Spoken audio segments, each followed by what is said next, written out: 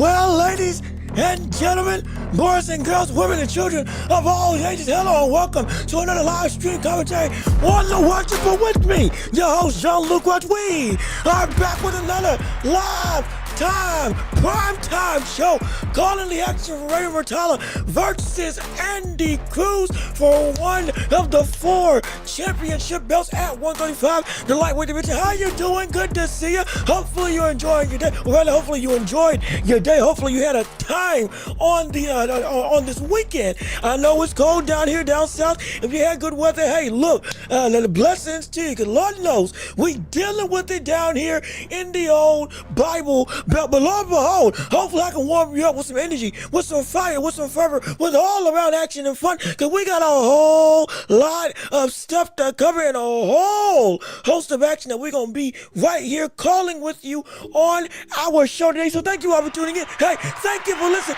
Thank you for being a part of the Empire one more time. To have yourself a day, rather have yourself a night on this very action-packed affair. When before the fight goes through, we're gonna have a lot to talk about throughout the whole of this of this commentary. Excuse me. We got some reactions to what we saw with Zuffa's debut on today. A lot of mixed signals involving how people felt about how the first Dana White event went and transpired. We got other news involving the water boxing with Deontay Wilder and Chisora seemingly now officially signing the contracts with each other, and a whole host of other things that we will be discussing, and also the ramifications of what this fight will mean for the division going forward if we see Andy Cruz win or we see Muratalla show that he's the real deal. And we've all been avoiding talking about this man as a true menace to society at this division. Always going to be exciting to see, and I can't wait to hear it with you all. And if you haven't been here before, hey, hello and welcome. This is The Watch Report. I'm your host, Jean-Luc Watch. If you would like to support the channel, we got Cash App and PayPal links down below in the description, as well as super chats, gifts, and stickers. All of that, if you can give, help support the channel immensely. Leave a like on the video if you would, helps the algorithm. Keep on commenting your opinions and thoughts on the action, as well as the topics that we talk about on today's show in the chat down below. We want to hear from you and have your voice be a part of this entire affair. And also, please be sure to subscribe to the channel. Come on and join the Empire. Yes, indeed. Be a part of the hottest show in all of the globe. And also be sure, hit the notification bell, and please share the show with everybody that you know, so we can keep on building up this empire together. All with you and your support, we become the fastest rising conglomerate in the entire nation, the world, all with you being the backbone of this community. We appreciate it so much. We got a bunch of people already chatting in the comment section, like with Burr. What's going on, Burr? Thank you for coming back. Let me see, Darvin Ham, what's going on with you? Let's go as well. Thank you for tuning in. Miss Queen, pleasure to have your acquaintance once again, gracing our airways and our essentially our time. And anybody else who wants to chat, hey, come on through. Let's see what you all got to say. We got a lot of comments. Y'all seem very excited. As co-owner of the Watch Report, I welcome everybody to the chat.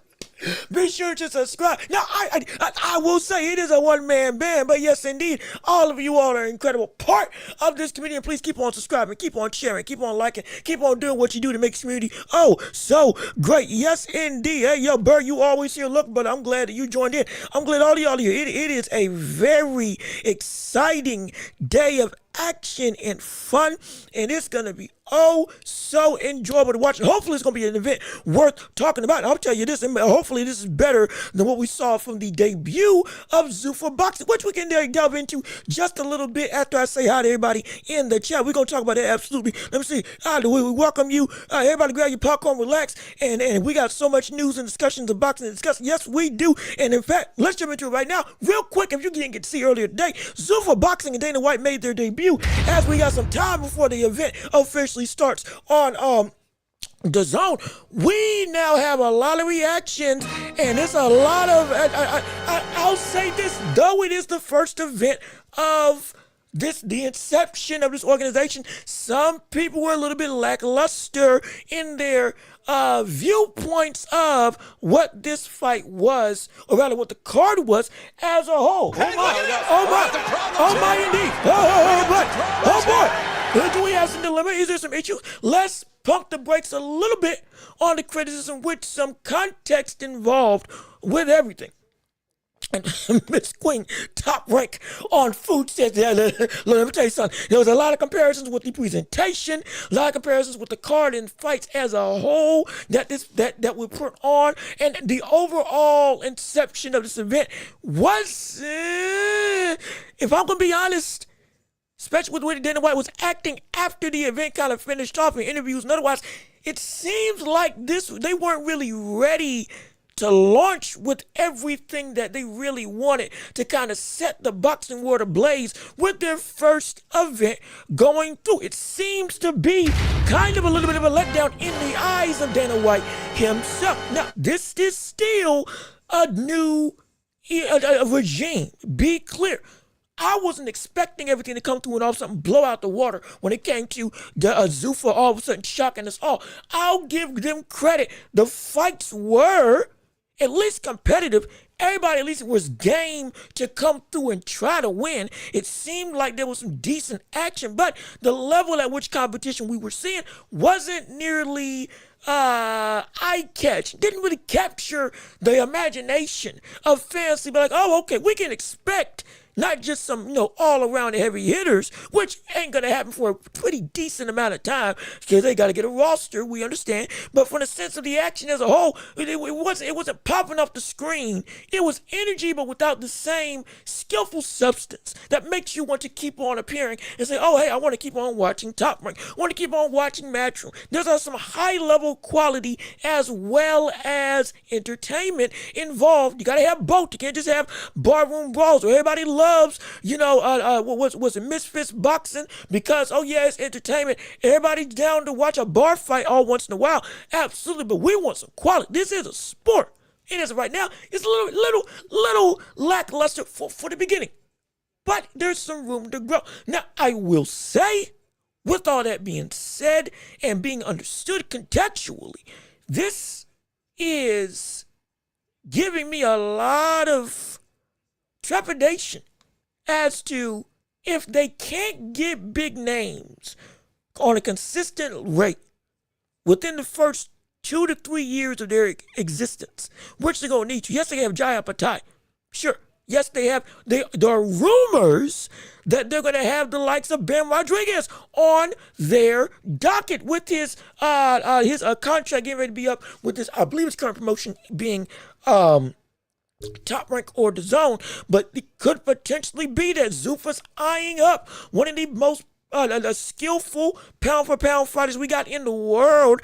Number 3, unquestionably in my mind, number 4, unquestionably in my mind, in the likes of, he moved up because Crawford retired. Number 3 in the world in Ben Rodriguez. So if that does take place, okay, we could have some movers and shakers. We could have some things transpiring, but it's going to take some time. It's going to take some development. We understand. With this development, though, in mind, since they ain't got a bunch of big stars, if they want to get bigger names involved, they need to push the names that they got, specifically Jai Patai. Eddie Hearn came out and said, reportedly, Eddie Hearn came out and said there was some dilemmas involving the money with the likes of Jai Patai when he was under the likes of the Zone. Again, rumor, speculation. I believe this was what he said, but fact check it for yourself. But if this is true, the Eddie Hearn did say this. People were losing money every time Jai Patai was going to fight. Yes, he's a big-time star, but he wasn't bringing in nearly as much monetization. Well, in part, it was because people were not, you, as being the guy that was prompting him, we're not giving him the same spotlight as you give him with Boots Ennis and as you gave with Anthony Joshua and as you've been giving with some other names under your stable. If Zuffa wants to make sure that they can make others want to be involved, especially now that they don't have a whole bunch of big stars, they better focus in on building up Jai Patai as a menacing monster that he indeed is, so that when he does succeed, because he will succeed, he gets put on the rightful pedestal. They got to show if Dana White's going to have any source of improvement, at least in my humble estimation. They're going to show that they're going to be able to make something of a consistent, growing, and developing stable that fans can look to be attracted to. Their number one option is to make it so that they can definitively create a star, sustain a star, and develop a star under their regime. And specifically with Jai Patai, he was already a star from talent, but in the name department, make his name known in the same way that people like Daniel Dubois, Anthony Joshua, Usyk, David Benavidez. Give him that type of marketing. Push him and make his power not just felt, but feared as well as renowned. And then sustain it once you have a platform where he is now seen and taken seriously, though he's already been taken seriously on the standpoint of even casuals. Now we're looking at, hey man, who is this monster that everybody's saying that is a beast? Who is this cat that I've been hearing everywhere I go? I may need to check him out. And then keep on doing that cycle over and over. And you show you can do it with Jai Patai, you could then get other bigger names whose contracts are going up or they are unhappy, like with Virgil Ortiz. Any other Charlos, potentially, if they start bumping heads with the powers that be that they're currently signed with, if in fact it goes awry. And it could be, again, a building block. But it's going to be a long building block. Because they got some adjusting to do. They ain't got the production value of HBO. They have the names from the commentary. They got the knowledge with Andre Ward, Max Kellerman. Sure, Mike Coventry, even though some people have a controversial interest in him. But you have a baseline that this could be something that can make fans really excited. Same breath, you got a lot to work on. Please do not copy the formula of presentation that you have from UFC. Make boxing feel like its own thing. Ditch making everybody wear the same uniform. Ditch everybody wearing Zuffa. Still let boxers be what boxers are, like you see right now. As we get ready to start off the day with Moses, who's actually been a very touted and very developed young fighter. I think it might be the brother Moses Atama, actually. Potentially getting ready to fight right now, but let that go a little bit more with you, Zuffa.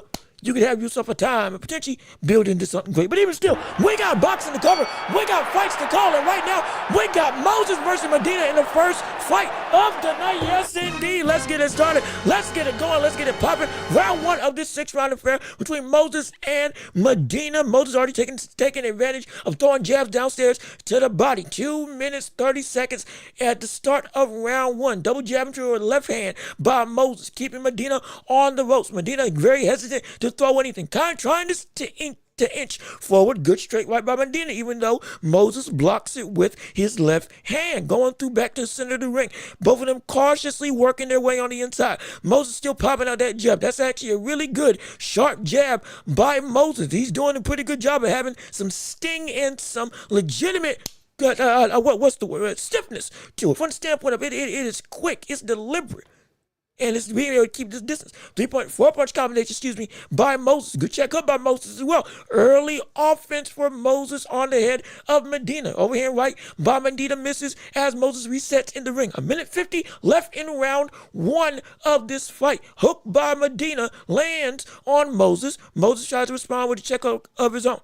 Moses continuing to throw that jab out, keeping Medina at bay. Trying to, honestly, looking for a counter. I can almost assuredly see a counter coming from the likes of Moses.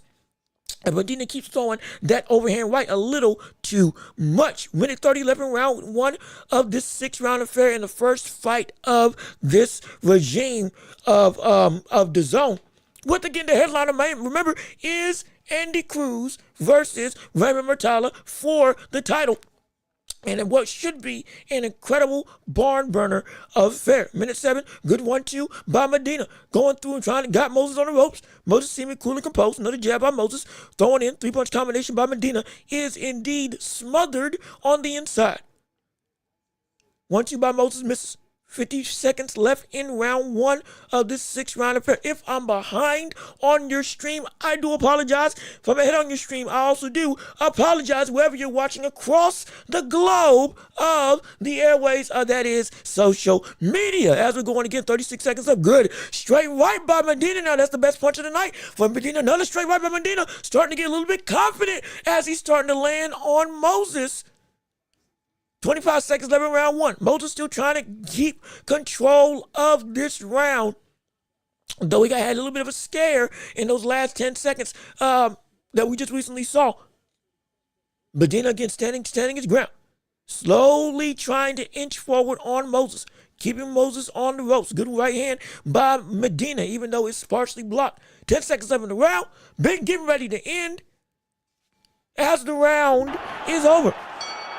In the first round of this fight. But yeah, but again, the biggest story right now, if you were able to see this fight with Zuffa Boxing and Dana White, I would love to hear your thoughts and opinions on it.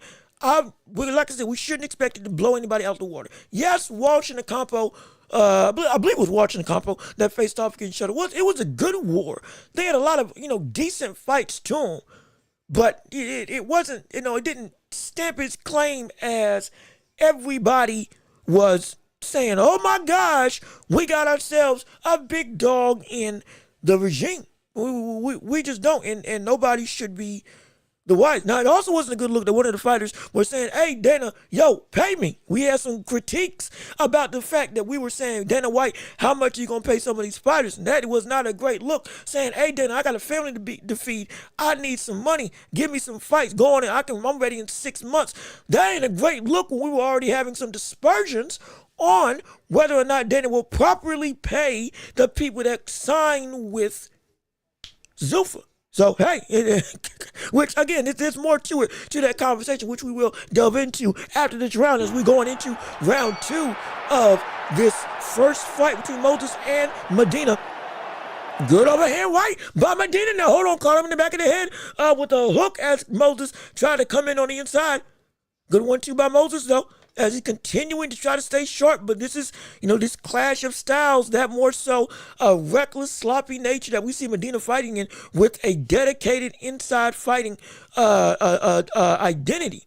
Can be something that can break through the more technical, proficient Moses if he turns into a dogfight, which at this point in time, Moses does not want it to turn into. As again, 2 minutes left in the round, too good counter by Moses on the head of Medina. Keeps on throwing that left straight that's starting to become one of the better weapons of his arsenal as this fight continues to develop. Another 1-2 by Moses going through into the later, or this, almost the midway of this round, minute 39 into the fight.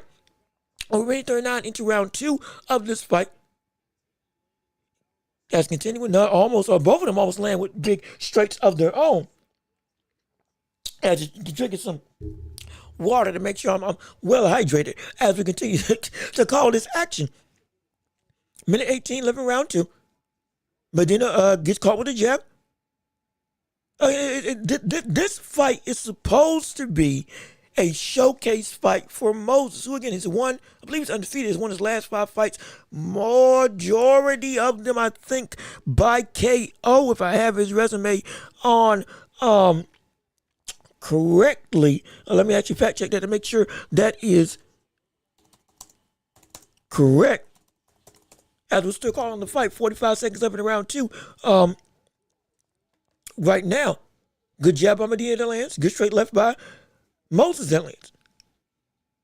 Continuing there again, Medina's keep on applying that pressure. Good hook downstairs, though it might have been on the belt line just a little bit for Medina. Hook by Moses and tries to circle back out. 20 seconds left in the round two. Action slowed down just a little bit. Currently, right now, I forgot. Let me actually make sure I change the topic card. I almost forgot. I gotta change the topic card so we can actually go through, and y'all know what's going on, and what fight indeed this is. As we're still going through, as the round officially ends, going into round two. But yeah, he had the last 5 fights. He's 5-0. I believe the majority of them, if not all, have come by knockout. So I think it's supposed to be showcase. Nothing's going to be, catching your eye per se, from the standpoint of, look for this to be uber competitive. showcase fight. So as normally we see for these first preliminary bouts before the main events that we want and that we're all here for to have and to hold, that everybody is indeed excited for. But regardless to which, if we want to, and again, I don't, I'm not trying to beat it at horse with Zuffa, but Zuffa right now is the biggest talking point for this entire affair, and I still want to hear your thoughts on everything. Dana White is most likely, if he wants to make this thing a sustaining entity in boxing, he is going to have to play ball with these other sanctioning bodies, not by force, but by choice. Because if he, I guarantee you, even though he's got Turkey Al Sheikh money with him, as again, we're starting off round 3 right now with Moses starting to throw a lot more heavy leather starting off this round. But if Dana White wants to make this a real sustaining entity that can actually fight and rival with the other big-time promoters in boxing, he's going to have to play ball with the sanctioning bodies and belt commissions. He's going to have to play ball with other promoters and other people. Remember, he left to make the UFC because he hated what was going on in boxing. But now that he's fully into boxing, even though he has the likes of Turkey, TKO helping to, make a payroll to make it so that he's able to, make this venture worthwhile. Though he has a structure, though he's trying to make the better points in boxing work so that he can fix the stuff that's wrong with the sport, because there's a lot of stuff that's wrong. He can't. This is not the same environment that we had when you had Pride, K1, and these other, the mixed martial arts entities overseas. Like Pride was before MMA, and the UFC. Pride was like the predominant kickboxing and martial arts kind of Grand Prix per se. I love Pride. Pride was incredible. Pride was phenomenal. K1 series, everybody loved that as well. But it wasn't as many, as well as it wasn't as solidified as this type of ground can't be broken up by anybody coming in. It was still open enough and had enough, I want to say, newness to it that you could come into this sport and be able to say, okay, you know what? Yeah, I can stake a claim and go out from there, similar to the wrestling world, from some of my wrestling fans out there. Before you had WWE, you had territories all around the South, or all around America, but specifically down south was where wrestling was popular. You had Memphis, you had North Carolina had some territories where Ric Flair came from, incredibly popular, one of the 16-time world champion as a whole, one of the greatest, if not the greatest, in the NWA territorial champion we've ever seen. Ernie Ladd and others as well. Before they went to WWE, they worked in the NWA. You had a bunch of different grounds that had and was able to stake out their own territory. And stars from that territory were able to rule where they were. And if they crossed over, they crossed over. Jerry Lawler up in Memphis, Junkyard Dog, again, Ernie Ladd, like I said earlier, Tony Atlas. You had a bunch, but slated in different areas.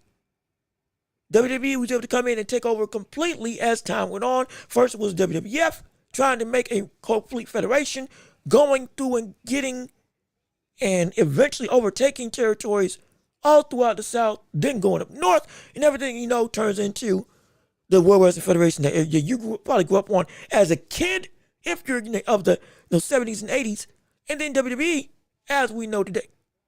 But there was enough to where, okay, there was room to grow and make that happen. It's not the same thing in boxing. As again, the round 3 has ended, by the way. I'm so sorry. But it's important to give you some history.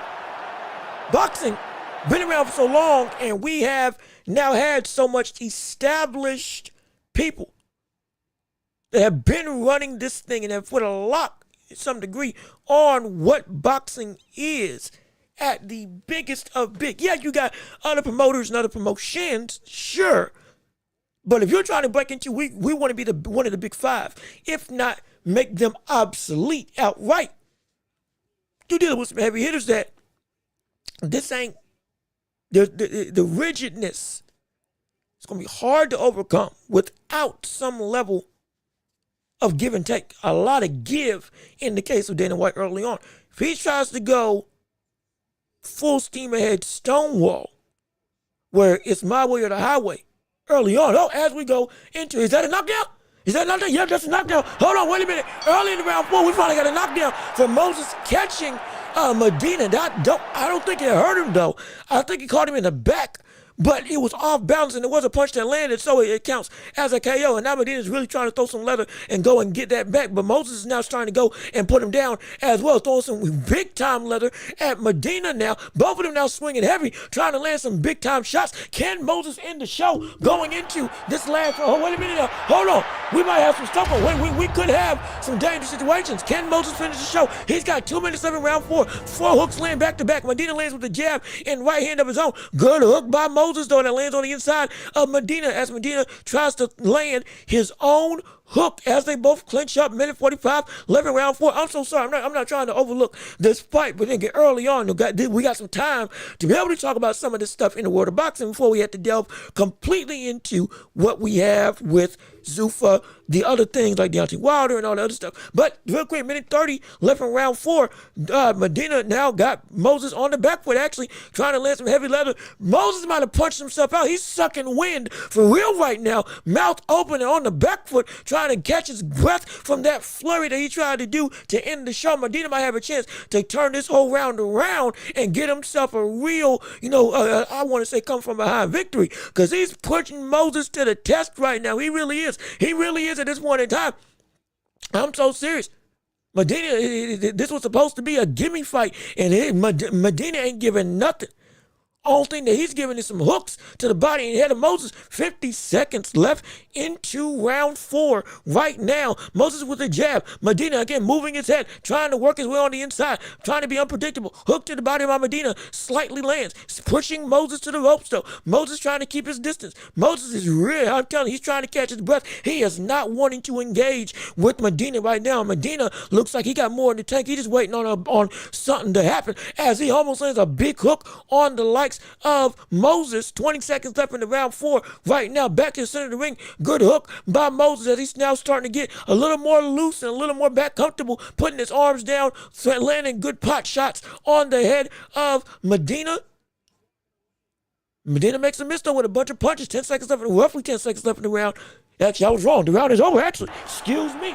So we got a little bit of action going. Oh my gosh, okay. All right, we might have something to delve into here. Oh, wait a minute. Wait, maybe that should have been a knockdown. Oh, no, never mind. No, that wasn't a knockdown. Yeah, Moses caught him on the top back of the head, or the top portion of the back of his head is where Moses caught Medina, which is why he went down. Again, a flash KO, but not something that was hurting him incredibly. So that's why it's still his round. Again, I believe this is still Moses' fight to win, as we got 2 rounds left, but Medina is indeed trying to bring some fire. He is here to try to make this fight his own. So we're going to see how it goes as we get ready to start round 5 right now. But because, going back to Zuffa, because he's fighting against Al Heyman, because he's fighting against Oscar De La Hoya, because he's fighting against Eddie Hearn, Frank Warren, it's an uphill battle that I don't know if the same headstrong, I'm going to do it my way without any capitulations. I don't know if that's going to be able to work. Not just with promoters, but with the fighters as well. There's a real concern. Like we said, again, we talked about how fighters, one of the fighters was saying, hey, yo, I got a family to feed. Give me another fight. I need some money. I need some pay. Let's make something happen. As again, 2 minutes 20 into round 5 right now, Moses is still landing some good shots on Medina. You're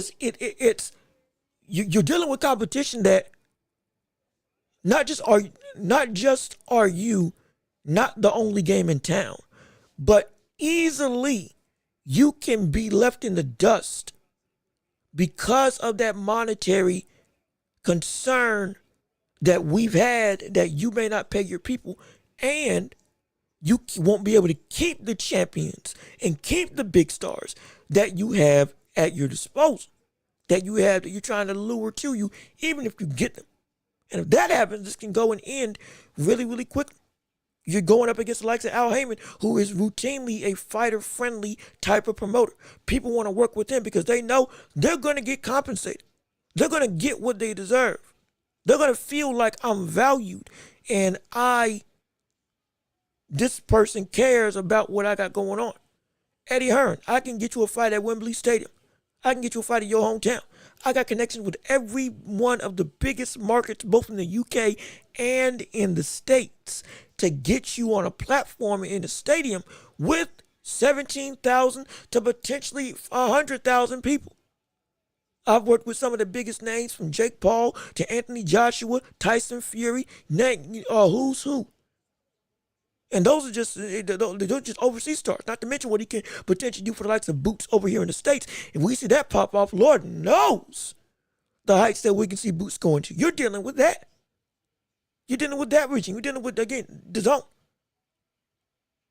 You're dealing with a top rank, Bob Arum, who's old as time itself. Methuselah in the world of boxing. 90-something years old. Been at it since before the Nixon era. In the before Don King. It might be here after everybody's gone. Who knows? But it's thinking that he just will. He just keeps on living. And the brother still is one of the most powerful entities. Love him or hate him, he's at least one of the more respected that we got. Not just with connections everywhere, but also with, like, you want somebody who understands this business in a real way. As a big time star, as a straight up, to make you a star. He's done it with Teofimo Lopez. Did it with Terrence Crawford when Terrence Crawford was under his regime. He's done it with Tyson Fury, because the three of the biggest fights we saw with Tyson Fury, two of them were under the guys of Top Rank. One of the greatest modern day heavyweight trilogies that we've had. He was responsible for it, or he was the man that helped to make that happen, because he was the promoter of that. He's got accolades on accolades of stuff that he's done. You want somebody that's been around since Ali and before? He's your guy. Super fights left, right, and center. He has been orchestrating. You're dealing with that. You can't just go and do it all by yourself in this vein, because if you do, it's gonna be a mess. And trust me, this business of boxing will indeed try to, if they can weed out Dana White, they'll try. They will try. People might say it won't work, but again, your competition, you're as much of in a fight with the sport as well as with your own business. You're trying to make the sport better, and you got to make sure you can plow through potentially getting iced out by people, potentially getting blackballed by people, under the table deals to make it so that you don't get what you need. There's a lot more to this regime that you are now having to work against. It can be a hard road to climb if Dana White is not careful, as we're going into round 6 of the final round in this fight. And right now we're seeing likes of Medina trying to put it all on the line to go and make himself get a shot to win this fight right now against Moses. Moses, again, currently is, I believe he's ahead on this round, 5-1. If you can argue he has a 6-0 lead. Been able to land what he wants to, doing a great job with pot shots and with that straight left hand to the body and to the head, being able to counter Medina, has been causing a welt under the eye of Medina. Good hook to the head, off of a couple hooks to the head actually by Moses, landing incredibly sharply on the head of Medina. As we're going into less than a minute 30 seconds into round 6. But I still want to hear your thoughts on the whole of this reaction to everything involving Zuffa, since that's been the main topic, at least for this first fight. I want to see how you feel. I want to see how you think. I want to see where exactly your mind is in thinking that this fight can be Not just worthwhile, but something that can stick around. Do you trust after this first inception that, okay, there's some promise there? I want to hear from you all as we're going into 45 seconds into round round 6 right now. Again, Moses right now can really just walk away with the victory. He got this in the bag almost assuredly. But then it's trying to go through and give some real work and some real fight. He's attempting. He got 20 seconds to make something happen. He's trying to go through and get a knockout. He needs a knockout at this one if he wants to win this fight. But Moses right now, it's most likely going to be that he's got this in the bag almost wholeheartedly. So I can't wait to see how exactly this, or rather this event's going to go. And I can't wait to see with what we saw with Moses, at least in his first fight. We got ourselves a potential, hey, Moses could be something coming up. He could be, potentially. But as we can see, this fight is indeed over. Yes, indeed, the first fight of this whole card has officially gone underway and run its course indubitably. And now we're going on into the second fight of the day and some more news involving the world of boxing as well. Don't forget, we still have, this is still a show. We still gonna have a whole bunch of stuff to cover. Over in the UFC, we got Paddy Pimblett fighting against Justin Gaethje, and what should be, hopefully, for as much as we've been saying Pimblett can be a star, the crowning achievement for him finally kind of making that, busting through the hierarchy of stardom and getting the name in Justin Gaethje that, hey, he beats him. That's going to be something really serious. But at the same breath, beyond that, in the boxing world, hey, Wilder and Chisora. If you didn't know, Wilder, they fight. If you did not know, Deontay Wilder and Derek Chisora are indeed going to be fighting against each other. That's right, the contracts, or rather, at least on Chisora's end, contracts have been signed. Everything for them looks to be on the up and up. We was originally going to be, for the longest time, Wilder versus Usyk was supposed to be the fight that we were all going to witness. Everybody was bemoaning the fact that we were going to see that fight. But lo and behold, now we get to see Chisora essentially in his own, in his room, going through and saying, hey, calling Wilder up and saying, hey, sign the contract on your end. I got mine. I'm going to sign it right in front of you. We're going to get this fight. We're going to make this work. We're going to get this stuff done. And we're going to have ourselves a war. For my 50th fight, I'm taking on one of the hardest hitters of our generation. And I'm going to knock you out. His words, not mine. I'm going to let you see exactly what he had to say in regards to it. Let me see if I can find that clip real quick so we can get the public to recognize what exactly he said. Where is this clip with Deontay Wilder? Hold on a second. Give me 1 minute.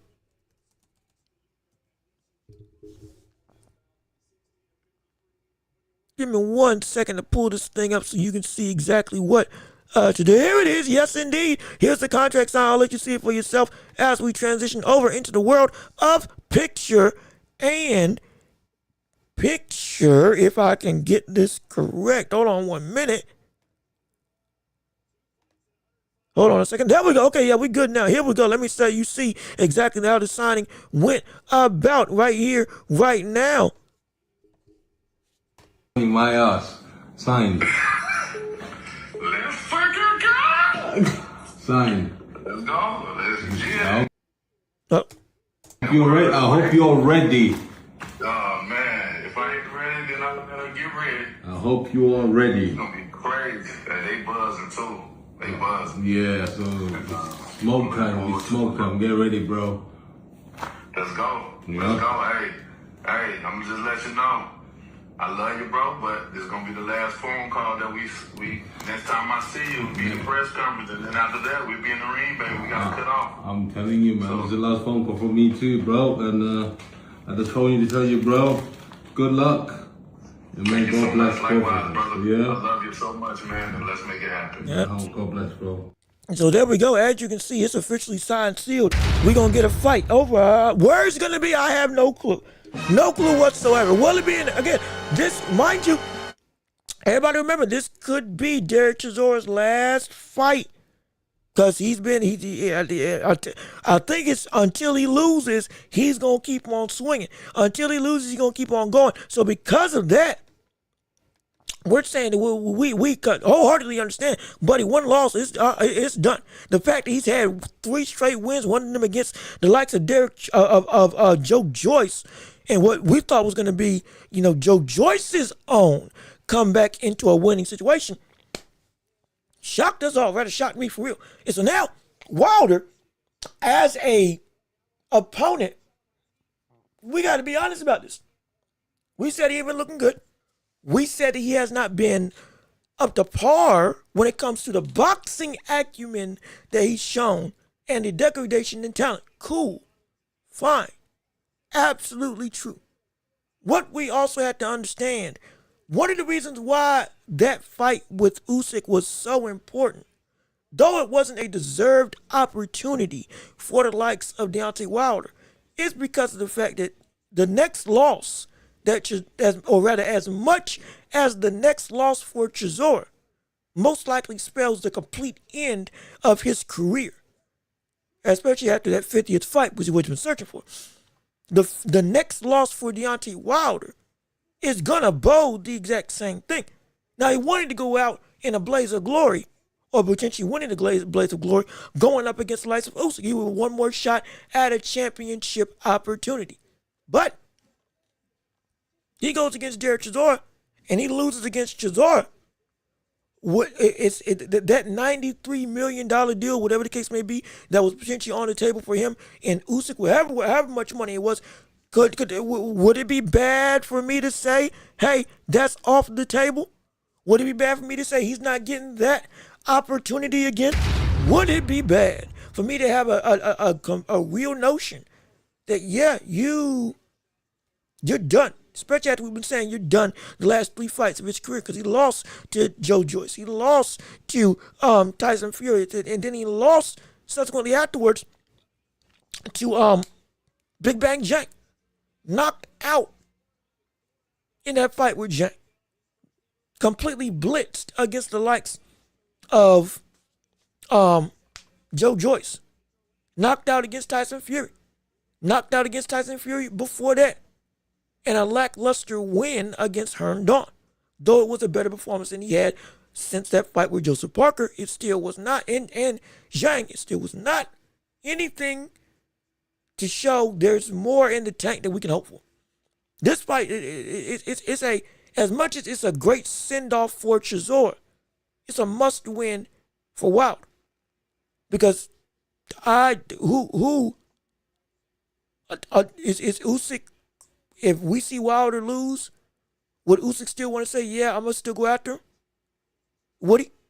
Especially if we see Wilder get knocked out for his own health, would it be smart for him to continue trying to fight with the damage that he's incurred especially over the last couple years, and the lack of ability to defend yourself in the way that you need to when going up against prime game fighters that aren't just, hey, throw them in the ring and get yourself a win to look good? It's a dangerous sentiment. It really is. It really is dangerous. I don't know. I'm concerned. I'm concerned, as you should be concerned, because I want to see Deontay Wilder back. Who doesn't? Who doesn't love the bronze bomb? Who doesn't love the bronze? Who doesn't love one of the best knockout artists we've ever seen? Again, 44 wins, 3 losses, 43 of those wins by KO. He has knocked down almost every opponent he has ever faced in the ring outside of Joseph Parker and Big Bang Jang. That's it. Everybody else he's knocked down or knocked out. And they've touched the canvas. It's insane.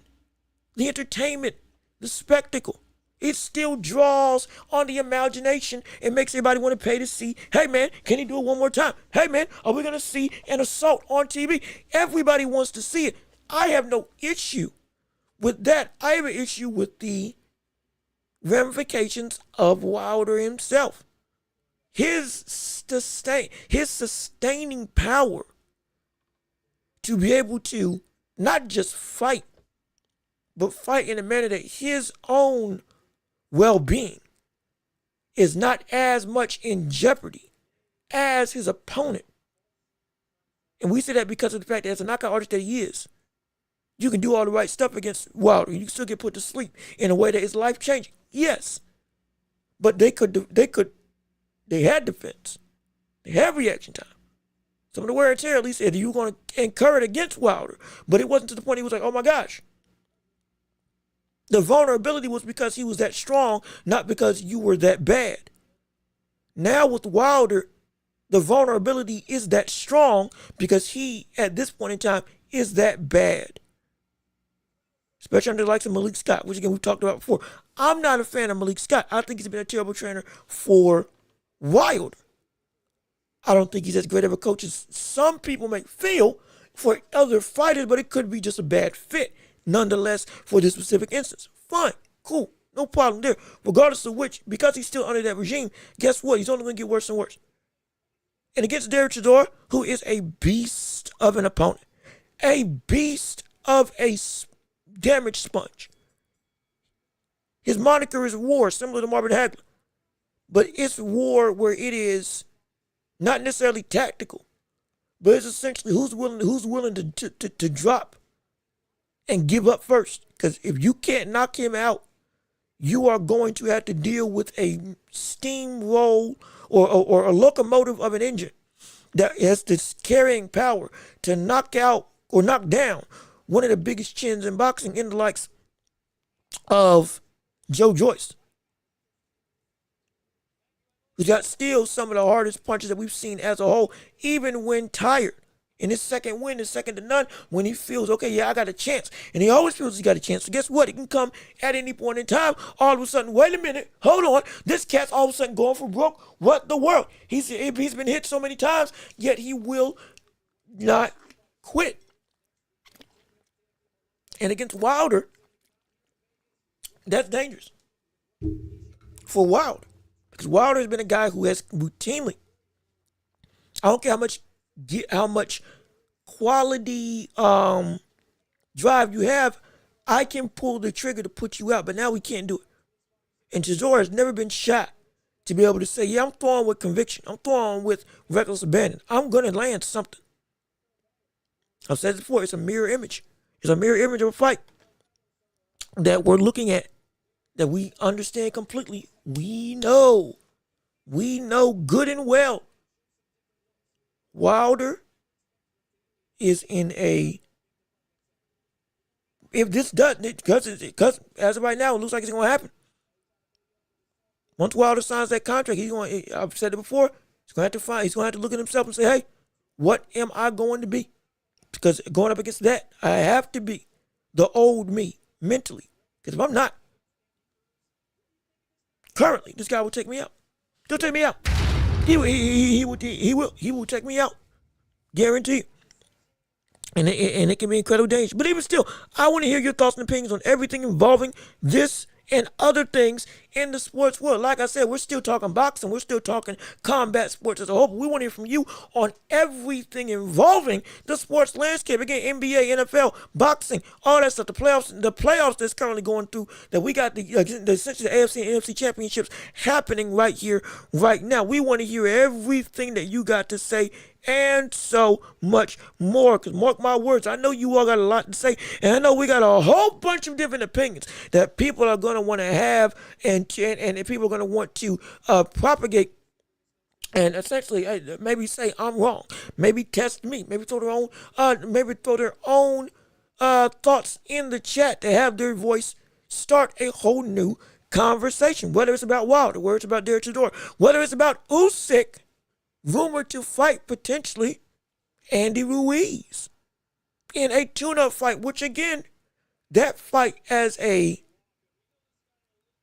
still doesn't make sense from the standpoint of deserving status. But like we said before, in the current landscape of boxing, it is deserved that we got people, as if you're accomplished as much as Usyk, you can get one, pass of, okay, hey, don't take a knockdown, drag out brawl of a hard fight. Okay, you can get an easy one, and then going back to being the hard, going back to going through murderer's row against the other division. Because Usyk's been moving like a champion, though we have had a lot of gripes against him for what he's been doing of recent, trying to fight against Deontay Wilder. Though legacy is at hand, the deserved nature and what we desire to see, ain't been there. A lot of people feel like they've been let down.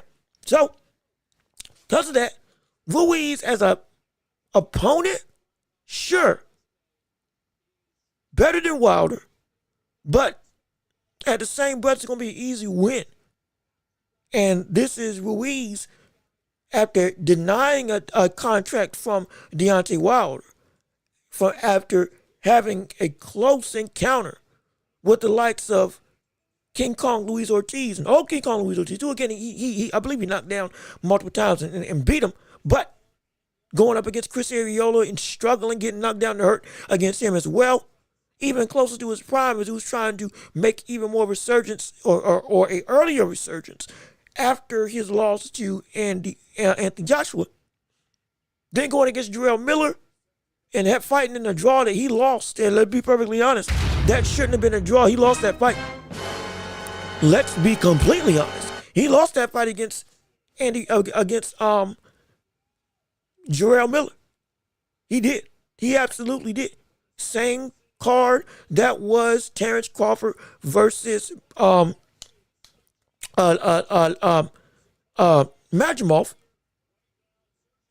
He lost on the undercard, or should have lost on the undercard, but gave him a draw instead. And ever since then, Ruiz has been trying to chase greatness, chase the ability to get back to the top of the mountain, chase that,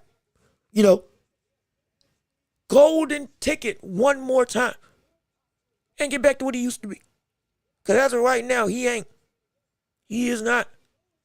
And against Usyk, I can guarantee you that reality is not going to change. It's not going to change. It is not going to change at all. He's going to lose.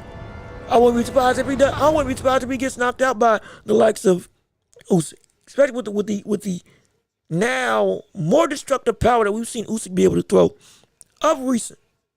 Not just we're hurting Tyson Fury, not just with him being able to beat an even bigger Tyson Fury second time out, arguably more easily, but with the knockout that he showed against Daniel Dubois, it was a knockout of the year contender. Everybody has now been put on notice. Okay, all right, he's a full-fledged heavyweight and is one of the better punchers that this division has to offer. He is. He absolutely is. We don't talk about it as much. We really don't. Give me 1 second.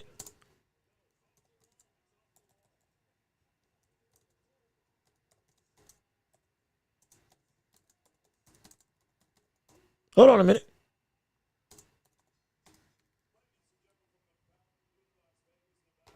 Wait a minute. Okay, there we go. There we go. Okay. Yeah, but what was I saying?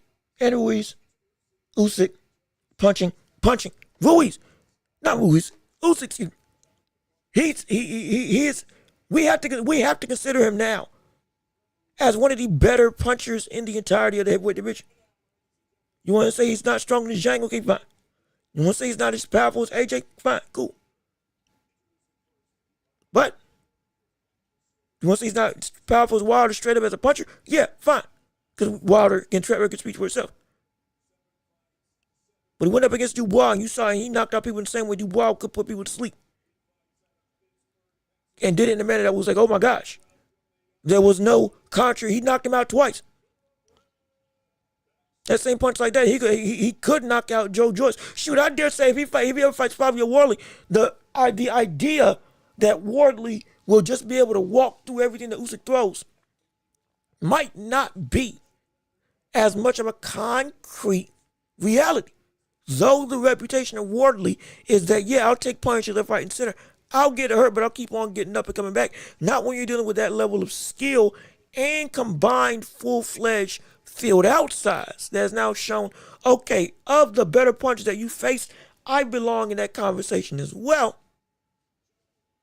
Could be very interesting. Very interesting indeed. And mark my words, if it gets to a point where, yeah, it is something that is a continued advancement in that department of power. Somebody said that Usyk will be able to reign for who knows how long. They might be unbeatable. As of right now, it could get there.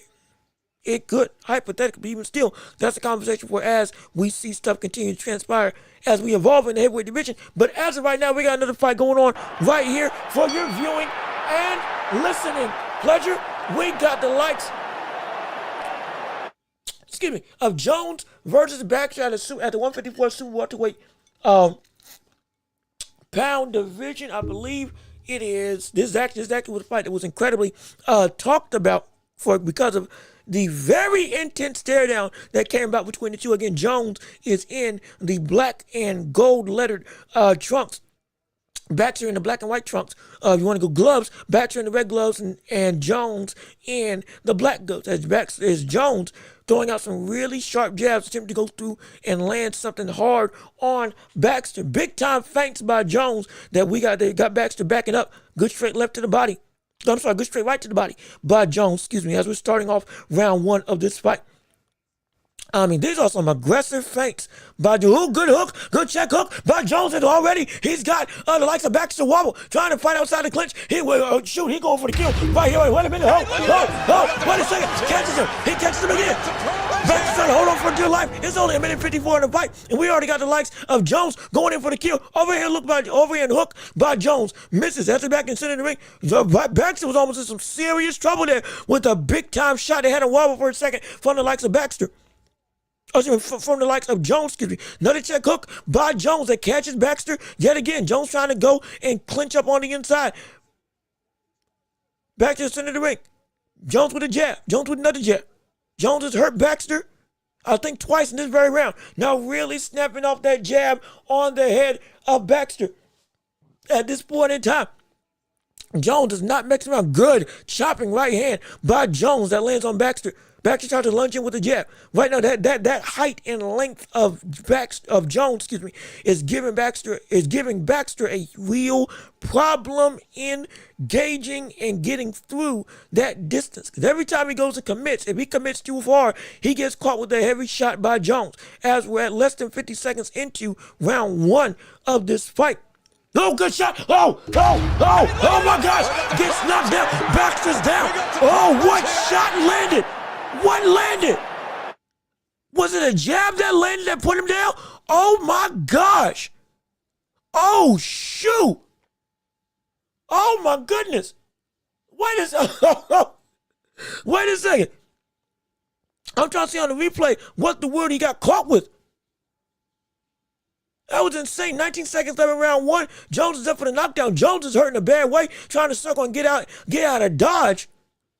What the world did he catch him with? I didn't even see the punch that dropped Baxter. What the world was the punch that dropped Baxter? I mean, that was a quick shot. Oh, shoot.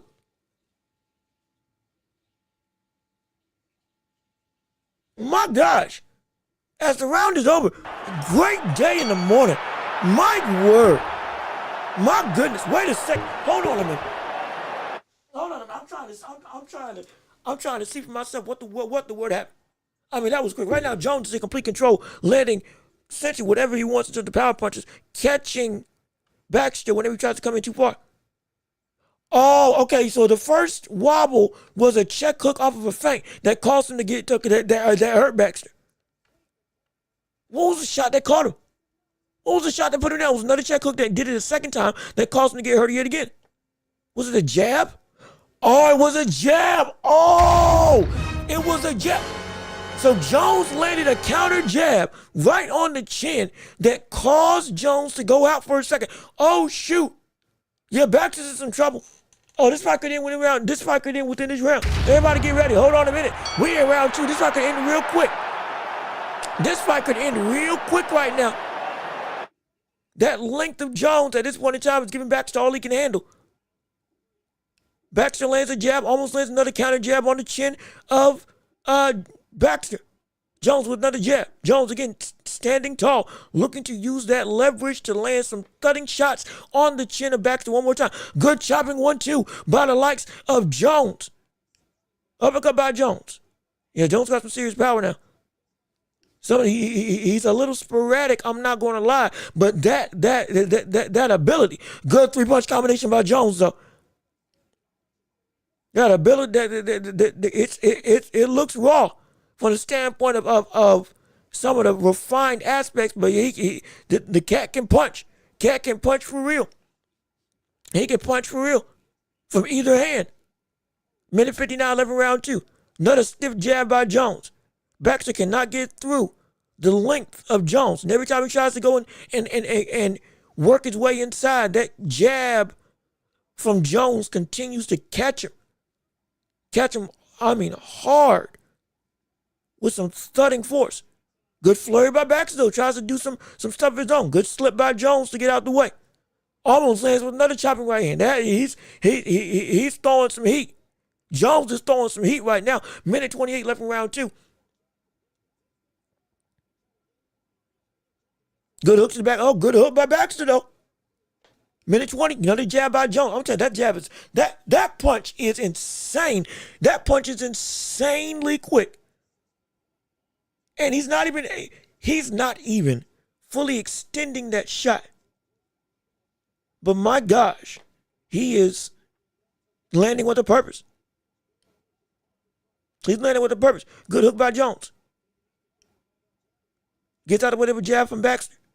Yeah, it's only a matter of time. It's only a matter of time. Less than 50 seconds left in round 2 of this fight. It is only a matter of time before the knockdown occurs.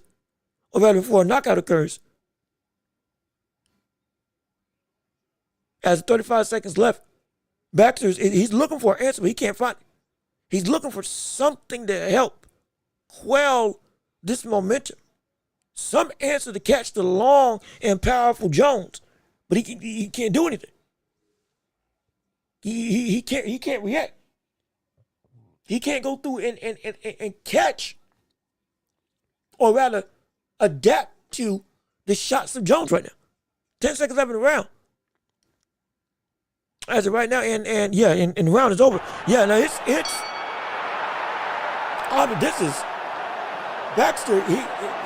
Baxter is about to get knocked out. I am so sure Baxter's about to get knocked out. He's about to get knocked out bad. He's about to get knocked out incredibly bad. Because it is looking dangerous for him right now. It really is. Because he can't do anything. At this point, there's not a thing he can do to adapt to the quick counters that Jones is throwing. He just can't. As much as he may try, nothing is working in his favor. Nothing. I do mean nothing. I do mean nothing. As we're starting the likes of round, I believe, we're getting ready to start round 3 right now. As it's going through, but hey, look, we still want to hear your thoughts and opinions. Please keep on liking the stream. Keep on sharing the show, asking questions, asking your thoughts about anything involving the world of boxing and beyond. We want to hear from you all with any upcoming fights. Don't forget, after this, we got some more news that we're going to cover, like with Shakur Stevenson as well, in the midst of some of these fights that we will cover after this fight, rather. So I can't wait to see it. No question about it. But we're starting round 3 right now. Jones is up 2-0. Baxter right now has no answer for that jab, and essentially that left hand has been doing work against Baxter. Good 3-punch combination by Jones. Jones is every feint that he wants to do is just landing at will. It's like clockwork at this point. Baxter, he looks overwhelmed. He does not look like he is really prepared for what he's in the ring with. And he was talking a whole bunch of talk when he was in the press conference. Oh, good shot by Baxter on the inside of Lanson. But then Jones comes back with a house on fire. He might have actually hurt Baxter worse than Baxter hurt him. As we're coming into a good hook. Oh, that was a good shot. Oh, wait a minute. Jones is ready to go. Jones is hurt. Jones is in a bad way. Jones is in a bad way. We got some problems here. Jones right now, Baxter, excuse me. He's in a bad way right now. Jones, if he really just committed pedal to the metal, he could get him out of there at this point in time. Right now, more going back to being patient, back in the clinch. Jones, you could have got him out of there. You could have knocked him out right then and there.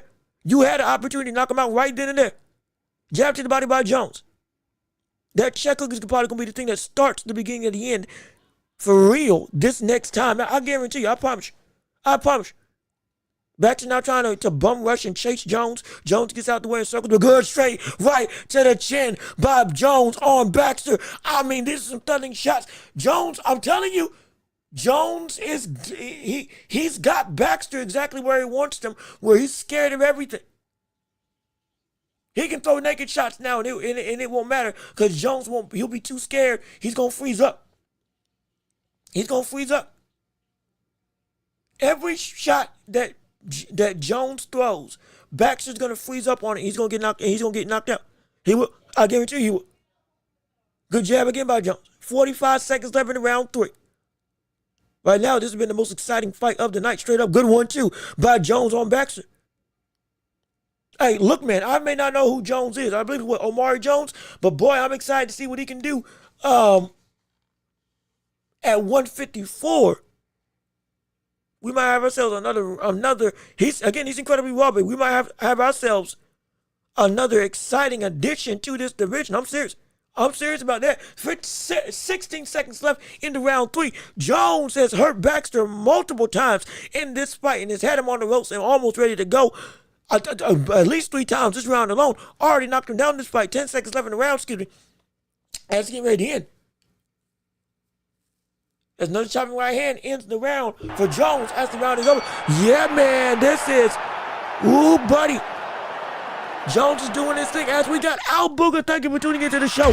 So happy that you are here with us on today. Yo, legendary Super Saiyan Jackson, thank you for tuning into the show. We're so happy that you're here. Thank you all for tuning in and being a part of this this live fight commentary on the World Report with me, your host, Jean-Luc Watch. Please, if you would, keep on liking the stream, keep on sharing the show. Let everybody know this is the hottest place to be for everything involving fight commentary, fight news, fight talk, as well as just sports talk in general. No question about it. And please, if you can support the channel, we got Cash App and PayPal, links down below in the description, as well as super chats, gifts, and stickers. As we've been recently monetized, we would love to see, or we would love to hear from you. We would love to, and if you can support the channel, would mean the world to me to help us invest into this show, as well as to help pay some bills along the way. All with you and your support, we can make this possible, make this thing grow exponentially so we thank you all for tuning in and listening. Nonetheless, but even still, we got round 4 going through with the likes of Jones versus Baxter. That's been a complete one-sided affair for the likes of Jones at this point in time. Again, Jones in the black gloves, Baxter in the red gloves, and it's been all Jones all the time as he has already knocked down Baxter with a jab, legitimately rocked him with the jab. And Baxter might be ready to go right now as he catches him with a 3-punch combination. Jab, straight jab was the combination that was thrown by Jones. I'm telling you, Baxter has been in a world of hurt. He's been landed with chopping right hands. He's been landed with check hooks. He's been, again, just been sliced and diced to kingdom come by the taller man. Right now, that leverage and strength and that carrying ability from that height has been really taking it to him. As Baxter finally lands an overhand right of his own, starting to get some level of success, but it's been few and far between as this fight has gone on for the likes of Baxter. Again, back in the clinch. Jones trying to work with his free hand. Lands a shot up top. Baxter again is looking to, he needs a knockout at this point to win this fight. I guarantee you, he can't just win these next 2 rounds and look to say, oh yeah, it's tied up. He can't. He needs a knockdown. And most likely after this round, he's going to need a knockout to win this fight. Good straight right hand by Jones over top the guard of Baxter. Back to the center of the ring. Minute 26 left in round 4 of this fight. Jones has been in complete control. That jab, that pumping jab of Jones has been a detrimental weapon for this fight thus far. It's knocked him down as well as has been stinging and hurting him and setting up other shots. Another check hook. Again, it's that good right hand by Jones as well, landing on the head of Baxter. Minute left in round 4. I mean, this is Baxter is biting at every single feint that Jones throws because everything that Jones has been throwing has hurt him. And that's exactly why if that keeps going, that's what's going to get him knocked out. And another hook off of a feint that catches the likes of Baxter. I'm telling you right now, if we do see a knockout for Jones, if it ain't the chopping right hand, it's going to be that check hook that does it.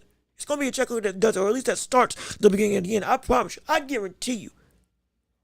Good three-punch combination by Jones again that rocks Baxter. It's just been all Jones all the time whenever he wants to go and step forward. Any forward aggression from Jones has led to guaranteed success. Right now, there's nothing that Baxter can do. Good right hand by Jones. Another right hand by Jones. Using that right hand as a jab, essentially standing in a squared up stance. It's Jones as the round is over. I'm telling you, at this point in time, I like what I'm seeing from Jones. I'm not going to lie. I like what I'm seeing from Jones. I do. He's an exciting fighter. He's an engaging fighter. He's an interesting fighter. Yes, he is. Oh, yes, he is. He's still, from the standpoint of, yeah, top 10. Yeah, he ain't ready for that yet. But this cat, he's game. He's game and he's got some pop. And what I like is he's willing to take the chance to land those types of shots. That's the one thing. Oftentimes with taller fighters, if they're sharp, sometimes they're able to counter, but they don't. Some of the chances you're like, man, if you can't get there, you can land some heavy leather. They don't take. Jones, a little bit more reckless than the average tall guy. If he can see, if that chopping right is there, or that check hook is there every single time, he's gonna go for it, or give you a look that he's gonna go for it. He's offensively, like he's anticipatory. He wants the opening to come through so he can go and capitalize. And he's eager to do it after going into round 5 right now with another right hand.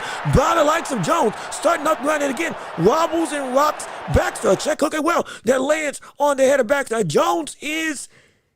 It's there for him. It's there for him. Baxter backing up to the ropes.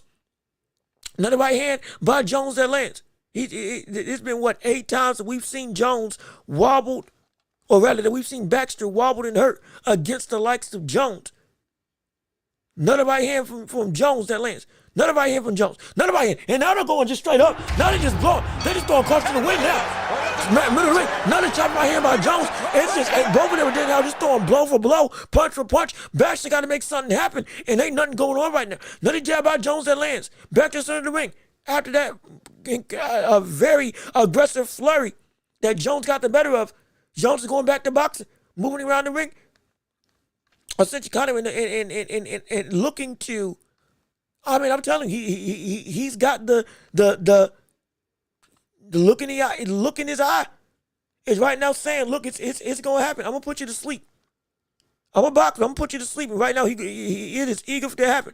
Good right hand by Baxter. Finally, he gets an actual good punch. The best punch of the night lands for Baxter in this round right. Or second best punch of the night, lands for Baxter with an overhand right. As again, both of them center of the ring. Good chopping right hand for Jones. Yet again, that chopping right and that check hook are just carrying Jones to whatever he wants to do. And he's hurting Baxter every time he lands it. Good 2-1 by Jones and gets out the way of a shot. Baxter trying to go in and apply a little bit more pressure. Jab to the body misses for Baxter. I mean, like the knockout's there. It is there. It's absolutely there. Jones has been able to show off speed, show off some good footwork, good check hook, good hand speed actually. But by the likes of Jones, with that size and length, it's not just the power. He can snap these punches off quick and in a hurry. As again, he lands it with another chopping right hand. It's just whatever punch he wants to throw, he's able to land. And whatever shot he wants to throw, 10 seconds left in round 5. As action slow down just a little bit. Another check hook by Jones lands. Gets out the way of a flurry of shots from Baxter. And the round is over. I mean, this is phenomenal work. This is phenomenal work. For Jones right now. This is incredible work. I mean, stupendous work. It is. It truly is. And it's a real qualitative showing. How old is this cat? Hold on. Let me look up this. I need to look up this buddy because he's got something to him. Hold on now. Wait 1 second. How old is this cat? How old is Jones?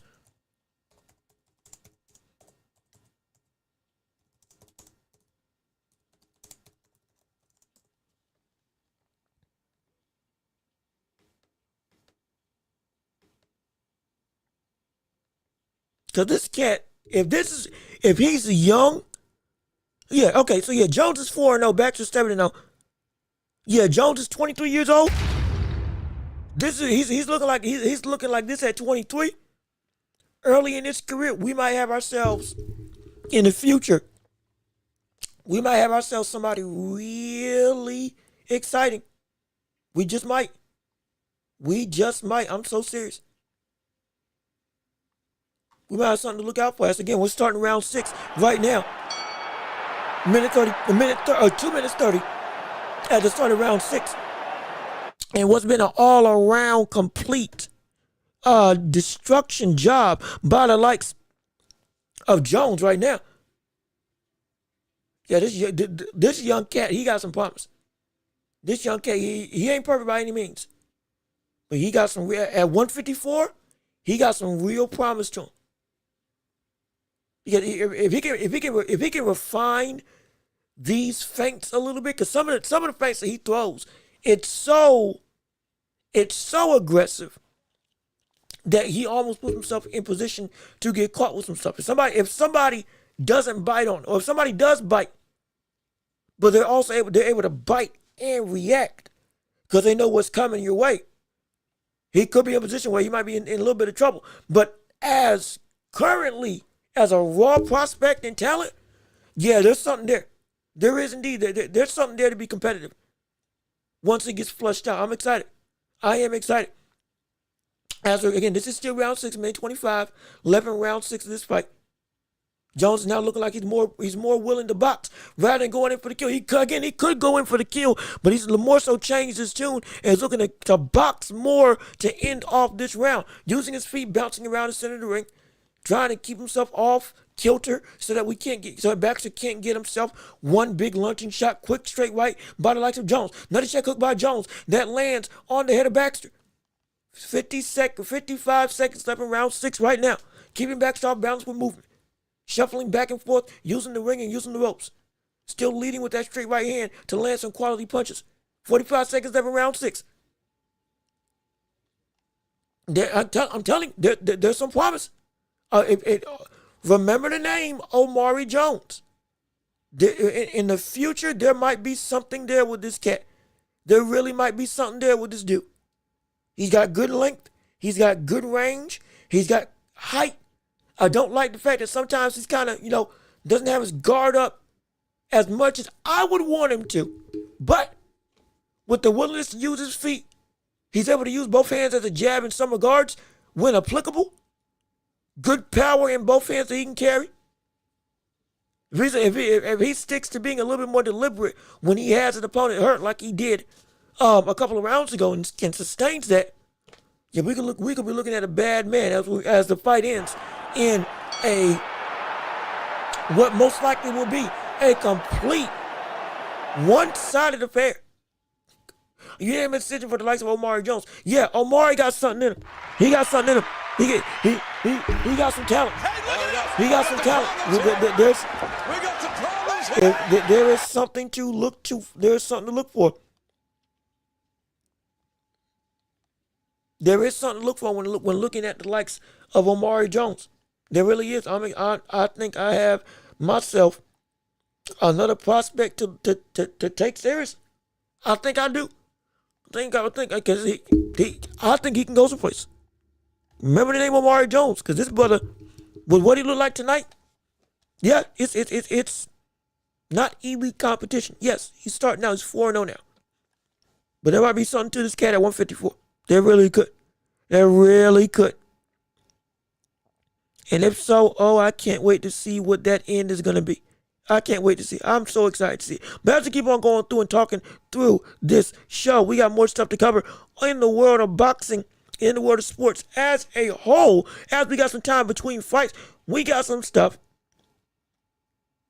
that like some eluding topics of discussion involving Shakur Stevenson as we're getting ready for that fight on January 30th against 7 days away, a little over 7 days away from happening. I believe actually next Saturday, I believe is when it's going down. So we excited to see that fight. We're gonna have more to talk about, especially come Tuesday. But here's a little bit of a tidbit taste into what Shakur had to say on his own response in another predicament of conversation when talking about what T.O.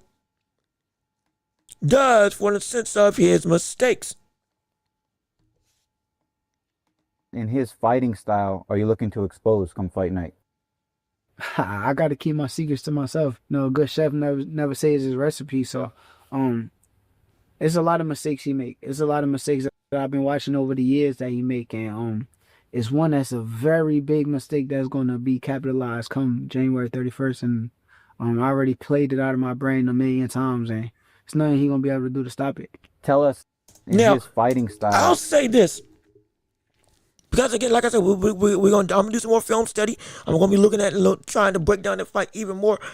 I'm interested to see what that weakness is that Shakur says that he sees in the likes of Teofimo Lopez. I'm very interested to see what exactly that weakness would be for the Shakur Stevenson that he can exploit against Teo. Because if there's one specifically, could it be? And like I said, I'm gonna do work to see if I can attempt to find out. Could it be that it's T.O.'s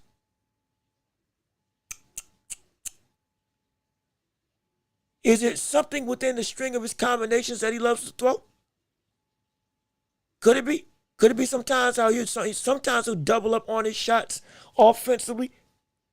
Could it be that that's the thing that gets him? Could it be that when we see Shakur, or rather when we see T.O.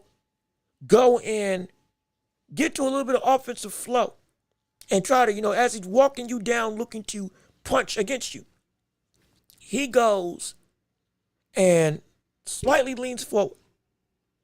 And though he normally has a reaction time to get out the way, and still if you try to throw something, I can do what I need to do. With Shakur, he might have the very punch that he can go and stifle that momentum.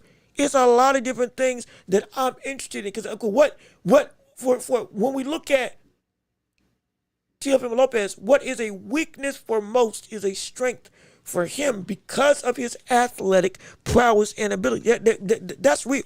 That's real. That's not me trying to go and blow some steam. That's not me trying to go through and make something out more than it is. But that's the reality. The ability of Teofimo Lopez is laden in part in the power that Shakur, or rather not that Shakur, excuse me, that what is a weakness for most other boxers is in fact a strength that he can go through and exploit. So it's interesting, and even more interesting than that, one thing about Shakur Stevenson with his ability as a boxer, when he goes and says there's something I can exploit, unlike other boxers around the globe, or most boxers around the globe, that we can say that might be, it's speculative whether or not that's a reality or not that you can actually do to exploit whatever weakness. When it comes to Shakur, almost every time, if not every time, if he says that he sees something that you can't do, that I'm going to be able to exploit, most of the time that's guaranteed. Most of the time that's guaranteed. Most of the time, that's a real weakness. Because again, say what you want about the stylistic ability of Shakur Stevenson. His mind is amongst some of the best we have in boxing today. You can say that he doesn't respect the greats of old. You can have your issues with what he said about the likes of whatever legend you can think of. Sugar Ray Leonard, Sugar Ray Robinson, Ali, list goes on and on. Old school fighters that he doesn't have the same level of valued investment in as many others in the sport of boxing have today. You can say what you want about that, but what you can't say is that this man doesn't know boxing. And you can't say that if he sees something that you can't do, or he sees something that is a potential issue in mind, exploiting it isn't about if, it's when.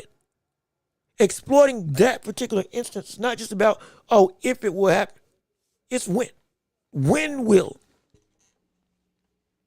I go through and take out that advantage? When will I go through and show you, yeah, you definitely are not on the level that you think you are? When will I go through and completely decimate what you never fixed? If he sees something's there, something's there. Now it's on us to find out, and it's on Tio to find out himself so we can make sure it doesn't actually catch up with him.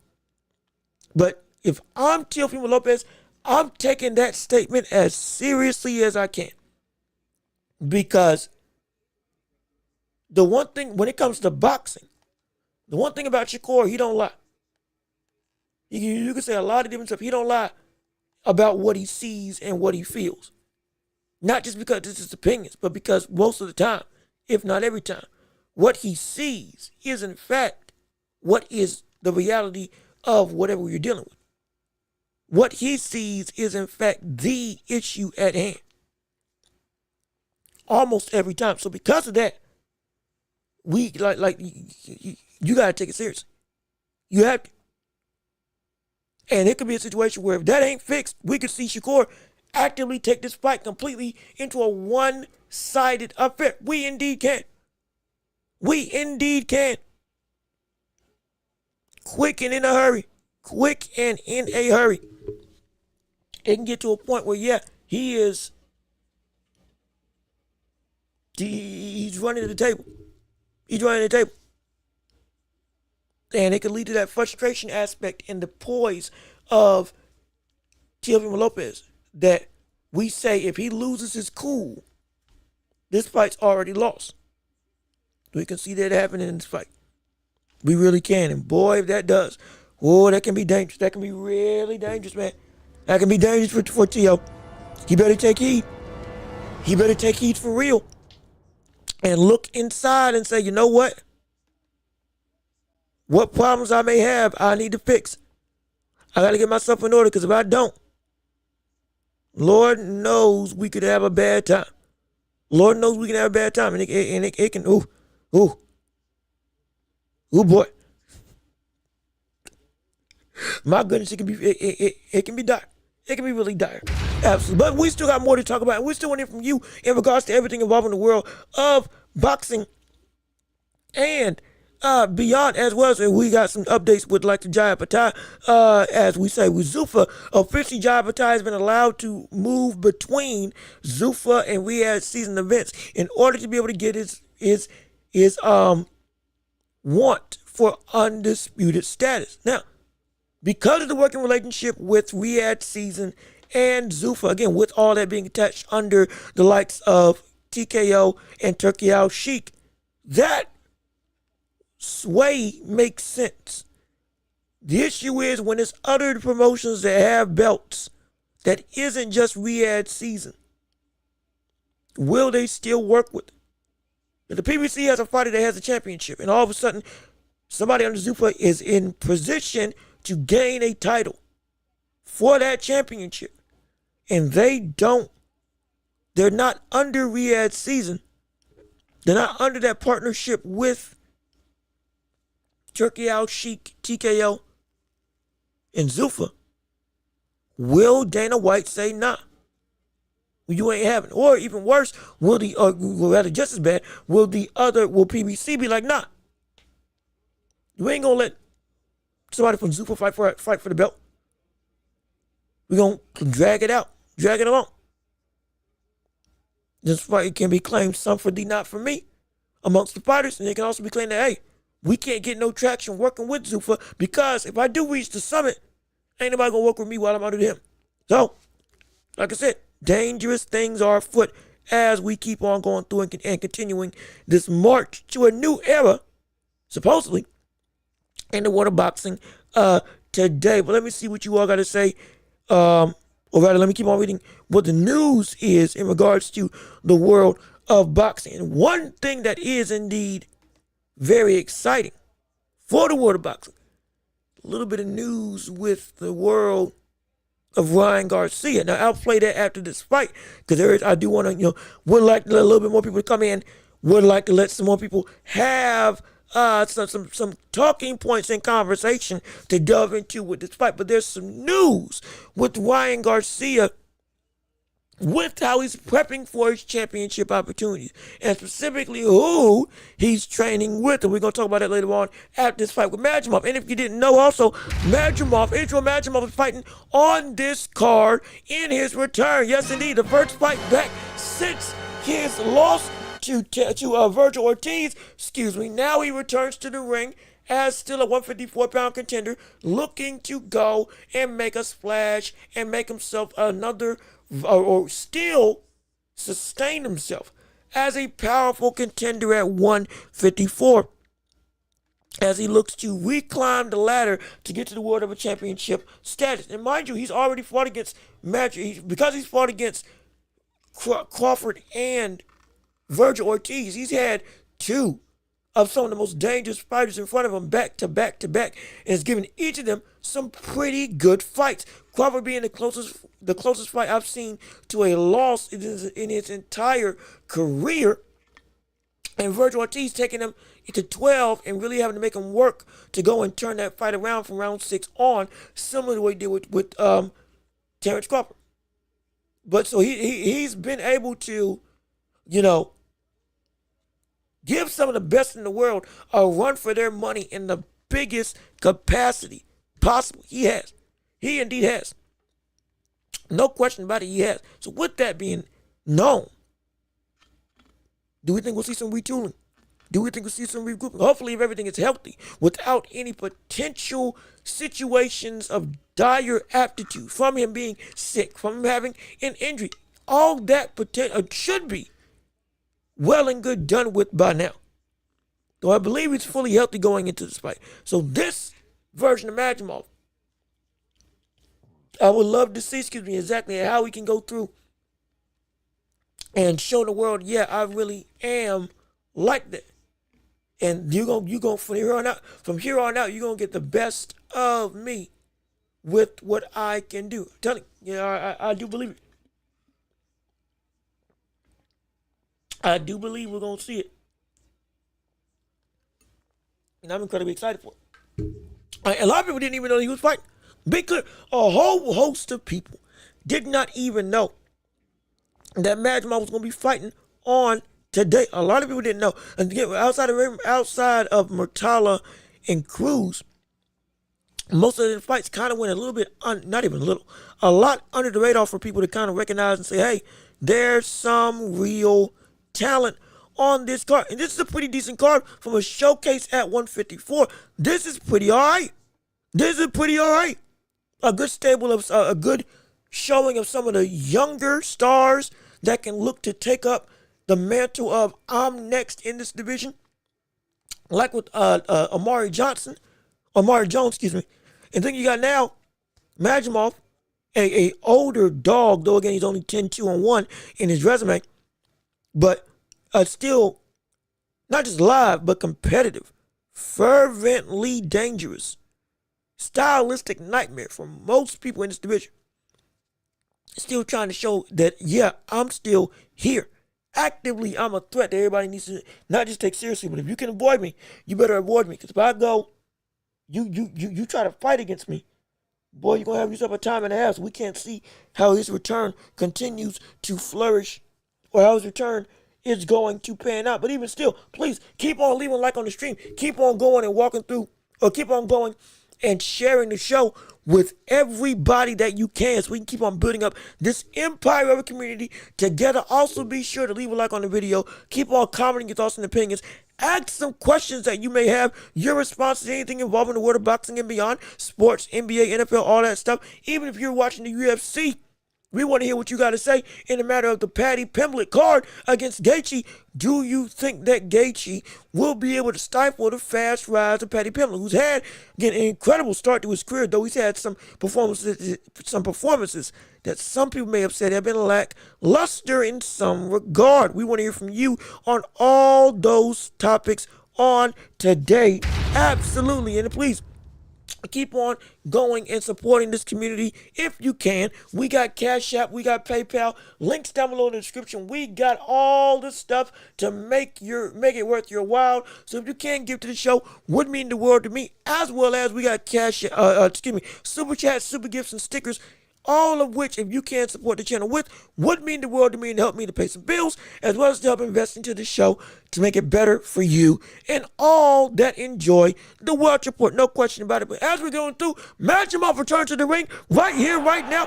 It's time for round one of this fight. Here we go. Jab to the body by Majimov. Early on. Not jumping around nearly as much, still going with that with that feinting aspect though. Not bouncing as much, but more so feinting with his body, but being a little bit more flat-footed. Salazar going and throwing jabs at the likes of Majimov, trying to keep him off him. Majimov taking center of the ring. Looks sharp still, does Majimov. Good hook to the body by Salazar. Jab by Majimov. Working, actually walking forward on the opponent of Salazar. Majimov actually being the aggressor in this fight. At least starting off, excuse me. Blocked some shots. Majimov looking comfortable again. He's from the standpoint of the same bouncing, herky-jerky nature. It's not as fervent as it was against Crawford and Virgil Ortiz. He might have changed his style just a little bit. He's still fighting. He's still fighting like a madman. Be clear, good slip by Majimov. Again, he's still got that incredible anticipation and incredible ability to see what's coming. Still very great defensively. As we're going through, good jab by Majimov. Minute 39 left in round one. There's a 10-round fight at 154 at a super welterweight division. Good straight right to the body for Majimov. Good straight right to the body again for Majimov. Yeah, his feet look a lot more planted than we've seen. The feints and stuff are still coming out, but it's the feet that are not nearly as bouncing around as active. Because again, he's more so he's being the aggressor instead of fighting on the back foot like he normally does, making you catch and have to essentially track him down. Salazar with a couple jabs, Majimov with another jab to the body. As of right now, that's the biggest weapon, or that's the biggest opening that he's trying to take advantage of with good scoring shots downstairs. Good 2-1 for Majimov that lands. 42 seconds left into round one. Flurry of shots and a good hook to end it for Majimov. Good combination punching by Majimov against Salazar. Salazar with a big overhand, I believe, not overhand, a big hook to the head for Majimov, even though Majimov takes it well. Hook to the body for Salazar that lands. Another jab for Majimov. Another jab for Majimov. 20 seconds left into round one.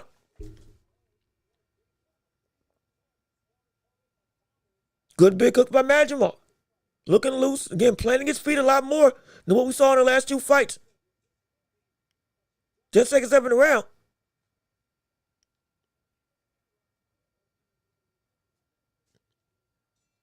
Now the whole action as the round is over. Yes, indeed. So yeah, Majimov, he's... Am I wrong to say the style matchup looks a little different? Am I wrong to say that the style itself looks a little different? Am I out of pocket to say that the ability the bouncing around nature that we normally see Majimov have in this fight is not the same? It's not as potent. Maybe this tells a little bit of a difference in regime. A difference in the identity that he's been training inside the ring. Looking to take that physical. Again, he is an incredible physical fighter from the standpoint of muscle-wise, physique-wise, even athletically as a whole. He's incredible. Might be looking to take advantage more of that on the offensive end, which I'm excited to see if that is indeed true. As we are going into round two of this fight right now, with Majimov again working on Salazar. Slips a punch from Salazar. Started round two. Majimov took round one. Still bobbing and weaving, herking and jerking, going through and looking to jab at Salazar.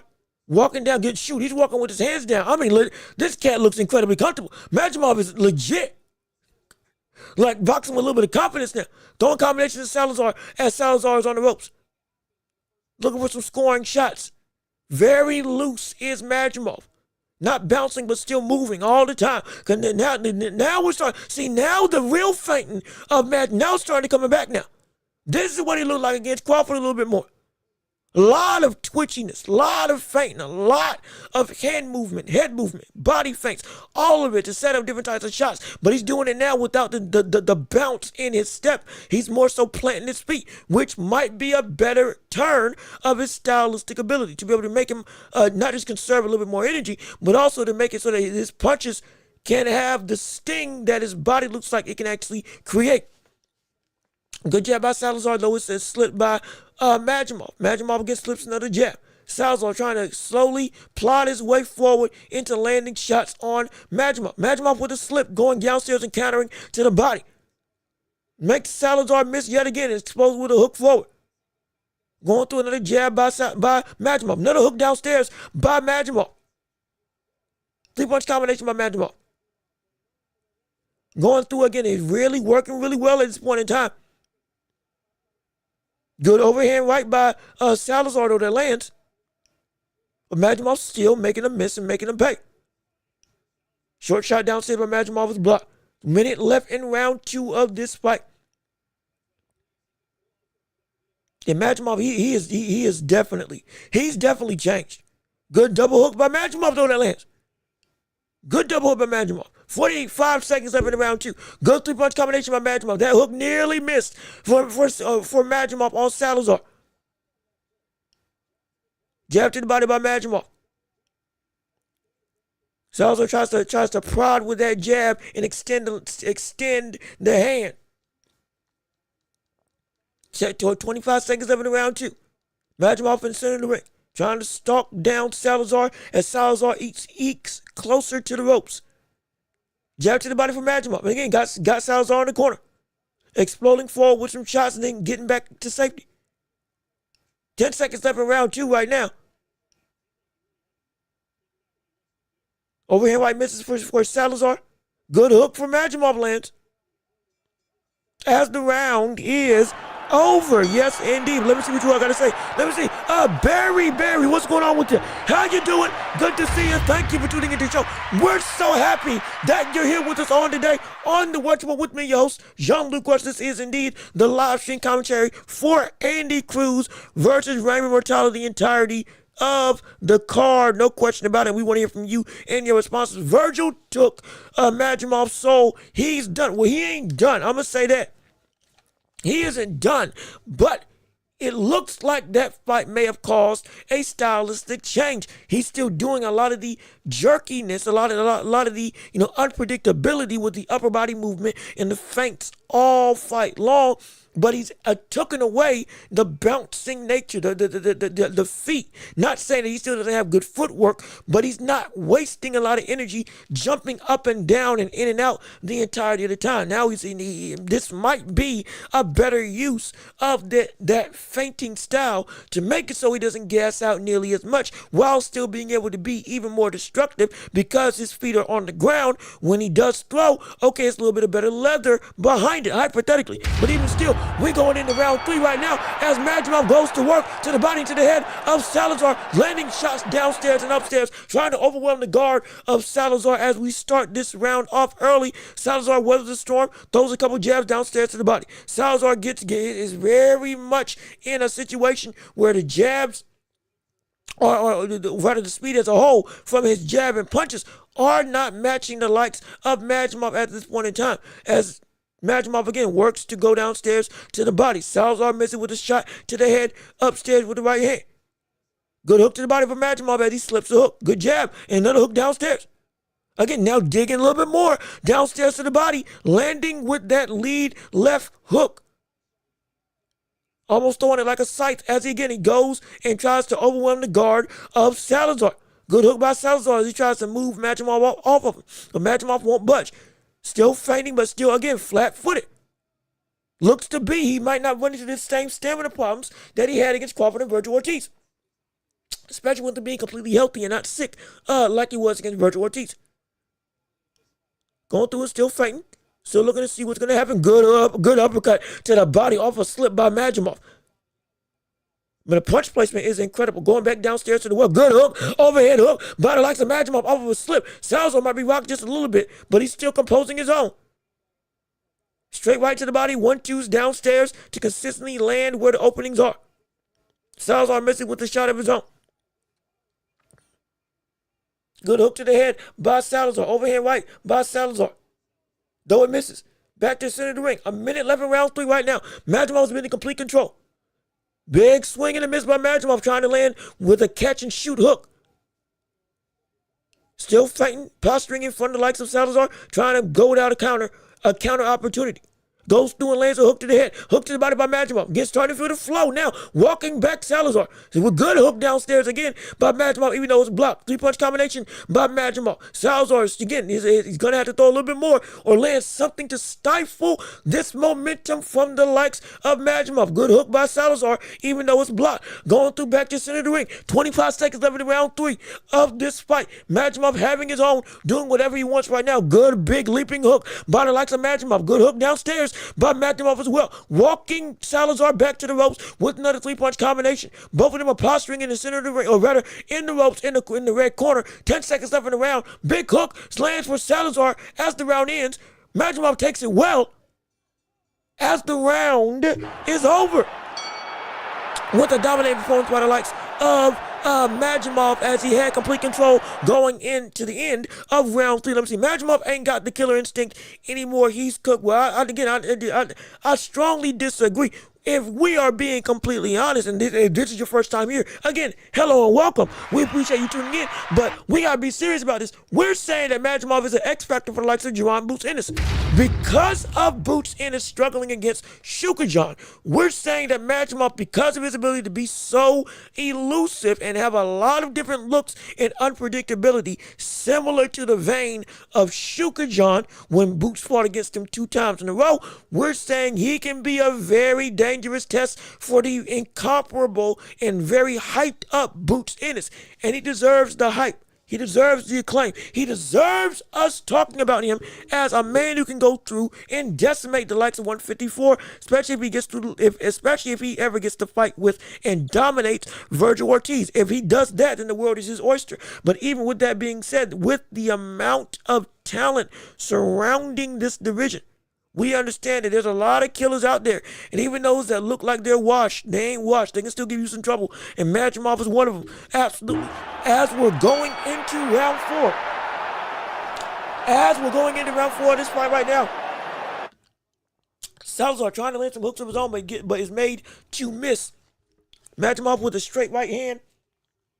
That does indeed land. Going through the slips 2 hooks for the likes of Salazar. Does Majimov back to center of the ring. Good.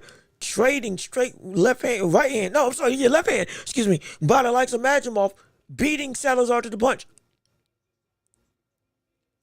Jab by Salazar.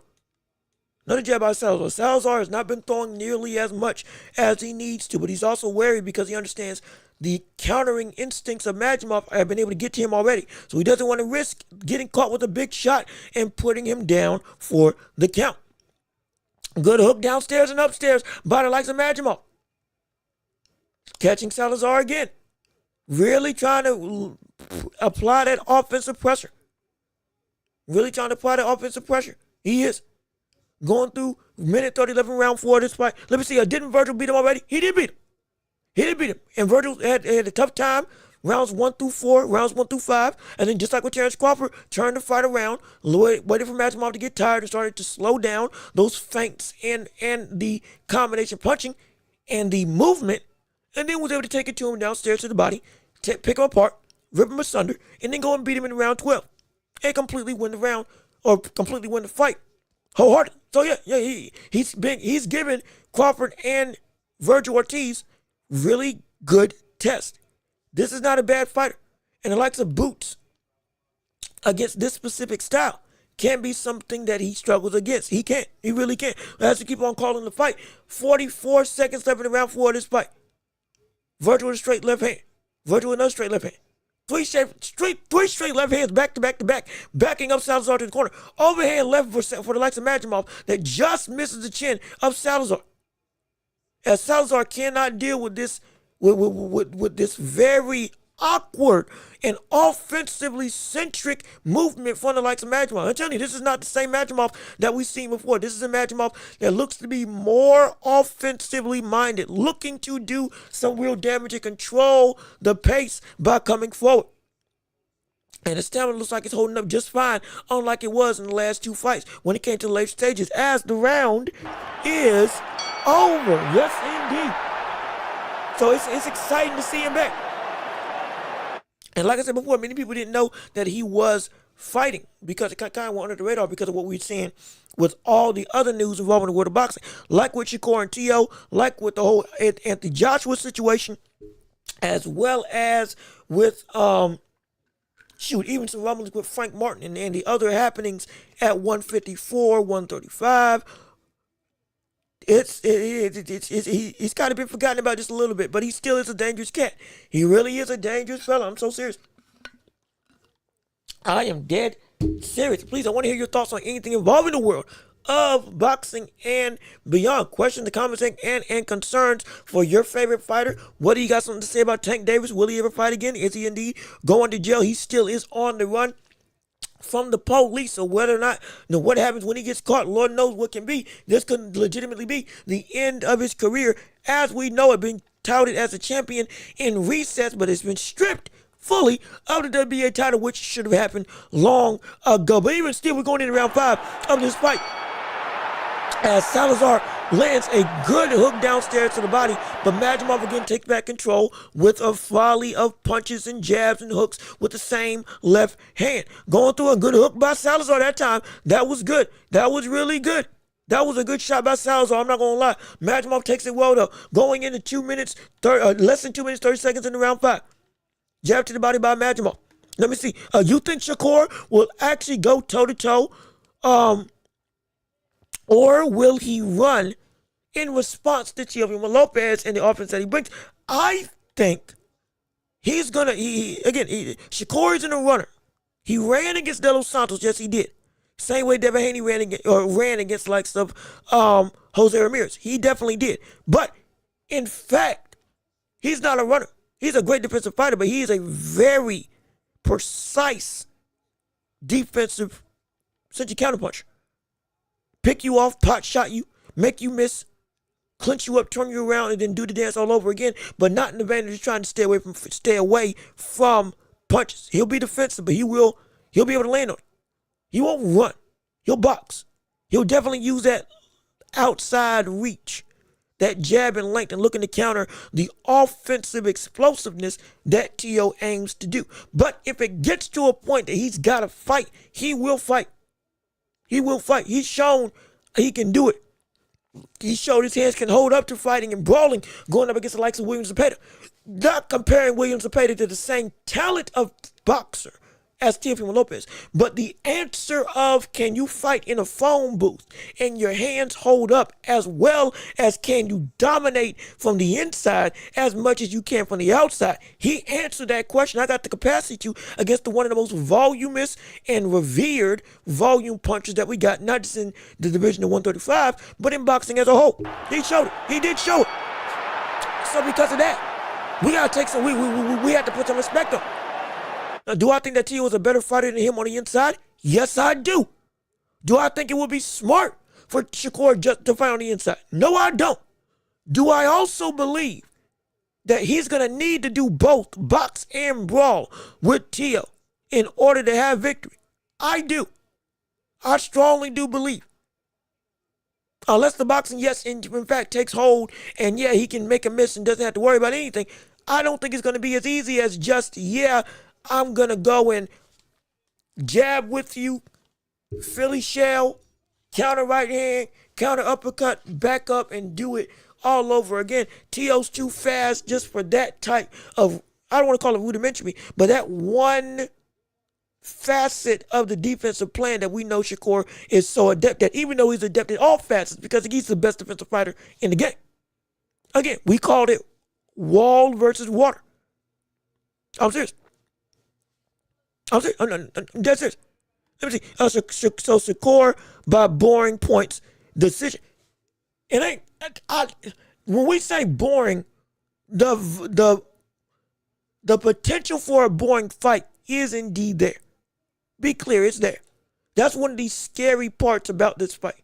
Because if we see them fight in the way that they fought, like they did in sparring, very tentative, very much feint heavy, but not committing to anything, because both are so good at counter punching. Shakur being so good at just being safe and you can't touch him, and Tio being so good at being destructive as a counter puncher. One of the better counter punchers from a cracking standpoint that we got in the sport right now. We are looking and saying this could be a situation where nobody wants to risk anything. It could. Now, the other side of that spectrum, as again, we're going into round 6 of this fight right now, with Magomedov again still doing what Magomadov's been doing, landing heavy shots, being able to go through and dominate with 3-4 punch combinations at will against Sandoval. I'm sorry, Salazar, my apologies. If the risk that Shakur has with just trying to box on the outside with Teofimo Lopez is that there is a world where he can lose that battle. There is a world where he can lose simply the boxing aspect of this fight, and he's got to be forced to brawl. There's a world. There is a world. He can lose the battle of the ranges, though he should be a better outside fighter.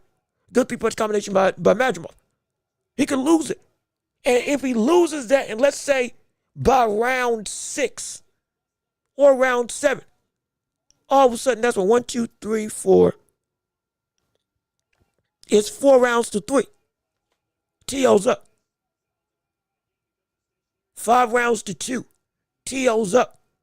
Because both of you all aren't throwing as much, but Tio has been able to either land more or look like he's in control of the fight more from an offensive perspective. If that weighs on the judges, we could see a situation where Shakur might be down going into the second half, and now you got to fight. You got to brawl. You got to fight where you don't want to fight. Though you had the capacity to do a bunch of stuff, you got to fight. You got to brawl with them. You got to go into the phone booth with them. You got to be the aggressor. And Lord knows what Shakur would look like having to go and fight as the offensive fighter, not against somebody like a Josh Padley, but against somebody like a Teofimo Lopez. Shakur as a come-get-me type of fighter, we don't know how that's going to look against Teofimo Lopez. That's a whole different world. That's a whole different monster and menace to deal with, because now you are playing into the same card that Tio wants you to play with. Overcommit. Come get me and let me catch you when you are vulnerable, because that's where I thrive with the most, when you are throwing punches at me. Couple that with the fact that what if Shakur gets tested with a shot on the chin and all of a sudden he gets hurt? And the very fear that he had from a heavy puncher like De Los Santos, as again the round is over in round 6, Magomedov won again. But the very fear that we see Shakur have against the powerful athletic ability of De Los Santos, that comes true against Teofimo Lopez. And all of a sudden it's a power that I don't want to deal with you. As Tio said on multiple occasions, look, when I land on people, they get tentative. They don't want to throw with me. Now they change their game plan because of that. It's true to some regard. It is true. And so if that's the case, very quickly, a lot of things can go bad for Shakur Stevenson. He's got to fight out of his comfort zone. He's got to deal with a threat that he doesn't want to deal with, which is power and speed, as well as athletically. Now, my mistakes can actually be beat. If I make a mistake now, I'm the one that's vulnerable, and I'm not just completely safe. It's a dangerous, it can be very dangerous. It can be. As we're starting round 7 right now, with Magomedov completely beating the likes of Sandoval. Though he's got some swelling under his, I believe, left eye, he's been pretty decent control of this fight throughout. But let me keep on reading what you all got to say. If Shakur runs, I don't ever want to see him fight again. I really don't think we're going to see. Now, I also got to ask, what's your definition of running? Because if he fights like Shakur normally does fight, that's not Shakur necessarily running. That is legitimately him being a great defensive fighter. But if he fights like he fought against De Los Santos, that is my definition of actively running. William Skull against Canelo. That is a perfect example of a fighter running rather than boxing. The likes of Jose Ramirez versus Devin Haney. That's a perfect example of somebody running versus boxing. When Devin Haney was running from the likes of Jose Ramirez, not trying to engage at all. You got there was a third example. It was on tip of my tongue. Jermell Charlo versus Canelo. When Charlo moved up to 168 after being undisputed at 154, he laid down and died against the likes of Canelo because he didn't even attempt to do anything. And the entire fight, he was running the ropes in a perfect circle and was not wanting to engage at all with Canelo. That is running. That's not boxing. But what Shakur does most of the time, that's boxing. That's actually boxing. It's defensive boxing. It's not offensively oriented, but it is boxing. And he doesn't clinch nearly as much as we have complained with like to Devin Haney. Good shot by Majimov and a hook that lands on Salazar. As we're at a minute 5 left in round 7. Let me see. I want to see them in the middle of the ring actually fighting. I'm tired of runners. If I'll say this, the most impressive way that we could see Shakur win this fight would be to straight up beat Teofimo Lopez on the inside in that type of mid-range, close-range war. Dare I say it turns into a war.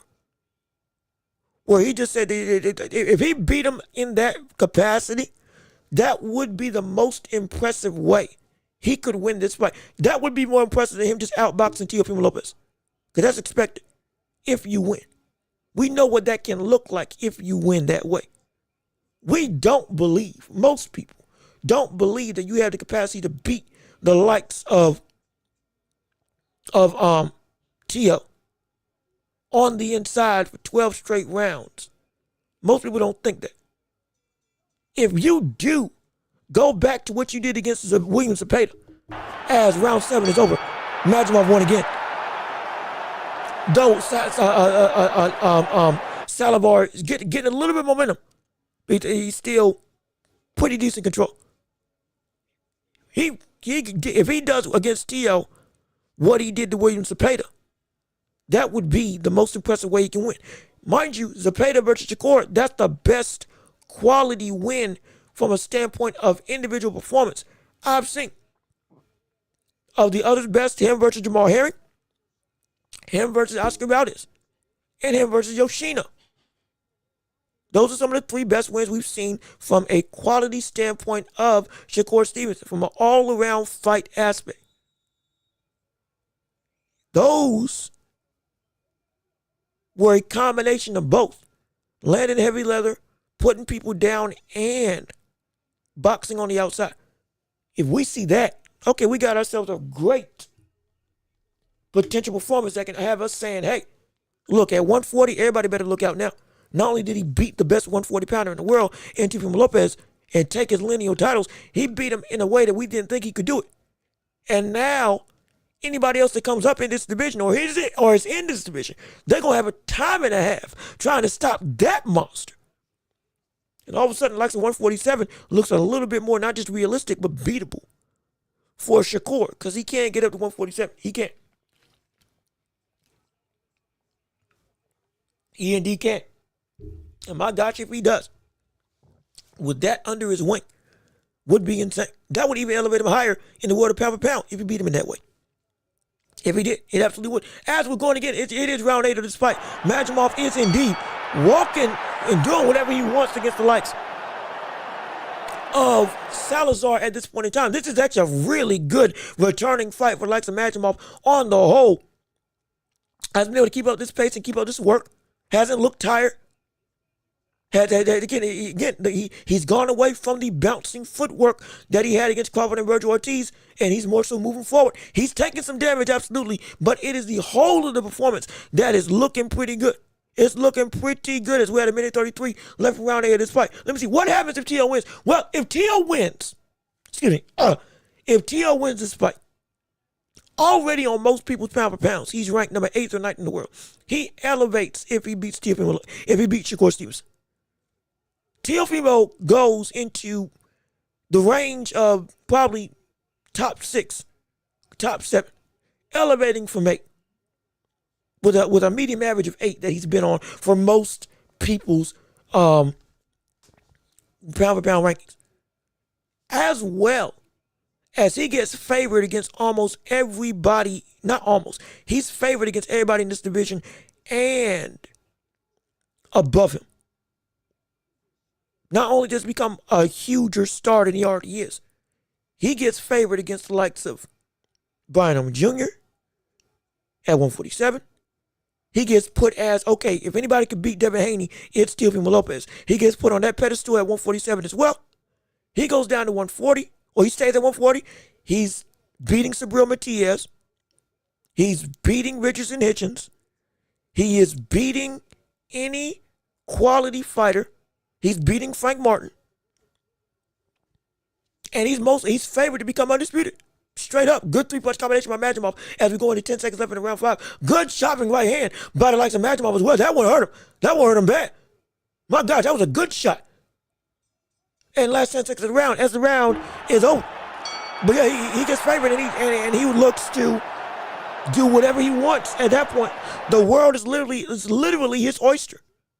Undisputed is almost a birthright at that point because nobody thinks he's going to lose. He wouldn't lose against anybody at 140 if he stayed there, if he beat Shakur. Who's better than Shakur? Who's on par with Teofimo Lopez at 140? Nobody was on par with him until Shakur got there. Not Isaac Cruz, not Lamont Roach, not El Rayo, none of them. So he's going undisputed and probably elevating into that top 5 pound for pound with subsequent wins afterwards. Yeah, at least in my opinion. Let me see. You think a draw is possible? Of course a draw is possible. Absolutely a draw is possible. It's the manner of how it would get there. The way the draw would have to work in my mind would be, in all actuality, Shakur fights his way back into the fight going into round 12. That's what it would have to be. If it's Shakur up, by the time the second half of the fight comes, most likely he's winning that fight with how I see that fight going because he would then be able to his boxing is working. And T.O. has not been able to quell that gap. And not saying T.O. can't come from behind, but oftentimes if it's a close affair going into the second half of the fight, T.O.'s in some trouble because it's a struggle. It is. That's not me saying he can't come back. He could, but most likely it would be a draw because Shakur would be down, and with it being like, oh my gosh, okay, he's getting favored. Well, what can he do? He digs deep and finds a way to go and start winning these rounds. Fights his way back into a draw. That would be option number 1. Option number 2. Couple knockdowns for T.O., but Shakur is still boxing well enough that he's winning enough rounds to where now it's anybody's game. It's also a question. Well, that's option number 2.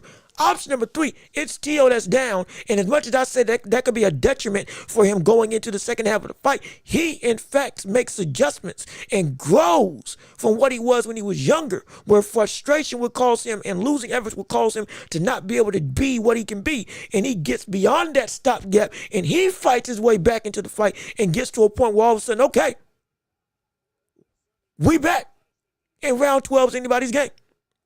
As Sandoval lands some good thudding shots on the head of Majimov, starting to land some real leather now. Majimov still offensively looking to work against him. Lands a good shot to the head and downstairs to the body. Going through 3-punch combination. 56 seconds left in round 9. Good 3-punch combination. Oh, good shot to the head by Majimov. He's got Salazar hurt, excuse me. Salazar starting to rock a little bit from some of these shots that he's getting landing on him. Overhand left for Majimov misses. 40 seconds left in the round 10. 1-2 by Salazar is blocked. And even though the face of Majimov looks a little bit damaged, this ain't a bad comeback fight. I like this aggressive Majimov. I'm not gonna lie. I like this Majimov that's not looking to bounce nearly as much, but is looking to be more. Okay, hey, we can volume. That's what I like to see. Volume, and he's still able to move and get out the way of shots. He's still a great defensive fighter with great movement, like he just used right there with less than 10 seconds in the round. As the round is over, as the round is over, so it's exciting nonetheless. It is exciting nonetheless, and if we when looking more at Tio, the growth is the biggest instance mentally. We are dealing with a person who's been at the top of the mountain, who fought and beat the likes of Lomachenko when he was the best in the world. And he had such a roller coaster of events from that point on.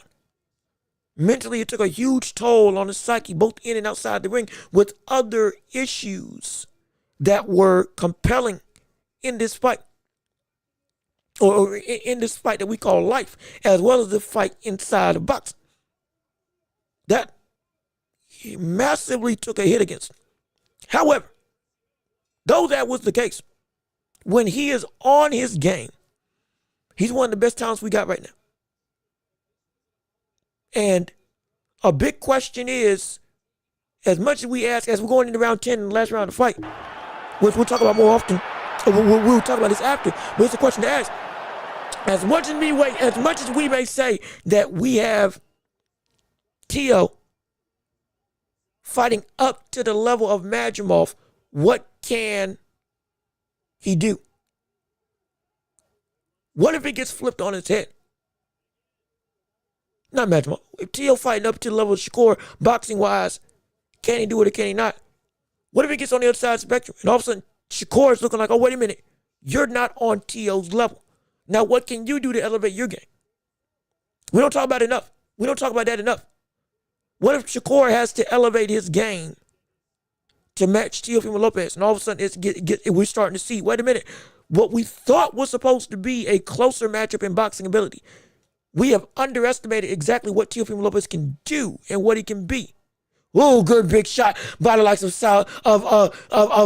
Majimov on Salazar. That was the best punch of the night outright with that straight right hand from the likes of Majimov. That was a beautiful straight right hand from Majimov. After again, we're going to call the rest of this fight as a minute 40 into this round. Jab by Majimov. Straight right by Majimov. Majimov still landing some very heavy leather right now on Salazar. Majimov, and you say Majimov looks hurt. He's got swelling, absolutely.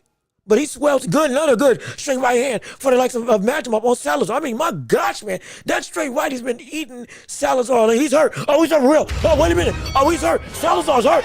Oh, he's hurt bad. He's hurt bad. Salazar's hurt bad. Wait a minute. Salazar's hurt bad. Minute 11 in the game. Salazar's actually hurt. He's hurt for real. Salazar's ready to go. Salazar's actually ready to go. He's ready to go. He's ready to go. Majimov landing a good shot on the chin. Good shot again by Majimov. He's landing, chopping rights and lefts, hooks are plenty, going through and trying to land. Can Majimov end the show? Another straight right by Majimov. Going through, he's got Salazar on the ropes. Salazar taking punishment. It's insane. He's still staying up. My gosh, 36 seconds left in this fight. Majimov might have punched himself out in that flurry because it was 45 seconds of unabashed throwing. How is Salazar? Good gosh, another straight right hand for Majimov on Salazar. Salazar is ready to go. Majimov can get a knockdown in this fight if he can finish the job. 20 seconds left to end this show. Can he make it happen? Salazar tries to clinch up. Majimov accepts the clinch. Ref breaks it up. Majimov might have thrown the gas tank trying to punch him for nearly a minute. And again, punches Majimov, or rather punches Salazar. Another straight right by Majimov. As the round is over, he almost got a double. My gosh, my goodness. Boy, he almost got it done. Credit to Salazar. My gosh!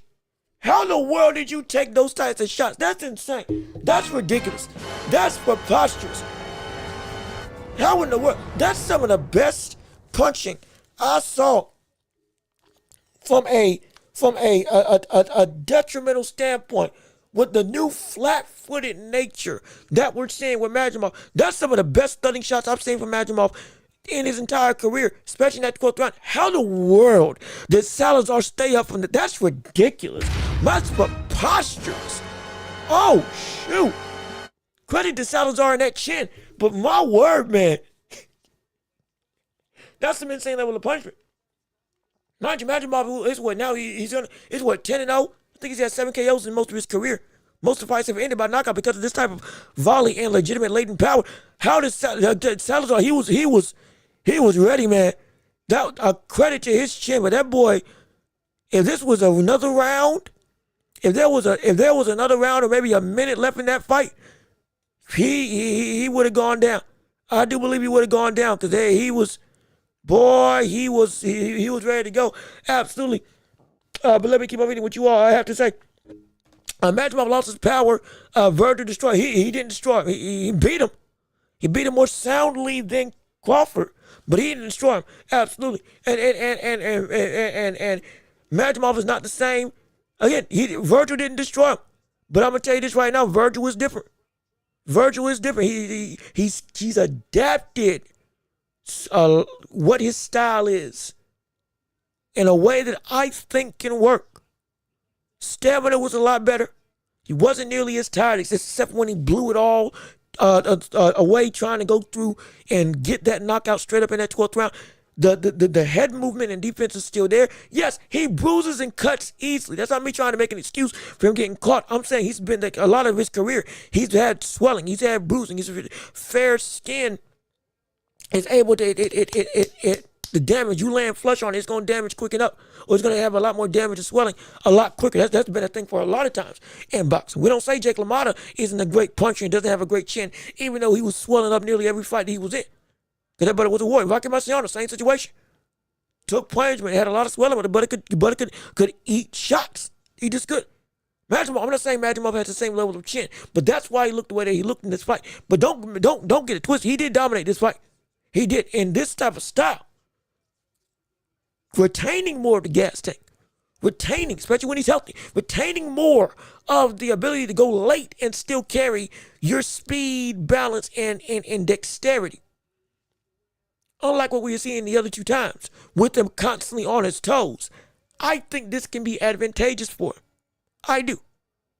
Because notice he was still able to laden, bouncing around, moving on his toes throughout the whole fight. But it wasn't taking out so much from him stamina-wise that all of a sudden he was forced to have to be flat-footed. So I think this can work. Let me see. Boots beats Madrimov easily. There's a possibility. I would take Boots to beat Madrimov. Absolutely. No question. It's still the concern of the style of Madrimov that is so close to the styles that has given Boots trouble before. That's the biggest concern. And he hasn't faced off against other people that were that good since. Or rather, that were that elusive since. Understand, the best performances of Boots, Roman Villa, was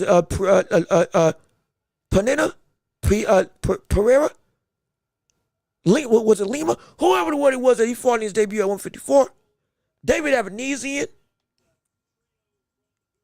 and shoot, even Stanionis are some of the best quality performances that we've seen Jaron Ennis have throughout his entire career. All 30 fights. But all of them are built with the same style. They're in front of you. Somebody who ain't in front of you or is able to go from in front of you to the side of you to away from you in a manner that, yeah, he's hard to track. He hasn't looked the best. He just hasn't. Not saying it's a big struggle, but it has been a concern that somebody with better boxing than those who were indeed good, like Sugarjan, who could If this cat was the level of Virgil Ortiz, per se, you could have been in some serious trouble. And even when Sugar John sat down with you, he was still elusive with his head moving and footwork that though he didn't use a lot of it, still made you frustrated. And he was catching you with some good stuff, but if he had some pop with the defense that he was showing, you could have been in some trouble. That's what he's dealing with in Madrimov. So the question is, against that level, what can you do? That's what we're going to find out. That's why this fight with Virgil Ortiz is so anticipated, because we need to see what's going on with this cat against these types of names. We need to see it. Partially, that's why I'm hoping that with the next fight that we get with Boots, if it ain't on the Canelo undercard as a co-main event, if we see Virgil Ortiz get out of his contract with Oscar De La Hoya and then go sign with the likes of Canelo, we don't get a fight with Boots Ennis. I wouldn't be mad at all to get Boots versus Madrimov as the next fight later on. I wouldn't be mad at all. It'd be great. It'll be good. Let me see. The fight is not even sold out. Why do you think? Well, you look at it. You gotta understand. Even in sold out situations, normally we don't get people coming in to the stadium up until what? The co-main event. 3 fights before, or either the co-main event or 2 fights before the main event is getting ready to come about. Canelo and Crawford wasn't even filled up until the co-main event.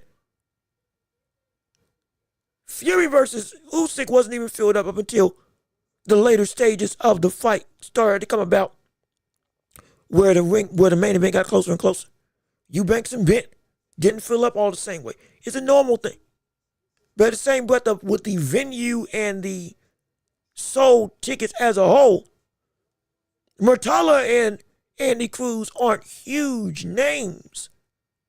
From the same way as Shakur, T.O., Devin Haney, though people don't want to see Devin Haney fight as much, though they have some rekindled interest now with this knockout of Brian Pillman Jr., but Terrence Crawford, Canelo Alvarez, David Benavidez, Tank Davis, everybody ain't them, so of course everybody ain't gonna have that same packed out sentiment. It just ain't. It just isn't.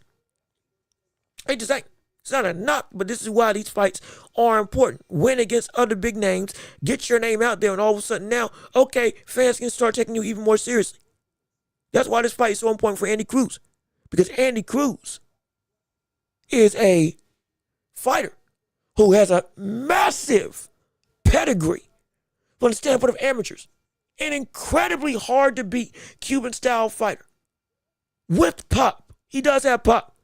6 fights, 3 KOs, but those 3 KOs are some bad KOs. And partially the reason why he doesn't have more pop is because he hasn't been sitting down on his punches like we know he can more often. But this fight, if he wins against Muratalla, he'll be a full-blown champion at 135. A division that has a lot of big names that are also young, like Abdullah Mason. This fight can get him into those massive sold-out events. That's why these types of fights are important. And that's why he's got to win. It's now or never for Andy Cruz. Yes, his career in the pros is just getting started, but at the same breath, he's 32 years old. Your prime don't last but so long. Madrimov started boxing in the pros late also because he was such a active amateur fighter. I think he had like 100-something fights, which has helped him get to 10 fights. He was a champion. But you got to move quick if you go that route because, buddy, we don't know how long that prime's going to last. Lomachenko got his first championship in 4 fights? Well, the 3 fights or 4 fights, that Lomachenko had the quickest rise to become a champion ever. But his amateur record was 365-1. So, like, he had to move quick. He had to. And so that's why it's so important. Though it might not be a packed out stadium, this can lead to a packed out stadium. Andy Cruz can become a name that everybody all of a sudden recognizes, okay, we might have to take him seriously. As well as if it's a massive performance that gets the people buzzing. Like a knockout. Hey, We got some intriguing investment going on. It'll be interesting to see, no question about it. Absolutely. But real quick, before I continue, let me go through and actually change this thing real quick. For the title. Is it Cole versus Hart? Next matchup right now is Cole versus Hart, who right now, Calico, missed weight by 7 pounds. A whole nother weight class going. This one is weighing 182. You understand that is above, that's cruiserweight level. That's cruiserweight level. He's bigger than B-Ball and better BF.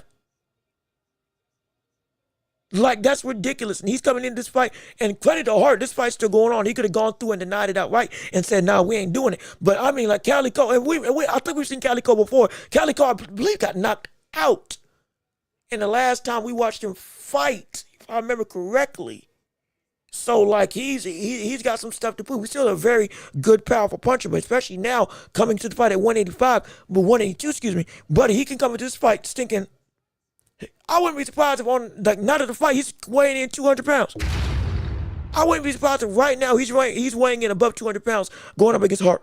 If Hart beats him, talk about it. I mean, that'll be one of the more impressive things I've seen. If Hart beats this legitimately souped up, potentially 200 plus pound Calico, I'll be shocked. As you can see on the screen right now, Calico 5'11", 182, essentially built like a truck. Eight wins, 10 KOs, 1 loss, 1 draw. Excuse me, last fight was a draw, not a loss. But even still, like, Hart, 30 wins, 25 KOs, 1 loss on his resume as well. Calico is looking to be a fighter that has 175, that has the 175 pound division, potentially on a very exciting trajectory for him being a potential future real contender. Though again, he's had a loss on his resume. He still be something serious. But my gosh, man, if he loses with this type of advantage against him, it's going to set him, though he's still, 28 years old, it's going to set him back a lot. It's going to set him back a lot to be able to do that, man. And they've been jawing at each other, and it can end quicker. It can be a war. Either way, I'm excited for it. But let me see, Barry, bro, I like you. You have a rebuttal. You have a rebuttal for. I mean, look, I'm just doing the best I can, trying to entertain you all. That's why I want people to keep on chatting, keep on commenting, keep on liking, streaming, sharing the show. Look, I just know what I know.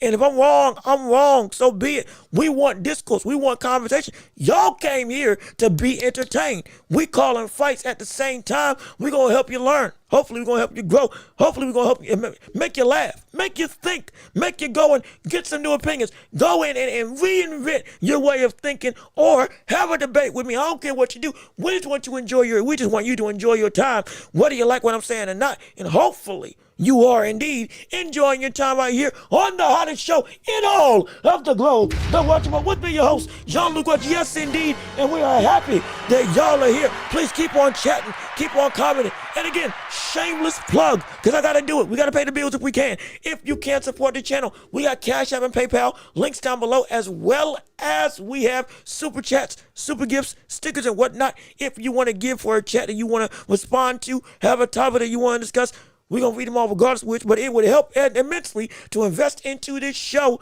to make it so that we can be able to thrive and make this even more advantageous and entertaining for you and your enjoyment, viewing and listening, whether you're on your job, at your work, at your home, in your car. Hopefully you ain't driving while you're watching this and you're just simply hearing me talk. But either way, we just want to hear from you, and we would love for you to support the channel if you can. But if you can't, your presence alone is enough to help build this community oh so specially. So we appreciate you all tuning in, and we're so glad you're here, taking time out of your day. Couldn't listen to anybody else, but you chose to listen to me, and I appreciate it oh so much. And we'll continue to give you a quality level of entertainment, insight, opinions, debates, news, and fun all around as we're going into this fight night with Andy Cruz versus Raymond Muratalla. But up next, we got Hart versus Cole in a fight at 175, which is going to be very, again, I I don't know who's going to win this. I'm going to be completely honest. I don't know who's going to win this because of the fact that I want to say Calico, because of that weight advantage and because of the skills that I've seen him have, should be able to use that advantage, though it's unfair, to go and still take this out. Hart, though, is 25-0.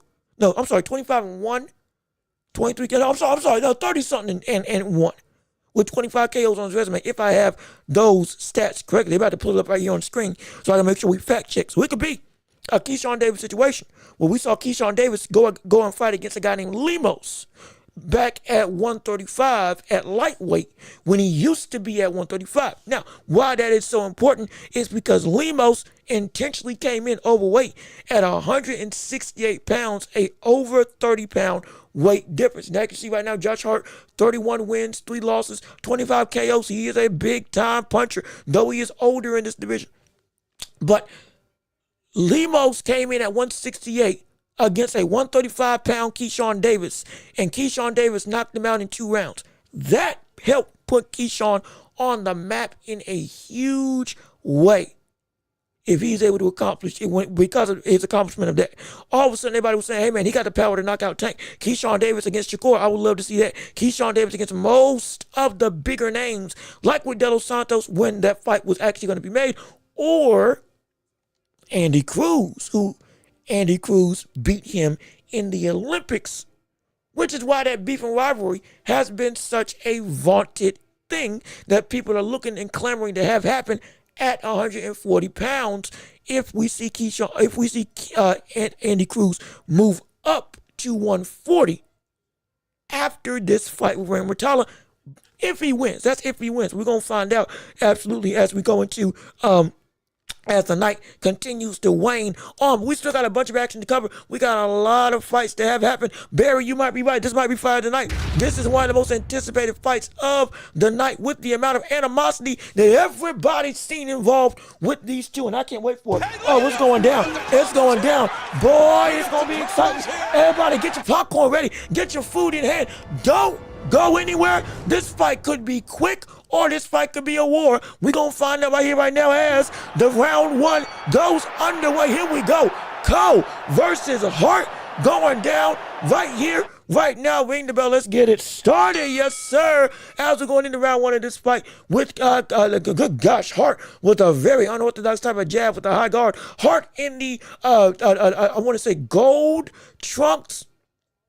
And Cole in the highlight yellow, or if you want to go by gloves, Calico in the green gloves, and Hart in the camouflage gloves. As they're going through right now, both of them are in the center of the ring. Hart trying to use that jab immensely with a long range, even though I'm not going to lie, that jab is not as sharp as it needs to be. And he better be careful because that weight advantage of Cole can put him in a dire situation if you overcommit recklessly. And because of that short height and reach with Hart, or with Cole, you get caught with a shot off a counter from Cole.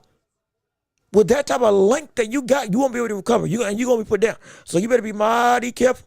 Now, we've seen Cole outboxed and put in a dire situation before in that long loss in his career. We have.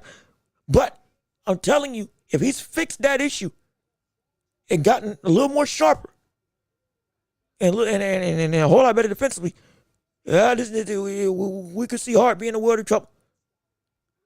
As I think, even though the record is more in favor of the likes of Hart, the technique per se of Cole is a lot more tight. But that length of Hart, though, is going to be hard to overcome if Calico gets too frustrated. I'm not going to lie. Right now, Hart's winning with early jabs and early offense as Cole methodically works his way on the inside, trying to go and close the distance as we see Hart boxing from the outside. Minute 15 left in round 1 of this fight. Again, a lot of animosity between these two. John, good straight right hand off of a pull counter by Calico that catches Hart, and Hart immediately clinches up, trying to stifle that extra weight and power that Cole brings to the table. Back to the center of the ring, 58 seconds left in round 1 of this fight. Hart with a jab to the body. Yet again, he better be careful though. I'm not going to lie. If Cole is able to parry that jab to the body, then a chopping right hand is able to be made privy for him to go and dominate and end this show with one fell swoop. It can happen if Hart is not careful. Good 1-2 combination by Hart, though. That lands with a good chop right hand of his own. My gosh. Again, it might not be nearly as aesthetically pleasing, but Hart got some good speed to him from the standpoint of his ability to throw shots. He does carry that right hand, though, up asunder when he throws that thing out. We talk about Devin Haney with that bow and arrow effect. This cat essentially has a blinder that this cat brings up to his hand as he's trying to throw. That can catch him if he goes up against the wrong guy. But 10 seconds left in the round between Cole and Hart. I think Cole won this round earlier on. I'm sorry. Hart won this round because of the activity earlier on as the round ends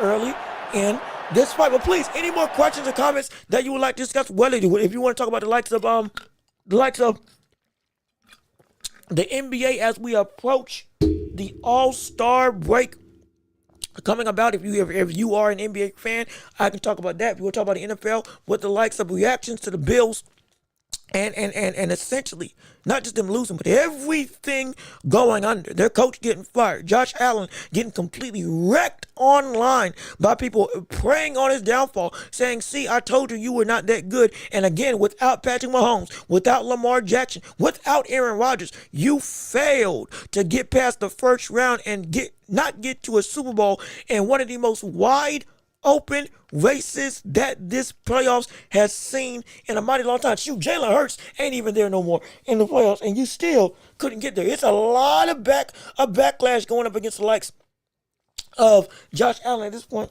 in time. I apologize. I got sun in my eye. I do apologize for the delay.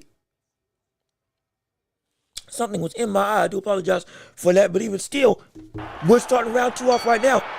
Long jab from Josh Hart. Not Josh Hart.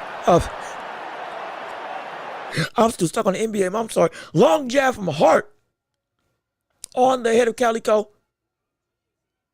Yeah, okay, yeah. Hart is not a better technically sound boxer than Cole. But at this point in time, he's more willing to throw. And he's making it difficult for Cali to get around that jab. But if the second Cali is able to properly close that distance, I'm telling you, Hart might go out. He might go out in a bad way as Hart lands with another jab to the head. Minute 59 left in round 2. Hart again with the activity of his length and reach, going and giving Calico a little bit of trouble. Double jab by Cali that lands on Hart. Ducks down, tries to roll under the jab of Hart. I'm be honest, if I'm Calico, I'm putting my guard up and I'm just walking forward. If I'm Cole, I'm putting my guard up and I'm just walking with a high guard forward. I'm going to dare you try to go down. I'm going to close that distance, cut off the ring, and I'm going to dare you try to throw that jab to the body one more time. And I'm going to catch you once you try to come back up. Because now I can get to you. If I'm Cole.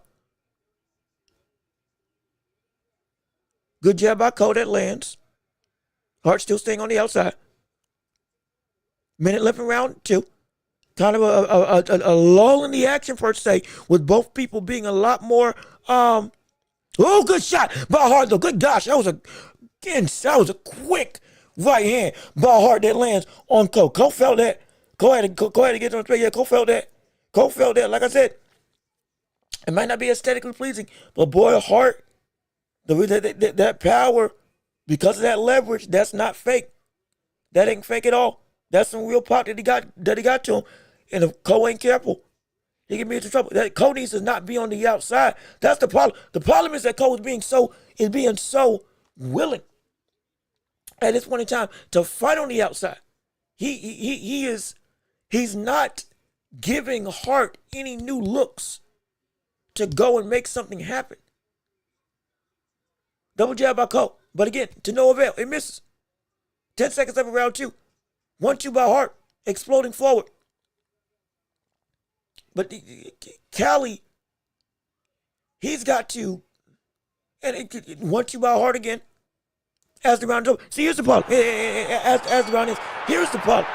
And I do apologize. Something is irritating my eyes, so I do apologize for my constant pauses. But Cole, at this point in time, is every time he closes the distance, he is allowing for the ability and speed of Hart to react first. Every time he gets to a point where Hart gets to the ropes, it is Hart that is throwing out a massive shot. It is Hart that is going through and is saying, all right, you're too close now, boom, I'm banging out with you. Instead of Calico going through and giving him a look to either A, draw the punch so you can slip, or B, being the first to react when you do start backing him up so that you can put him you can put him in a situation that he's no longer just able to say, you gotta respond to me and not the other way around. As we're going into round 3 of this fight right now, good. I think that was a hook by Cole by Hart, excuse me, as I somewhat looked away. But this is Calico with all the prospects and with that extra weight. Good heavy jab by Cole. And see, the weight of Cole, it ain't gonna take much for him to hurt the likes of Hart. That jab even knocked his head back. Like he's got heavy power now latent inside of him with the ability of being essentially 190 walking into the ring. But my goodness, he's got to use it and throw something. And not just you're trying to fight like Canelo with you just having your guard up and slowly walking forward, but you ain't got the head movement or the defense to make it so that there's an acceptable game plan. You got to be more deliberate with you walking forward. You got to Hart's sticking his tongue out. Hart's just moving around the ring. Hart doesn't have to worry about anything. Good God! Whoa! Whoa! Whoa! Hey! Calico just body slammed Hart. Buddy, this is not wrestling. The world. That's the point. Yeah, that's the point. He's saying that this man essentially did the fourth move of John Cena's 5 moves of doom, going in and essentially doing it, not a pump handle slam, but essentially a backdrop on the likes of Hart. And see, he's and now this is where the immaturity of Cole comes into play. This is where the immaturity of Cole comes into play. He is now getting frustrated because he's getting outboxed. He is not able to land. He's being a reactor instead of causing Hart to react. He can't cut off the ring. He can't go and punch first. And he's looking for one big shot, but one big shot most likely ain't gonna be the thing that is able to get the job done. Not because he ain't got the capacity, but because the power is gonna be delivered through a delivery system that currently is not built to get the package to the deserved receiver. At this point in time, there's no delivery system to land the shot that Cole's looking for. And when he throws the jab, he stops throwing stuff. When he goes defensive, it's completely defensive. There's no offense coming out of it. There's no hook coming out of a rolling duck. There's no punch coming off of a slip. Off of a weight shift, there's nothing. Your high guard's just up, and you're just trying to touch him. You gotta give him something. And right now, you're not. Big shot to the body missing for Calico. As again, now it's getting physical, and you see Hart when he commits. He's getting there.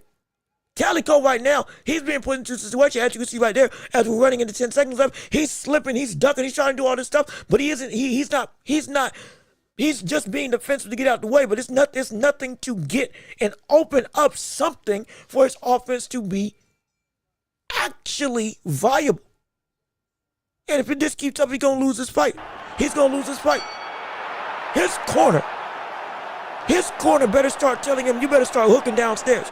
His corner better start telling him, off of that jab, the second you see him backing up to the ropes, you better go and duck, and you better go and land a hook downstairs. You better go and land a hook down. We talking about with your guard up. You better land a hook downstairs, getting your head off the center line and punch where you see him going to. Cause this is dude picks him up, and then just straight up slams him on his back. Hart comes in, tries to go overextends with the jab, gets into his shoulder, and Cali picks him up and slams him down. It's not surprised because he's weighing in at 200 pounds in the fight, but it's like he deserved the point. It was intentional. He deserved the point as well as he's losing. And if don't be surprised if he gets down. And see, finally he throws a hook. Finally, as we go starting round 4, he gives him something to worry about. Thankfully, my gosh, he finally gives Hart something to worry about. More than just the fact that, I'm going to throw a jab. Your jab ain't reaching, man. Good chopping right hand by the likes of Hart, landing a 1-2 on the outside. Calico with that jab is also extending out of his own, so he's gonna get caught. He's gonna get hurt. He's gonna get rocked. And he's gonna get put in a bad way. It is at this point in time. It's a frustrating identity as to what this fight is showing up, because we know it could be better for Calico, but it's just not, because he ain't. I'm being completely honest. He messing up. He's messing up. As they're back in the clinch, Calico trying to make it a dirty affair. Going through and trying to make it rough and tough. Both of them clinching up. More and more, Calico starting to lose his cool, lose his ground, lose his composure. It might be the very thing that he needs to do to win this fight. As again, back in the clinch. Cole is at least starting to go and work more deliberately to make something happen, thankfully. But it's like, shoot, man, this could be better. I know it's going to be better. Round 4, minute 13, 11 round 4. Again, please, if you're listening, please keep on. If you haven't hit the like on the stream, please keep on liking the stream. Keep on sharing the show. And keep on, if you can, telling people about what we got going on. And let people know this is the hottest place to be for the live stream commentary of the Watch War. I'm telling you, it's going to be incredible. And you're going to love what we got going on our show. As again, Hart is talking to him, jawing with him, moving with his hands down. Because Cole's got no answer. Cole ain't got an answer in the world. Cole ain't got no way. This is the second time I've seen Calico in a situation where he is getting beat and there's no answer, no response, and no adaptation whatsoever. This is the second time since that loss that he has been completely outmatched. Seemingly, where as much as we can say that the technique may look a little bit sharper, it's amounting to nothing. Why? Because hold on, time out 1 minute. Trying to make sure there ain't nothing playing in the background as I'm going through and talking on the show. But it's like, as we're going into seconds of this fight's starting to devolve. I'm not gonna lie. This fight's starting to devolve a little. It's starting to devolve a little. And if Cole don't turn it around, it can be curtains, as they say. Because it's coach. But Cole's coach got to do something. Hart can just do what he's doing right now. Hart doesn't have to change a doggone. Hart doesn't have to change a doggone thing except for maybe activate that jab just a little bit more to give the judges even more concrete evidence that you are in complete control. That's the only other. Outside of that, there really isn't anything else that needs to be done for the likes of Hart. It's all on Cole. Cole is the one that's frustrated. Cole's in his head, or rather, Cole is in his own head. And I was talking from Hart ain't helping either. As we're going into round 5 of this light heavyweight deliberation. Another double jab by the likes of Hart.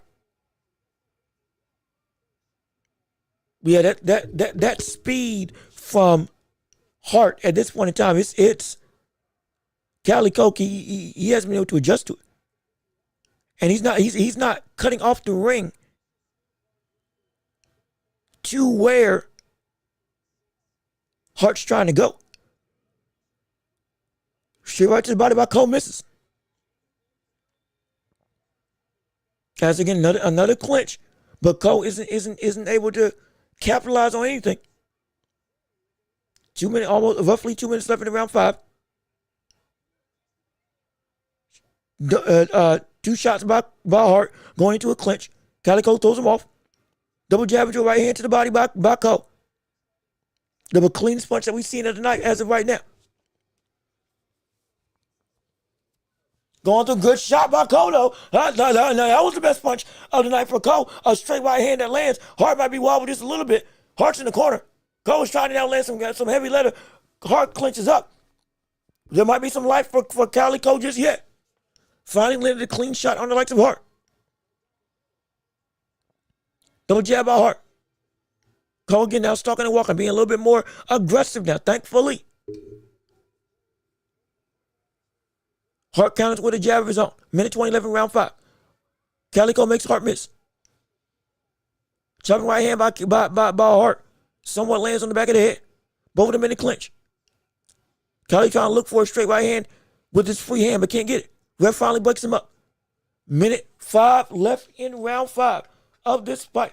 Hart getting berated for a third time about clinching against Cole.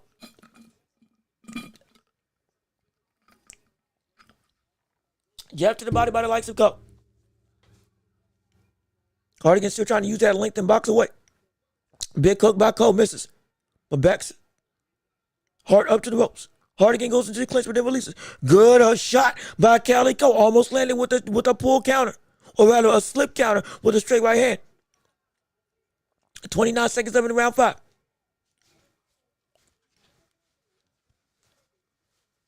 Good God, trying to. My shirt is not operating with me. Good jab. Oh, good uppercut by Calico off a jab. Now that was a shot that got his attention. Now that, okay, we might have something. The aggression's starting to come through. The aggression's starting to be a little bit more deliberate now. Good stiff jab by Calico. Now starting to time the likes of Hart. Yeah, this was the best round. This was the best round for Cali. This was without a doubt, unabated, the best round that we've seen for the likes of Calico. No question about that. That was absolutely the best round. That was absolutely the best round. There's no, he's got to continue that. He's got to, like legitimately. He has to. The reason being is because of the fact that now he's hurting him. I'm sorry, I'm trying to get my shirt together so I can, still looking good as I've been moving on stream. It's kind of shifted and changed. But in reference to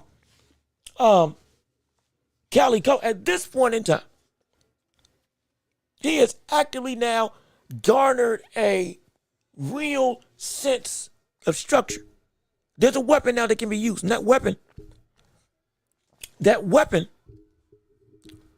is that jab in terms of a counter jab and the counter right hand. Looking to finally commit to punching against the likes, committing to punching against the likes of Hart when Park commits himself. Getting that timing now. At least it looks like he's starting to get it. Just a little. Double jab by Hart that misses as going into round 6 of this fight. Fight starting to turn around a little bit for Calico. It started to turn around a little for Calico.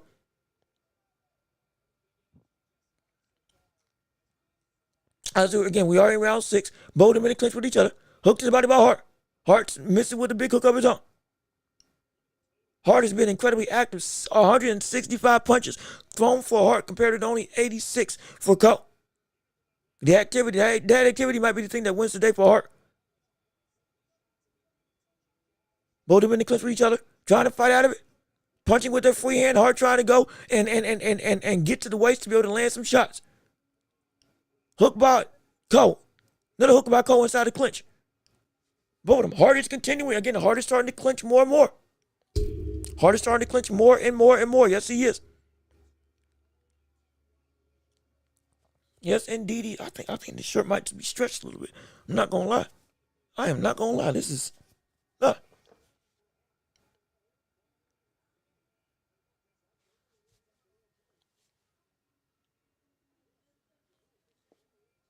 good double hooks downstairs by the likes of Hart. Cole lands with a shot of his own. Mind you, we're getting close to the main event as time goes on. I think we're what, 2 fights away or a fight away from the main event. Cole almost lands with a big uppercut on the inside of the clinch on Hart. Yeah, he's starting to get some momentum.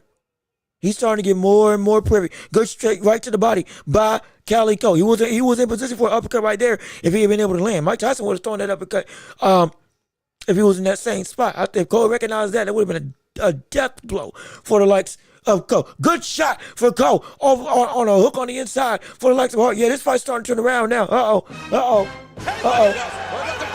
This fight's starting to turn around. This fight's starting to turn around. Cole's starting to find his rhythm. Cole's starting to find his positioning.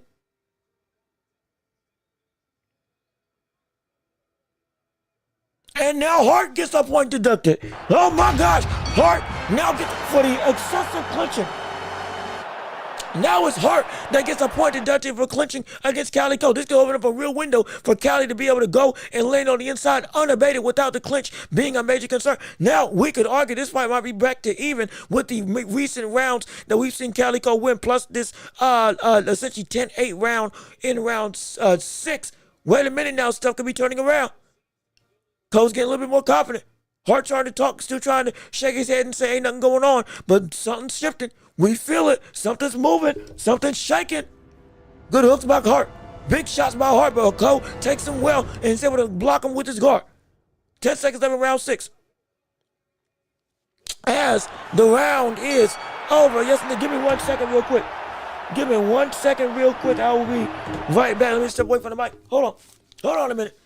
Yeah, this fight is insane. I'm not gonna lie. This fight is ridiculous because of the fact that not just the composure of Calico is there. It's the essentially Hart has started to dig his own grave because now he's starting to panic a little bit.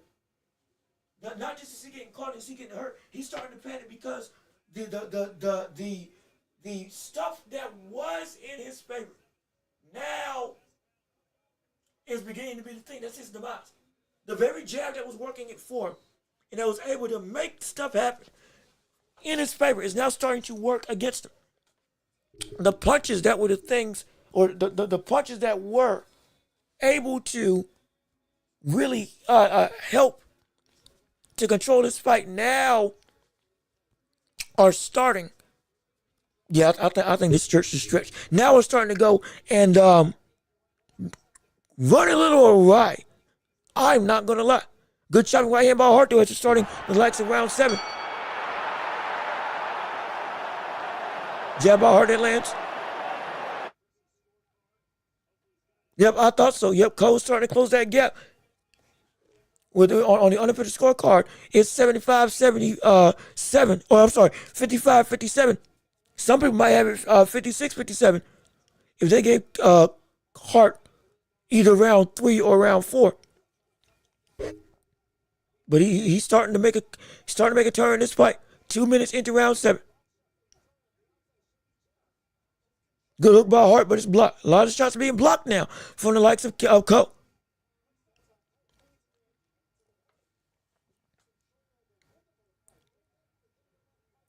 And again, that weight is the weight of the punches because Cole is coming in overweight in this fight is indeed making Hart think twice.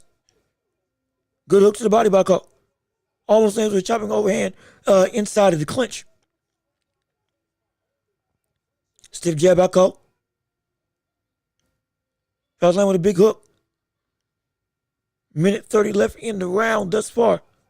Not minute 30. A minute and 10 left in round 7 right now. Hart will work downstairs. Cole with a big shot that just misses. Oh, good shot. Whoa, good shot by Cole. That was a big hook by Cole. Off of essentially lunging forward. Hart took that insanely well. Oh my gosh.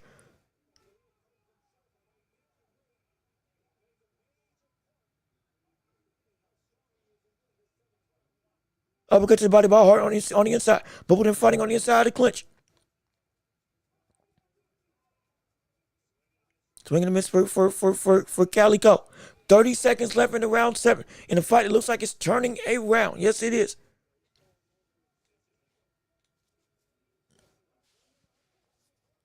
Good hook downstairs for Hart. Hart's been landing some good shots downstairs, I'm not going to lie. Good double hook by the likes of Cole. 10 seconds left in round 7. Good shot by Cole. Another big shot that lands. See, this is what we need to see from Cole. This is what we need to see from Calico. This is what we need to see. We need to see this type of aggression. This type of we gonna trust the leather that we got. Because he is slowly but surely working his way back into this fight. He really is. Truly he is. Like in all seriousness, he is. And if he keeps it up, legitimately, I'm sorry. I think this shirt is just getting stretched. It's an old shirt per se. Because again, it is. You know, hey Arnold, one of my favorite. Wait, hold on. Where's it? Where's it? Here it is. Yeah, nope, that ain't it. Yeah, there we go. Yeah, it is Hey Arnold. It is one of my favorite shows when I was growing up as a kid. So it's like it has a little bit of wear and tear. Not gonna lie, but even still, trying to keep stock. You know what I do? I might just go off stream and change it real quick, just so I can look a little bit, you know, more. I'm gonna get this fixed, absolutely. But even still, round 8 of this fight going through right here, right now, as Cole is starting to work his way. Good stiff jab by Cole on Hart. I believe after this fight, it is Muratalla versus Andy Cruz, the fight that everybody's waiting to see. So I'm excited to see how that goes. Mark my words, it's going to be an insane affair. I can't wait for it. Oh, I can't wait. It's going to be so exciting. Jab by Hart. Hart trying to again use the ring. Jab by Cole.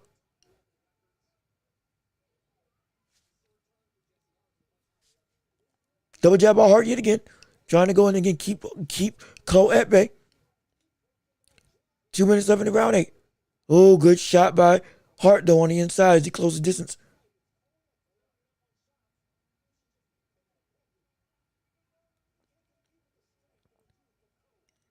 Hart again using his legs very well to be able to get out the way. You know what? I know what the problem is. The problem is the fact that it is the defensive. It's the defensive choices that Cole is making as to why a lot of these shots that could be great counter windows aren't being countered. He's trying to slip so drastically. He's trying to roll. Good hook by Cole though. That one lands. Starting to get some momentum now. On the inside, good straight right by Calico. Now he's in the range now. Pushing him back. Len goes and looks for the uppercut.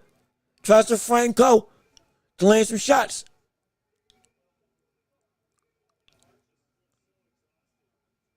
Good hook to the body by Calico. Good hook to the head by Calico. He's in range. He's on the inside now. Hart looks a little bit tired. It has been a war of attrition and movement for the likes of Hart, and it's been doing good, but now it's starting to go wane a little bit. Oh, good shot. Was that a knockdown? Okay, no, that wasn't a knockdown. I thought Hart had punched Cole out the ring for a second. Guilty punch combination by Hart. Good hook by Cole, though, that lands. Good hook by Hart, though, by Cole, that lands again. Hook to the body by Hart. Trying to land some really heavy leather. Hart is in control, but boy, he is using a whole bunch of energy. There's a lot of energy to keep the likes of Cole off of him. Gone away from using movement and now more so using willingly fight on the inside. There's less than 10 seconds left. And the round is over. Yes, indeed. You know, hold on real quick. I'm gonna fix this shirt. I don't want y'all to see me off screen trying to get this stuff right. I'm gonna fix this shirt real quick and I'll be right back on here.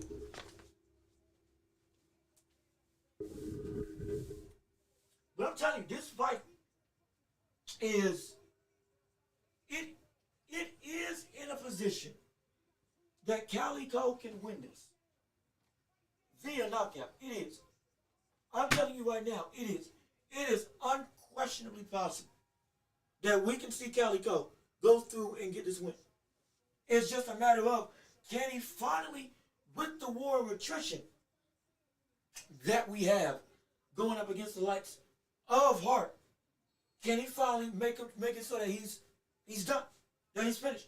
All right, you're in my domain, and this power I got is finally going to take it to you, because now you can't get away. That's what he's going to have to do. If he doesn't, though, it's going to be that Hart can still get this victory. I'm telling you, that's the possibility. As we're going into round 9 right now. Oh, good shots by Hart, though, to start off this round.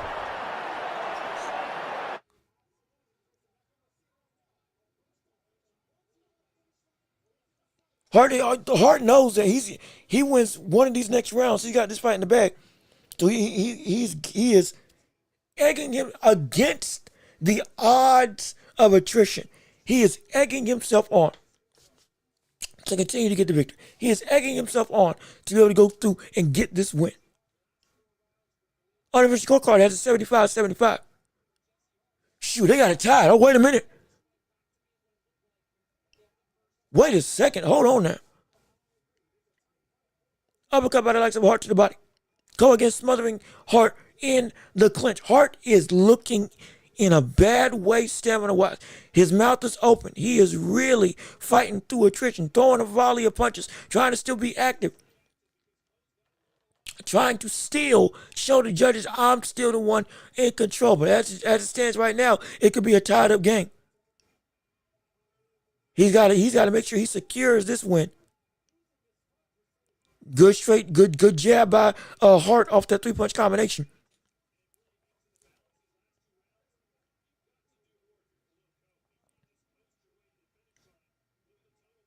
Go walking forward. 118 left in round 9. Another jab by the likes of Cole. Cole, you see that Hart is tired. You see that Hart is in a good jab. But you see that there is a need to go and press on the gas. Why are you not pressing on the gas more fervently? Good hooks by the likes of Hart. He still got that hand speed. He still has that hand speed to be able to go and catch you and hurt you. He does. Yes, he does.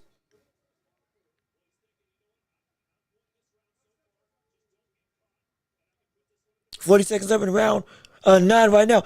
After this is Muratalla versus Cruz. Yes, it is. Good 3-punch combination by the likes of Hart.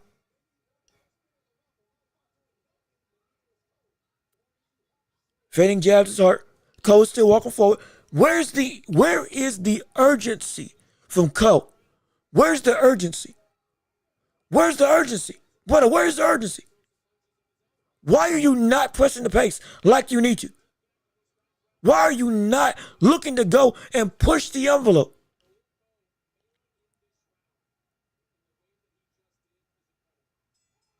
I don't believe this is ridiculous.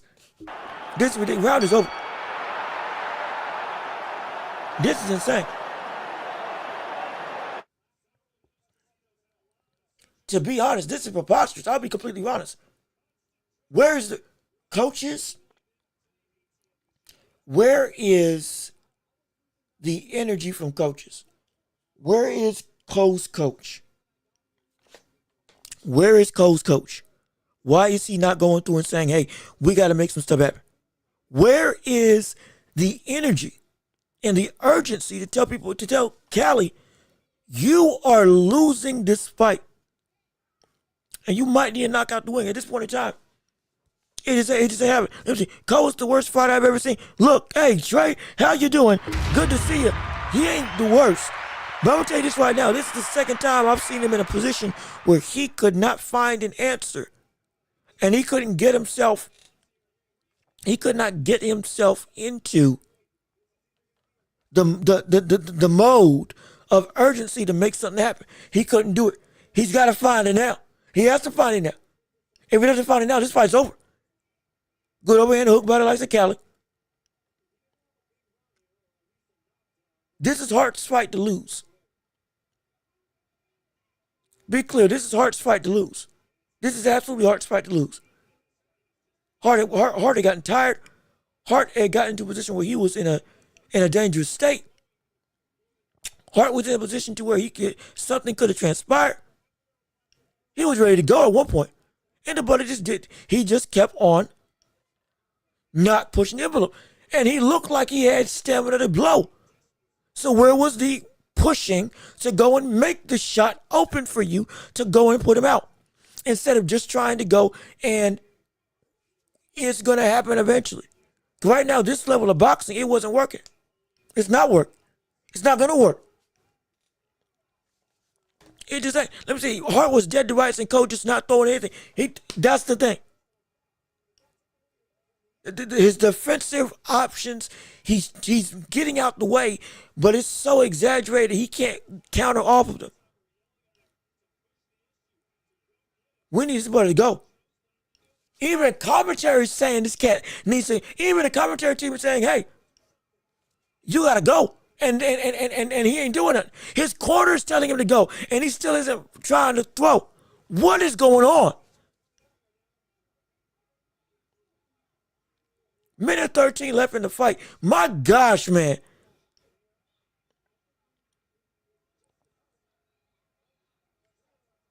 Misses again with a shot. Minute left. You got a minute to get a knockout. This ain't gonna be pretty. This was supposed to steal the show. This ain't really nothing but nothing. Hart knows he's in control. 50 seconds up in round 10. Cole is still waiting around, being too cute instead of trying to go for broke. Where is the sense of urgency from Calico? A buddy who was supposed to be a rising fixture in the light heavyweight division, now with an advantage of weight, is just doing nothing. This is 25 seconds left in round 10. If I'm behind on your stream, I do apologize. If I'm ahead on your stream, I also do apologize. But I mean, this is stupid. This is stupid. This is a shame. I'm not gonna lie. This is a shame. From an effort standpoint, this is a shame. You fought your way back and you still let it slip through your fingers. You fought your way back and you still let it go through your fingers. I can't believe this. I really can't believe it. You had an opportunity to fight your way back and you still let the ball drop. I mean, my goodness.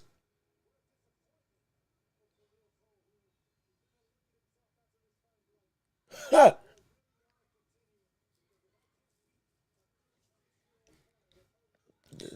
Six 4.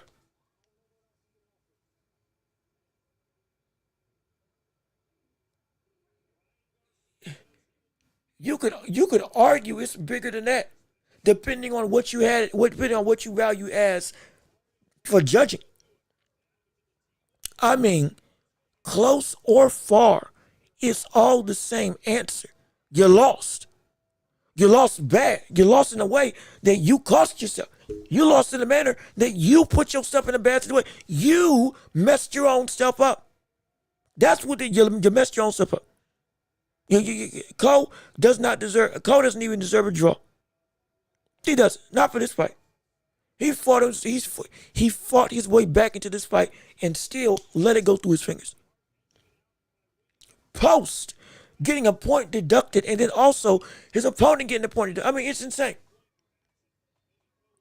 It's insane. Like that fight made me mad. That fight made me mad. I will be completely honest, that fight made me mad. I'm dead serious. That fight made me hot.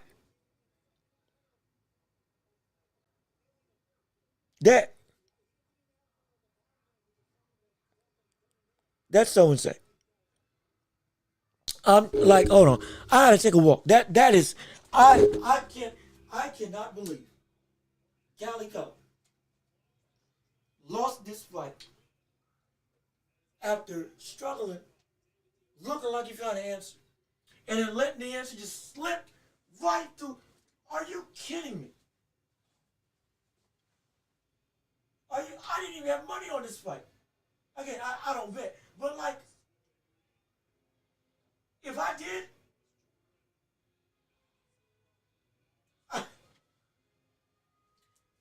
if I had money on this fight, I'd be so hot. Majority decision.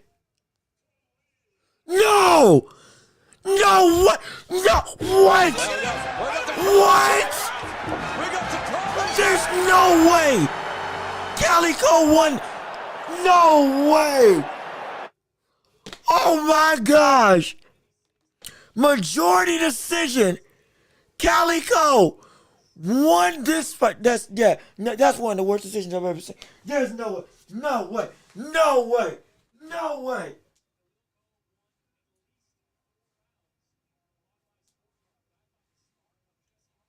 I don't believe.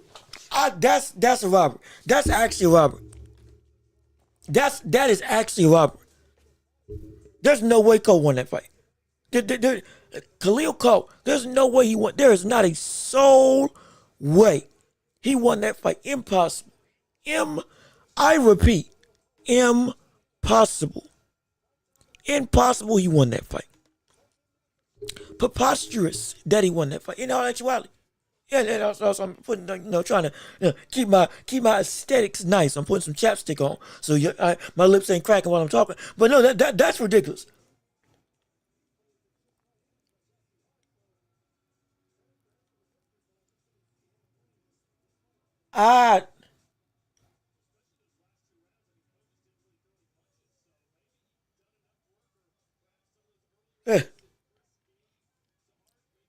There's no way in the world.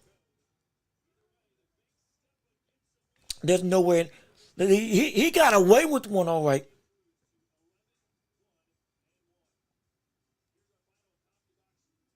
Brother, 92 punches to 54. How the what? Like, even with the percentage disadvantage, that should not be something. That should not be anything that gives anybody any incentive to say that, yeah, you won that fight. No way.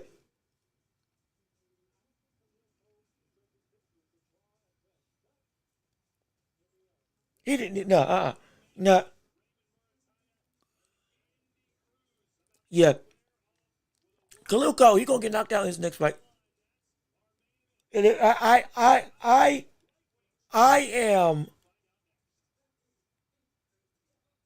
I am so confident. This ain't a hater statement. This is not a hater statement.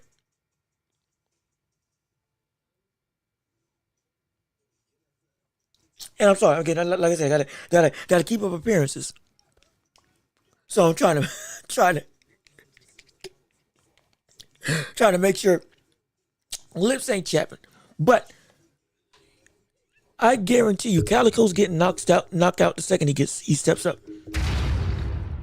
Calico got rocked twice. No, I'm sorry, 4 times in this very fight with a chopping right hand against Hart, somebody who had a litany of openings to be able to go and catch him and hurt him because of the way that he fights, relying on the raw athletic ability, but not as much on the defensive technique. He got good feet, good speed, great speed actually. But Calico, if he was as great as he's marketed as, he should have beat him. And he did. I'm so serious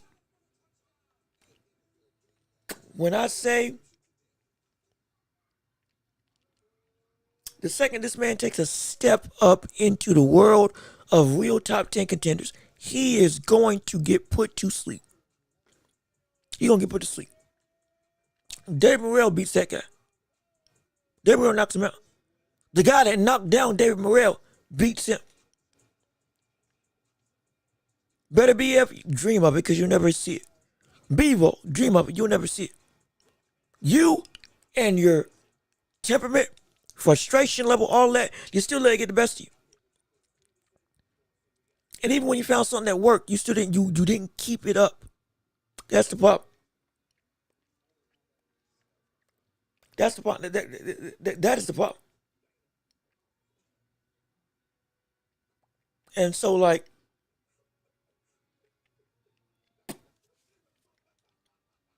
it's that's sad. That's sad.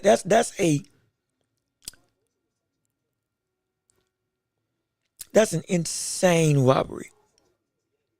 That is an insane robbery. That is legit an insane robbery. Like that's preposterous. I'm still shocked. I'm speechless. I'm actively like speechless. I words can't describe. It's gonna be insane. My goodness. Hart Corner called it. Told him they was gonna take the fight to him, and he did. He did. He took the fight to him.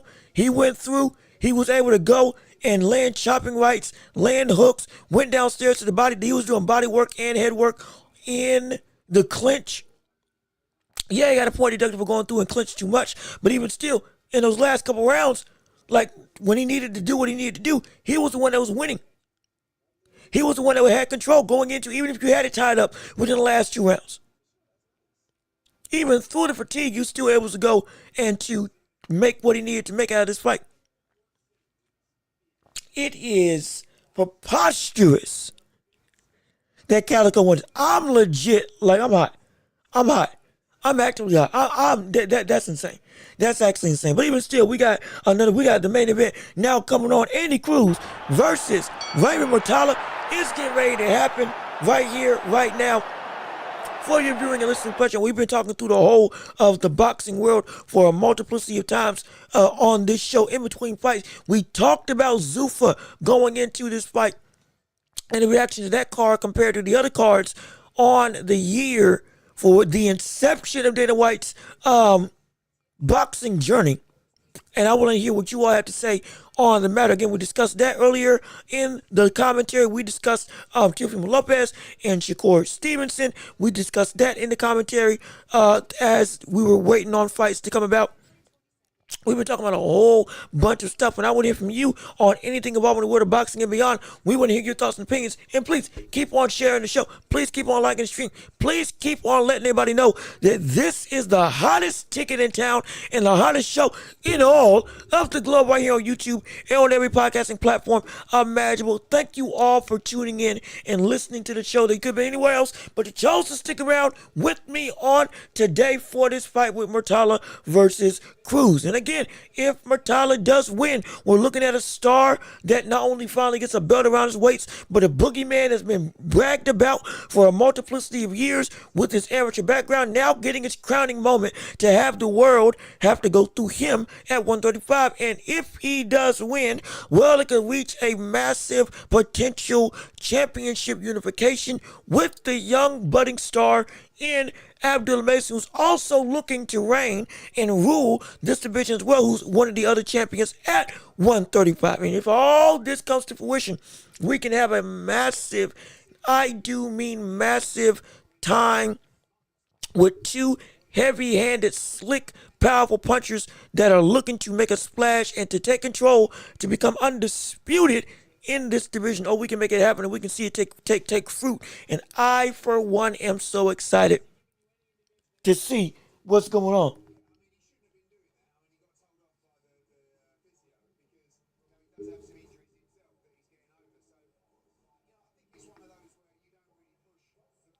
I'm sorry, I'm listening to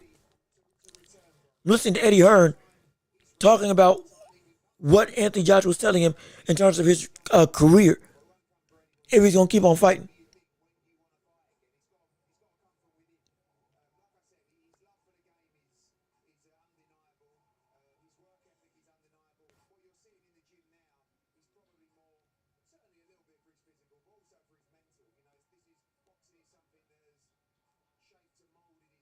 All right.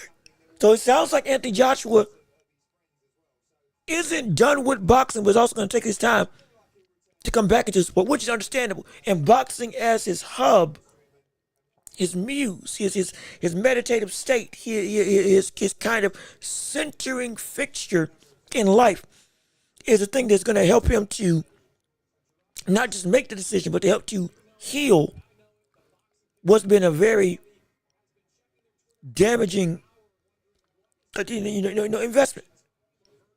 Or not investment, a very damaging situation that occurred with him losing his friends and trainers. So it looks like boxing is helping to heal Anthony Joshua, if we're going by what Eddie Hearn has been saying, and he will be back. But it's a matter of when. But real quick, he's also talking about Virgil Ortiz. Let me hear what he has to say.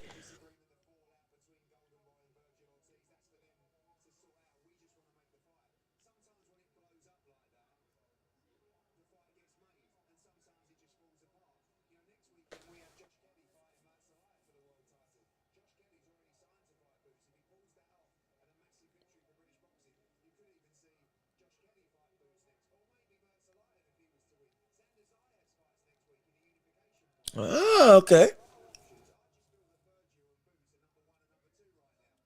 Okay. So if you weren't able to hear, Eddie Hearn was saying with Golden Boy and Ortiz blowing up and everything having problems, that's not their concern. What their concern is going and fighting if with Boots, if that fight can happen. With these types of situations, when stuff blows up in these behind the scenes dramas, sometimes that's exactly the thing that makes the fight go and take place. But if not, perfectly fine. Xander Zayas, Kelly, and a couple other fighters all fight next week. If they win, we'll fight them. Perfectly fine. Why? Because we just want to fight. We are ready to do whatever we need to do. It is everybody else that we're waiting on. More so Virgil Ortiz. Everybody else is tied up except for Virgil Ortiz, and we want to see Ortiz in the ring. If he can't get there, well then after next week, you could see a quick announcement that we got another fight happening later on in the year. That Boots returns against any of the other competitor, potentially world championship still against Zayas. So I'm excited to see how everything is going to pan out, and I would love to hear your thoughts and opinions on exactly what we could see going forward from the likes of Boots Ennis. Because that's been a hotly contested drama. That's the fight that everybody, that's the most anticipated fight of the year. Let's be clear. With Inoue and Nakatani also still in the waning wings of us all clamoring to see that all Japanese war. We are excited for it. At the same breath, we are all on pins and needles for the fight that everybody, whether you don't care about the division or not, is looking to witness. Boots versus Virgil, two of the most heavy-handed, talented, destructive, and entertaining forces that the boxing world has to offer. And the winner of whatever the outcome of that fight is will be catapulted to a zenith where everybody views him as the king of the division, and most likely one of the 5 biggest names that boxing has to offer, full stop, no question, and a massive payday. We want to see it. We got to see it. We need to see it. Lord knows if we do see it, it's going to be a blast. It's going to be a time to go and witness. I guarantee you everybody's going to be on edge for that entire card. So if Eddie Hearn is right, Virgil will happen eventually. But if it don't, we got other moves and we'll bolster our stardom while Virgil and them do whatever they got to do. At least that's what that's what we think.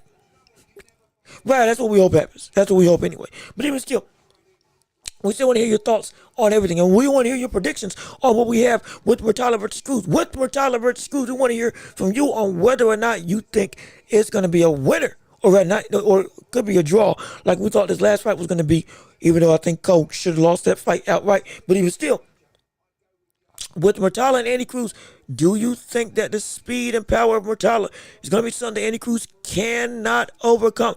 Do you trust the identity of Bozy Ennis as a trainer, making Andy Cruz a Swiss Army knife of destruction, going up against a killer in the likes of Muratalla?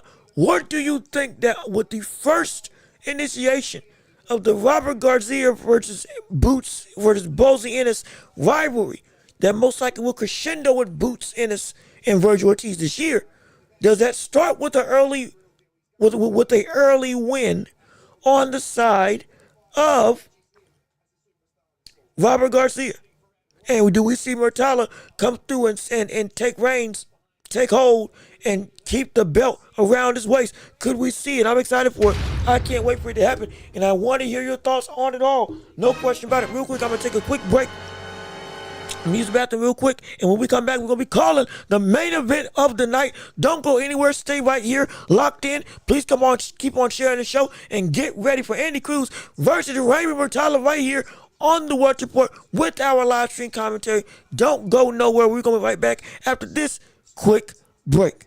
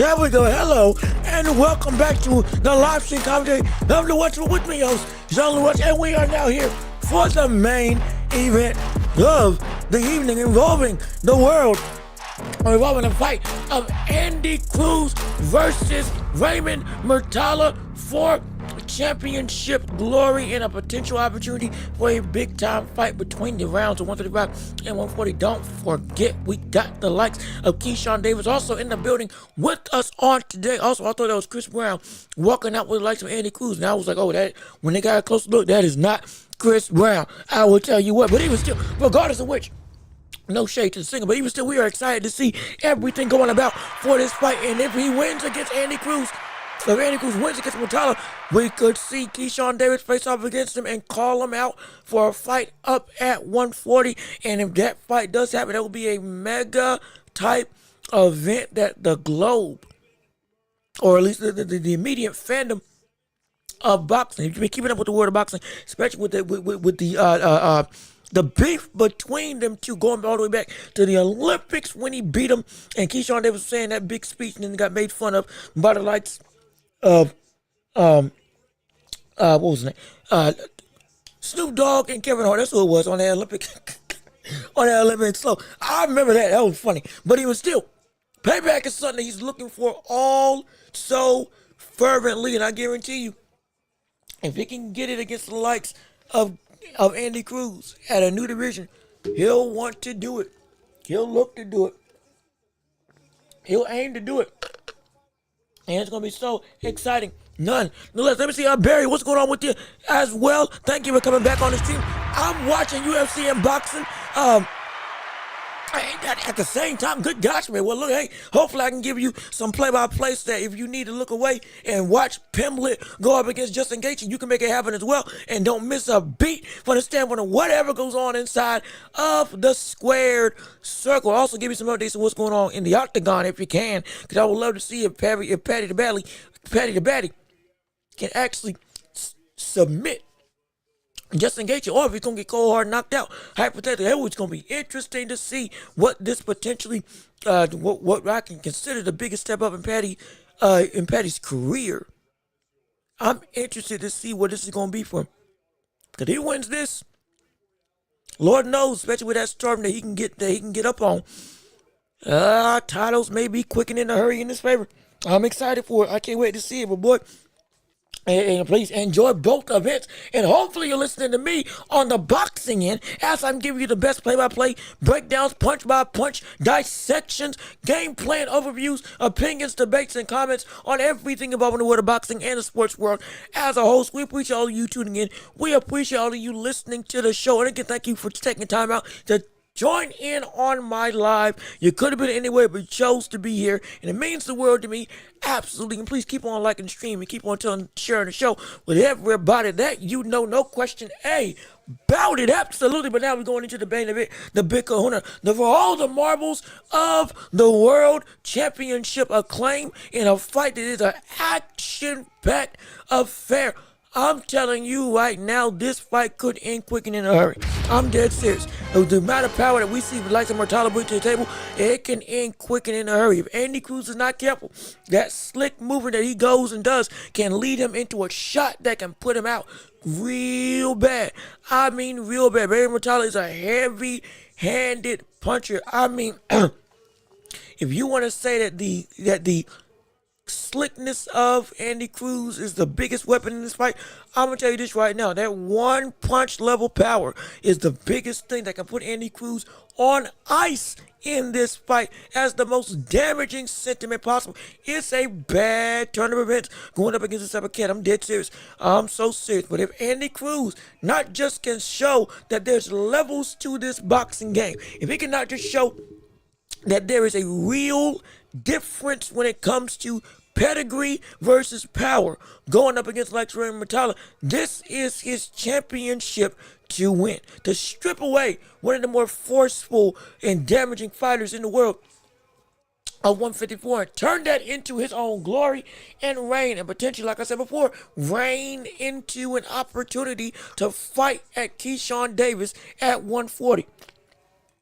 Oh, there's a lot of stuff on the line for this fight. There's a lot of big time. And I dare say we may see Keyshawn Davis move back down to 135 just to get a shot at the likes of Andy Cruz. We've seen boxers say that they are too big for something and they're too big for a division, then move back down to that same division. We saw it with Boots and we can see it with Keyshawn Davis again. Do not be surprised. But either way, expect if we see Keyshawn win or Andy Cruz win, he's stepping in the ring. He is. He's stepping in the ring. And if Andy Cruz loses, he's going to clown on the Kingdom Come. Promise you that. Oh, we ready. We ready for this. We about to have a war. We about to have a time. We about to have ourselves a great event. And I can't wait to see where all of this stuff unfolds as we got Raymond Muratalla, the knockout savant, versus the Cuban pedigree himself in Andy Cruz for the championship belt. Fight starts now. It's time to work. It's time to shine. It's time to make our night divine. Let's get it going. Let's get it started. Yes, indeed. Round one of this lightweight IBF championship bout going underway. Yes, indeed. And Muratalla already putting in a heavy-handed pressure on the likes of Andy Cruz, walking and stalking him down, throwing a jab at Muratalla. Andy Cruz already on the back foot, circling around the ring. Good double jab at your right hand by Cruz, but it misses. Muratalla can keep it composed, still keeping that pressure on, looking to go and still land heavy leather, but feeling out what Cruz can do. Cruz, again, high guard, looking to back up. Muratalla's putting a lot of pressure on Andy Cruz in this first round. I'm dead serious. He is legitimately putting a heap amount of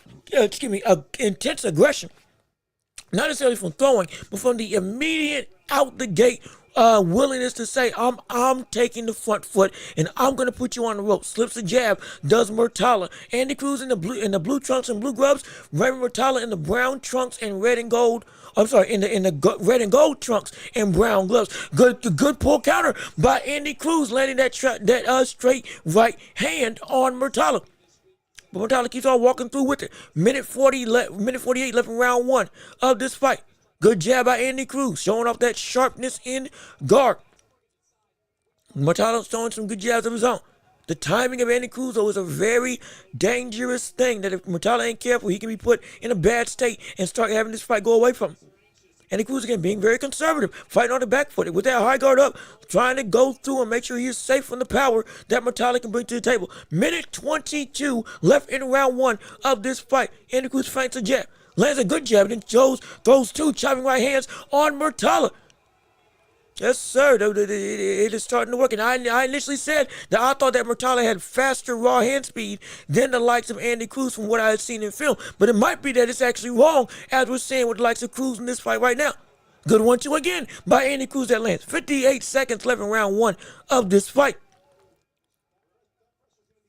Andy Cruz doing a good job with that jab, being able to catch Cruz as he continues to land on the inside, or as he continues to try to work on the inside. 43 seconds left in round one of this fight.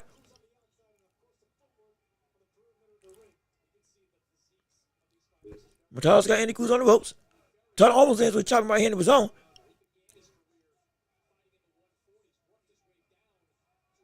Hook misses for the likes of Cruz. Jab to the head by Cruz lands. 21 seconds left in round one. Cruz is winning this fight. He is right now, at least early in the round. That jab and that right hand combination, doubling up on that straight right, has been the thing that's been able to get him today. Good shot to the body by Muratalla, though, that lands. I'm sorry, Muratalla. My apologies, Muratalla. Not Muratalla, Muratalla. As round one is in the books. Yes, indeed. And Andy Cruz, he won that round. He won that first round. Andy Cruz did indeed win that first round. Yes, he did. He absolutely did. Now, the question is, as Muratalla continues to go about this fight, can he start sapping the energy of Andy Cruz by going downstairs to the body, by doing a more relentless attack at the basement of the mover that is Andy Cruz? That's what it's going to have to do to some degree, and it will also help to mitigate the jabbing nature of Cruz, because at least you're trading one punch for another, and you're continuing to still have the ability to not just keep yourself in the fight, but to slowly make it so that those jabs come out slower and slower and slower as the fight goes on. That's what we can see, hopefully, from Muratalla as we're going into this fight. But now we're going on to round 2 of this affair.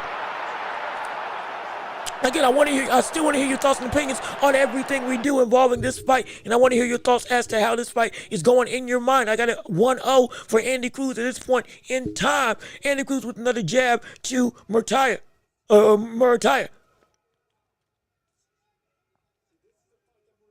Jab downstairs to the body. Jab to the head by Muratalla. Good 1-2 by Muratalla. But it's blocked by Andy Cruz. Andy Cruz again on his bike, running and moving around the ring, trying to keep Muratalla off balance. Double jab into the right hand by the likes of Muratalla, but it's blocked. 2 minutes, 20 seconds left in round 2. Muratalla becoming a little bit more offensively oriented now, letting a lot more leather fly. Good hook to the body on the belt line for Muratalla. Andy Cruz is still looking to have control of this fight. Andy Cruz still being able to use that jab to his advantage. Good jab by Muratalla. Good chopping right hand, though, by Muratalla. A lot of these shots are being blocked, but he's starting to close the gap a little bit on the pressure that he's been trying to instill since round 1 is Muratalla. Minute 49 left in round 2 of this fight. Muratalla trying to cut off the ring for Andy Cruz. Andy Cruz still using his feet to bounce left and right against Muratalla. Good straight right hand. Good hook. Oh, they both trade some good shots. I think Andy Cruz got the better of that exchange, though, with a lightning quick straight right hand. Minute 30 left in round 2 of this fight.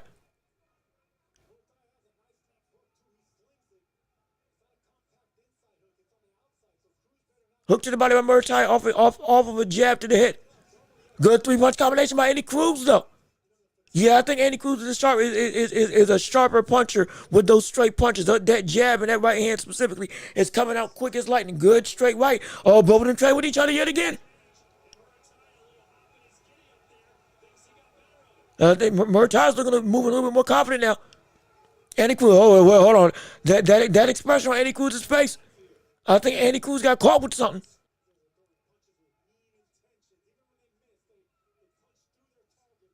Andy Cruz with a good shot downstairs. Muratalla is getting closer and closer to being able to land some of those bigger shots. Good jab to the head by Muratalla. Jab to the head by Andy Cruz. The touching power of Muratalla is still a dangerous entity. Good big swing and a miss by Muratalla that misses. 20 seconds left in round 2. Muratalla again applying that pressure. Andy Cruz, he's controlling the fight with the jab, yes, but Muratalla seems like he's getting more confident as this fight is going on more and more. Good jab by Andy Cruz. Jab to the body. Oh, good shot by Andy Cruz to end off the round, and the round is over. Yeah, look, Muratalla is being beat, but Muratalla is gaining confidence.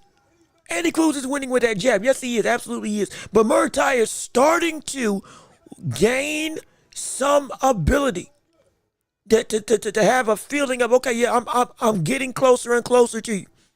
You're getting me, but I'm able to take some of these shots. As well as when I touch you, you win in some regard. When I catch you, you feel it. So I know you are vulnerable. And I got this, I'm just skinning the cat when it comes to almost landing on you. Like in that exchange right there, just a little bit out of range when both of them were actually missing shots in that volley of exchanges. But if he had actually gotten there, boy, it could have been a time. Could have been a bad night. And now, going into round 3, watch, I guarantee you Muratalla is going to try to amp that pressure up even more. As we're starting the next round of this fight, Muratalla with a good shot downstairs to the body. Like I said, tripling up that jab and then throwing downstairs to the basement. I'm so serious. We're seeing Muratalla still looking to work fervently on that body and look to genuinely still be effective at jabbing with Andy Cruz. Again, good jabs by Andy Cruz as well. Andy Cruz is still trying to use that use that speed, to be able to not just control the likes of Muratalla, but still have the capacity to make Muratalla essentially, I don't want to submit is the wrong word, but essentially have his gas tank have his power rendered useless by getting counted all the time. Like he's been doing with that straight right hand doubling up consistently. In some cases, tripling up whenever he can. And so it is a very interesting affair nonetheless. And if Andy Cruz can keep this control going into the later stage of the fight, we can have ourselves a winner. We really can. Minute 48, 11 round 3 of this fight right now. I see Andy Cruz still circling the ring. If I'm behind on your stream, I do apologize. If I'm ahead on your stream, also, I do apologize. We're calling a lot of action right now. Round 3, a minute 32, and Muratalla throwing out jab. Looking on the inside, both of them trading with big-time exchanges on the ropes against each other. Muratalla again closing that gap, getting good big right hand by Muratalla. Almost catches Andy Cruz flush. Andy Cruz just turned his head to get out the way.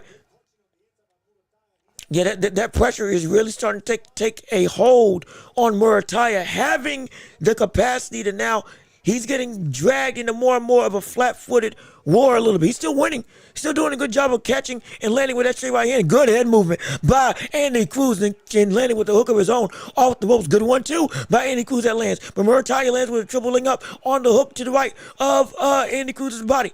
Andy Cruz again throwing a volley, throwing a jab to the head. This is a good fight right now. Big swing and a miss for Muratalla. Andy Cruz counters with the chopping right hand yet again.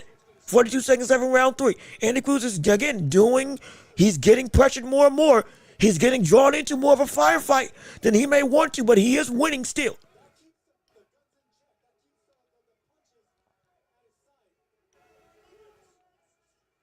Good hooks downstairs, and then a responding straight hook, responding right hook by Andy Cruz.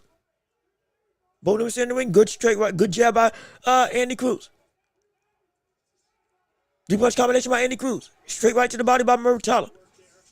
Three-punch combination by Andy Cruz again. Again, the volume is the volume. The volume of Cruz. Oh, good shot by Muratalla to end off the round. But boy, this is a fight. This is a fight. This is a fight. This is a real fight. Yeah, Andy Cruz is going. Boy, oh boy. My gosh.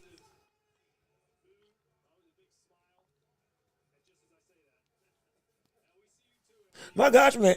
It's like this is what I hope this fight was gonna be like. And it is. It is the technical proficiency versus the pressure of Muratalla. It has created an insane, I mean insane fight. It's beautiful. It's stunning right now.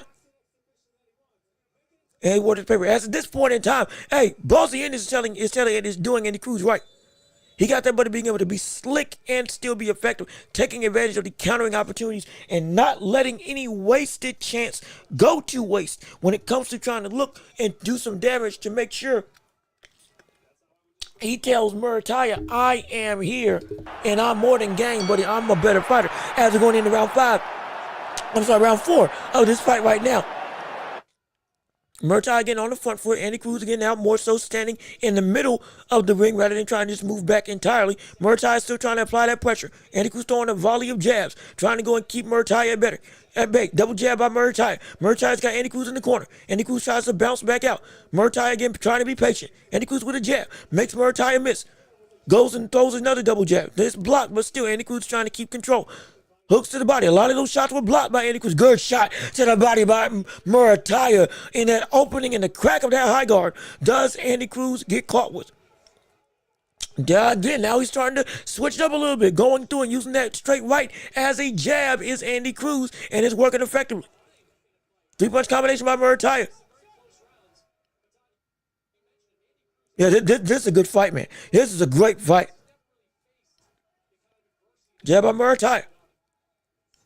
Ooh, almost gets caught with the right hand, does Andy Cruz. Andy Cruz again punching inside the clinch, but so does Muratalla.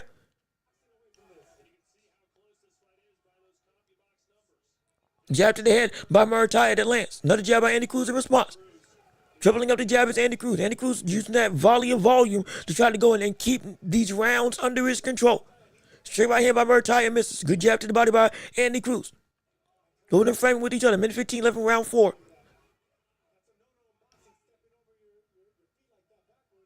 Andy Cruz now back on the front. Oh, good shot by Andy Cruz, though. Another jab by Andy Cruz. Muratalla, he is just behind on some of these shots, trying to land. Good chopping right hand by Muratalla, though, off of a body shot that he also landed.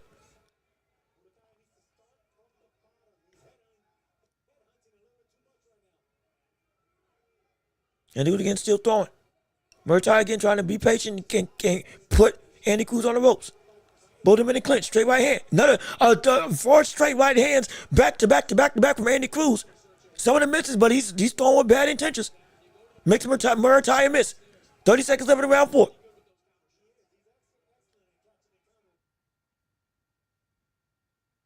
Andy Cruz is doing a good job of being able to. Almost gets landed with a big shot. Does Andy Cruz? The slickness of Andy Cruz has been incredible thus far. Excuse me. 19 seconds left in round 4. I mean, he is right in the thick of some of these shots and is not getting touched. It is beautiful work. It is insanely beautiful work. Yes, it is.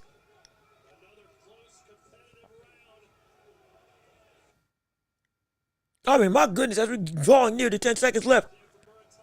Hooks to the body for Muratalla. Boy, this is a fight, man. This a good war. This is a good war. This isn't just a war. When I say this is a good war, this is an insanely competitive and very closely considered affair.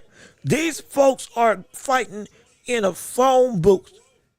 At the same time, they're trying to keep distance with each other. You're getting all facets. You're getting action volume. You're getting different looks and footwork. You're getting it all. Power. Doubling up on the same punch. Showing your speed. Robert Garcia right now has got to give Muratalla a little bit more advice at this point in time. Muratalla is down on the cards. That slickness and that jab of Andy Cruz is giving Muratalla a whole host of things to worry about, trying to deal with that type of essentially pressure. Not even pressure, that type of slickness. Can he overcome it as we're going into round 5 and keep his championship as we are in or getting ready to cross the halfway point of this championship round affair?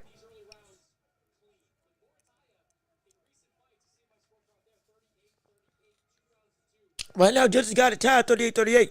I think Andy Cruz should be up in this fight.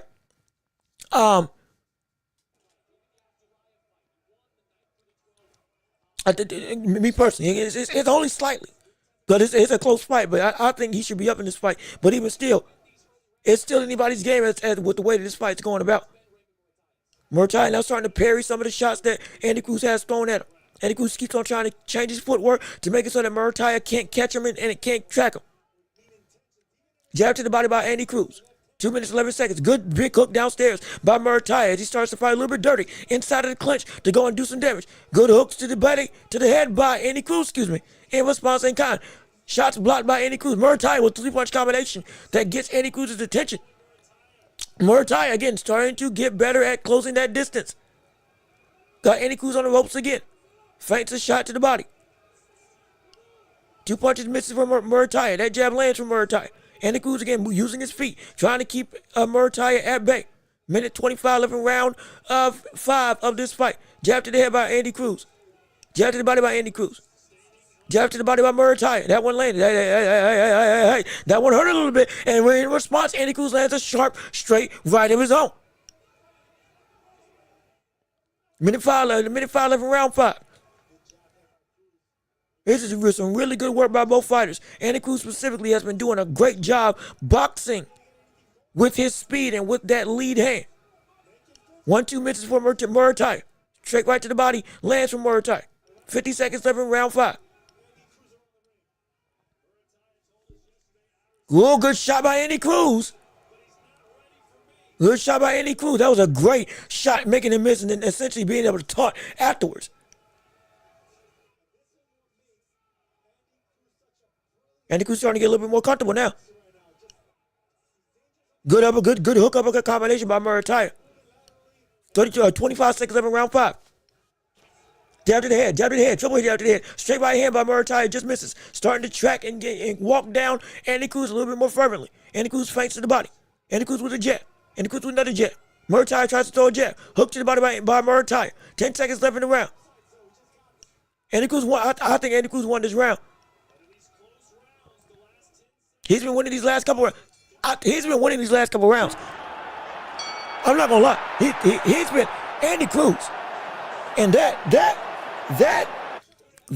straight right has been such a incredible weapon for the likes of Andy Cruz. It's been phenomenal as essentially a blade of choice. They try to go and break down and slice up the guard and head of Muratalla. Now, Muratalla ain't cut up, but he's getting caught consistently. And I guarantee you, as Andy Cruz continues this run, if Muratalla cannot find a way to stop that follow-up of a straight right, Andy Cruz is going to have a phenomenal night offensively for as long as this fight goes. I'm telling you, he's going to have an enjoyable time for as long as this goes. As we're going into round 6 right now, I really do think Muratalla needs to go straight downstairs with body work and start avoiding the head a little bit. Open up the shots downstairs, because that's where the biggest shots you've landed have been there, as he starts the round with a jab to the body. And it goes with a jab to the head.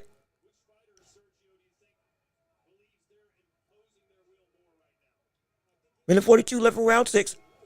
1-2 by Andy Cruz, misses. Straight right by Muratalla. Finally gets through the goal. Oh, good uppercut by Muratalla, though. Chopping right hand by Muratalla. Wait a minute now. So he's landing some good big punches back to back to back. 2 minutes, 26 seconds left in round 6. Andy Cruz now clinch. The first initiated clinch of the game has not been done by Andy Cruz. I think that shot hurt him a little bit, trying to get his bearings a little bit more. Good work downstairs into the head by Muratalla.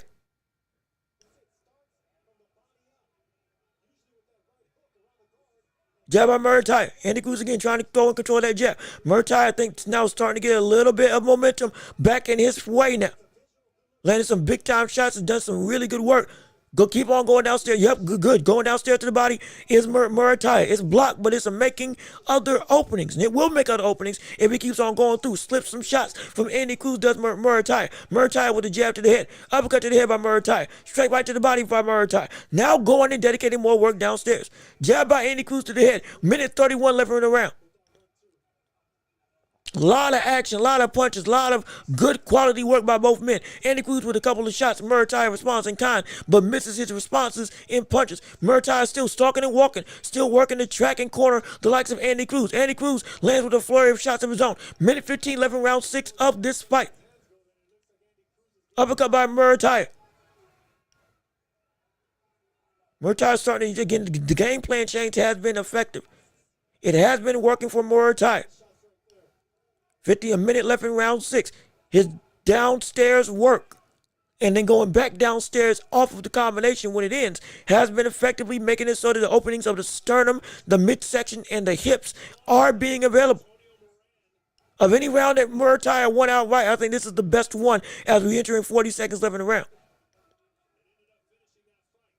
Double jab to the head.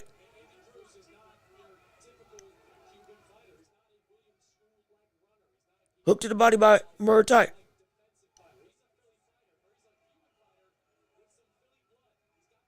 Hook to the head by Andy Cruz. What's the block? Good 3-punch combination by Muratalla. Big right hand misses for Andy Cruz. Muratalla's starting to get some rhythm now. Hook to the body by Muratalla. Yep, that body work. Yep, the change is coming. The change is here. The game plan now is here. 10 seconds left in the round. Ooh, good uppercut by Muratalla. Big shot by, oh gosh, yeah, that was a big shot by Muratalla to end this round. Yeah, look, hey, Muratalla, from the initial jabbing that was hindering him from being able to be successful, all of a sudden he started to adapt it. He's starting to change. He has changed the game plan. Robert Garcia has made the adjustments as the coach that we know he is. He's now causing Muratalla to commit downstairs a little bit more. Have the accuracy, well, not even accuracy, have the wherewithal to, with the head movement of Andy Cruz being such a deliberate problem, make it a non-problem again by going downstairs, having it so that he's able to hit what ain't moving, hit what ain't going through, hit what is able to also slow down the boxing ability of Andy Cruz, which is the body, the midsection, the engine, the steam room, the basement, the foundation of the house that is Andy Cruz. You stifle that, you stifle a lot of what Andy Cruz can do, which is an exciting venture as we're going into the next round of this fight right here, right now, with Muratalla having an abundance of momentum behind him. If he keeps his body attack up, we got ourselves something going, as we are roughly 2 minutes into what is it, 224 into round 5. Was it round 5? Is it round 5? Is round 5? What round? Hold on. What round is it? I done lost my place. What time is it? What round is it? Hey, round 7. Not round 7. My apologies. Not round 5. Round 7. Good jab to the body by Andy Cruz. Andy Cruz, I think, is still ahead in this fight, but he has given up some ground to Muratalla. Good shots to the body by Muratalla. 1-2 by Andy Cruz. I want to say that the punching from Andy Cruz has slowed down just a little bit. Jab to the head by Andy Cruz. Hook downstairs by Muratalla. That one got Cruz's attention. That's gonna be the thing that wins today. That body work. Guarantee you that's going to be the thing that wins today. That body work will change everything involving this fight. Mark my words. Because if you slow him down, you slow everything down. May 26, round 7. Good straight right by Andy Cruz. Jab by Muratalla. Jab by Andy Cruz. 3-punch combination misses for Andy Cruz. Minute 12. Good hook by Muratalla though. As he's starting to get closer and closer to Andy Cruz. Like I said, that pressure is being effective. It's causing for a great fight. I mean, a phenomenal bout right here, right now, between Muratalla and Andy Cruz for the lightweight championship of the world for the IBF. 50 seconds left in round 7. Jab to the head by Andy Cruz that misses. Jab by Muratalla. 3-punch combination by Andy Cruz. A lot of it's blocked though. Muratalla again picking up the pace.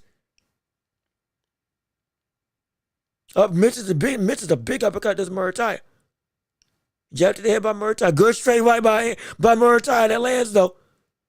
Good jab and good hook by Andy Cruz in kind. As Muratalla now starting to open up on the ropes. Muratalla now opening up on the inside. Jab to the head. Uppercut to the head by Muratalla.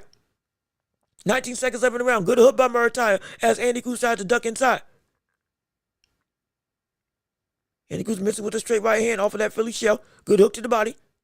And Muratalla working on the inside, trying to land uppercuts and trying to land some heavy leather. 10 seconds left in the round. As the round is over. Yeah, man, this is a war. This is the war. I'm telling you. This is a good war. There's an argument that, hey, look, Andy, Muratalla, if you had him down for the first couple rounds in this fight, he might have fought himself. He might have fought his way back into this fight. I don't even think it's a might have. He's fought his way back into this fight. He has adapted and made that changes. The body work of him has been efficient and effective.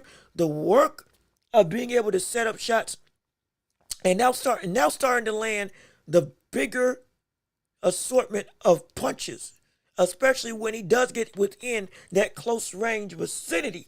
It's starting to become effective.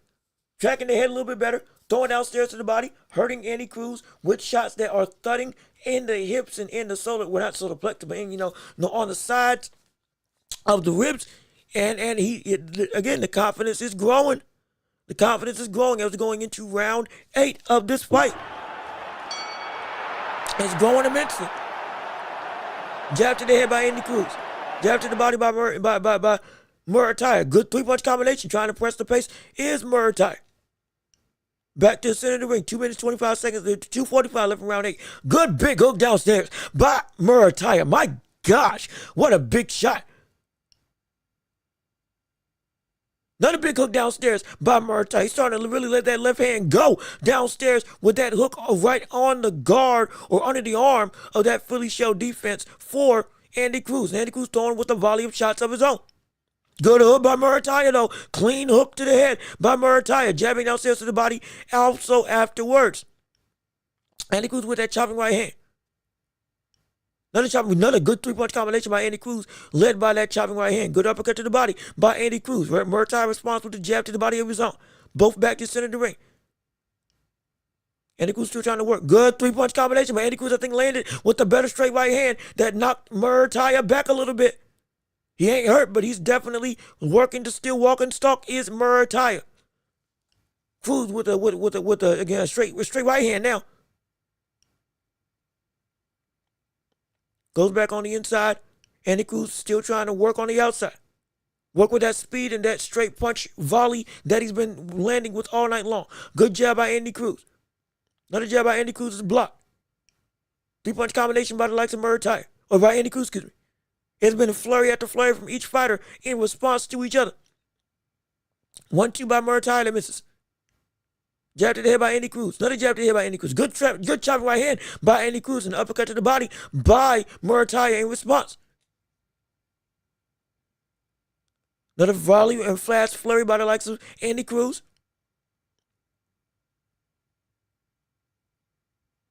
Good uppercut by the likes of Muratalla. Muratalla is landing the better thudding shots. The look of volume and speed and that use of the jab is really helping Andy Cruz. If he is in control of this fight, keep control of this fight. But Muratalla has landed the better shots in this fight. Good three-punch combination by Muratalla and Andy Cruz.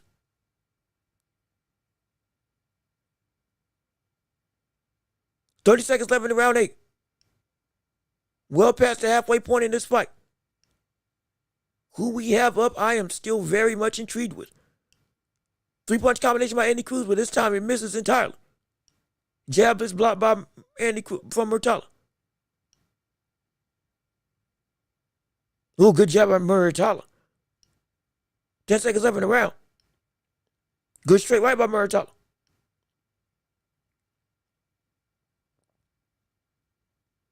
Another straight right by Muratalla as the round is over. I'm telling you, man. This is scrap. This is a real scrap. This is a real scrap right now. I'm interested to see what you all have from the standpoint of who is winning this fight in you all's mind. This is really, really close. This is incredible. Like I said, I have Andy Cruz. I pick Andy Cruz to win this fight. But as of right now, this can legitimately be anybody's game in reference to who you have and what you value when it comes to boxing, when it comes to looking to make a war, or when it comes to effective offense. We've seen Andy Cruz still landing that three-punch jab, straight jab combination, but at the same breath started to wane in his effectiveness of landing. While at the same time, Muratalla is starting to land more uppercuts, he's starting to land bigger right hands, and as the thudding shots, he's had the better outcomes for the better punches. As we're going into round 9. Love this fight right here, right now. Good straight right hand by Andy Cruz. Good hooks by Andy Cruz as well. Starting out with the house on fire early on to begin this round.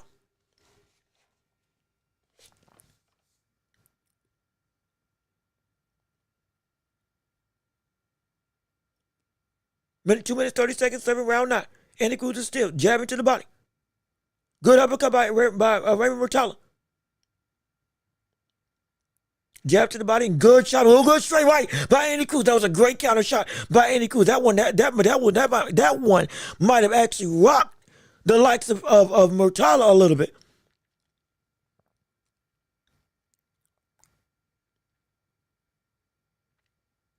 Both of them going up against each other. Good uppercut by Andy Cruz. A long uppercut from the outside that lands between the guard of Muratalla. Again, this is round 9 of a 12-round fight for the IBF Lightweight Championship of the world. It's been an incredible fight. I'm serious. This is a quality affair. Good straight right by Muratalla. Still stalking and walking. Another straight right by Muratalla. Andy Cruz just turns his head, but I don't think it's being as effective with those turns as he wants to be. Good triple jab by the likes of Andy Cruz. Minute 24, 11, round 8. Muratalla is still stalking and walking. Muratalla is still trying to land a jab of his own. 3-punch combination misses for Muratalla. Good hook and an uppercut, but Muratalla responds with a big hook of his own to the side of the head of Andy Cruz. Another hook by Andy Cruz, by Muratalla that lands. Minute 11, round 9. Yeah, this is a close fight, man. This is a really close. I'm telling you, Muratalla is landing some insanely thudding shots. It lands a quick straight right there. It's the volley of offense by Andy Cruz. Does that take the day?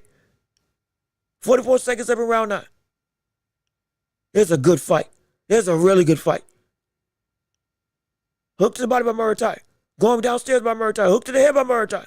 Opening up on the guard of Muratalla. Hooks again by Muratalla. Again, Andy Cruz doing good defensively. He's blocking a lot of these shots, but at the same breath, you don't want to give Muratalla too much work to be able to say, yeah, I can open up on the inside. Taunting and shaking his head is Andy Cruz, but even still, Muratalla is still holding his own very well. Good jab by Muratalla. Jab by Andy Cruz. Both of them trade jabs with each other, but both of them miss. 10 seconds left in the round. Good uppercut by Muratalla. As the round is over, man, yeah, this is a good fight. This is a good fight. I don't know who's winning this one. I'm not gonna lie.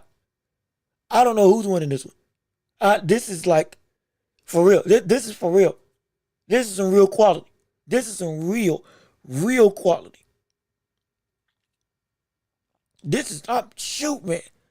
Like this is boxing and fighting combined. This is beautiful work. I told y'all, Raymond Muratalla is a real game dog. That power ain't the only thing this cat got. Andy Cruz, again, we know what Andy Cruz has been and what Andy Cruz is. Okay, with the established pedigree from the amateurs and the Olympics, but putting them together, yeah, this was an incredible pair. It was an incredible pair. Great defense, great offense, great adjustments from each other. It's great. We getting ready. It's round 10. We getting ready to get into the championship rounds. It's anybody. It's a real 50-50 fight at this point in time going into these last 3 rounds of this whole championship affair. Andy Cruz with the jab. Raymond Muratalla up in the jab output of his own. Now starting to throw in volleys of his own rather than just throwing big time shots. Andy Cruz with a 3-punch combination. My God, scorecards, the unofficial scorecard got Muratalla up by a round as of right now.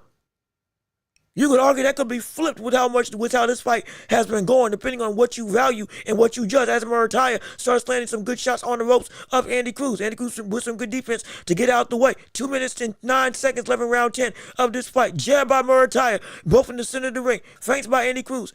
Gets out the way, does Muratalla. Jab by Muratalla, misses. Jab by Andy Cruz's block. Good straight right by Andy Cruz. That one got through with a volley of punches. Muratalla with a short right hand. Andy Cruz with another volley. Now up in the pace of his own action. And Muratalla starts to land with his own shots. Both of these people are these people want to fight. Both of these people are giving it to us. My gosh, man. This is This is a war. This is a great war. This is a beautiful fight. This is for the start of 2026, this is an early contender for fight of the year. From the closeness and competitive nature, it's a phenomenal outing right now. Minute 25 left in round 10. Muratalla with a check hook. Andy Cruz on the back foot. Andy Cruz gets a jab block. Good shot to the body by Andy Cruz.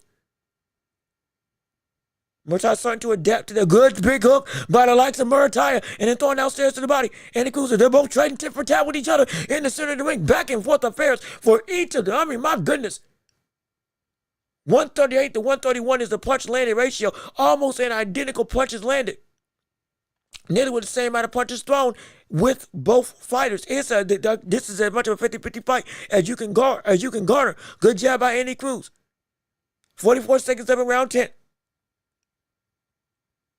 Muratalla's pushing Andy Cruz to the corner. Big hook overhand before Muratalla's blocked. Jab by Andy Cruz. Jab by Andy Cruz again. That one lands.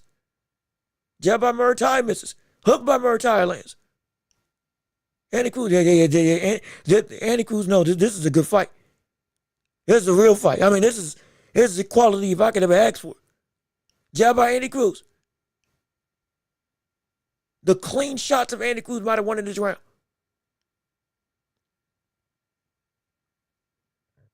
Yeah, it's beautiful boxing from both of them. It's a beautiful boxing from both of them. I mean, this is insane. It's insane. I tell you, man.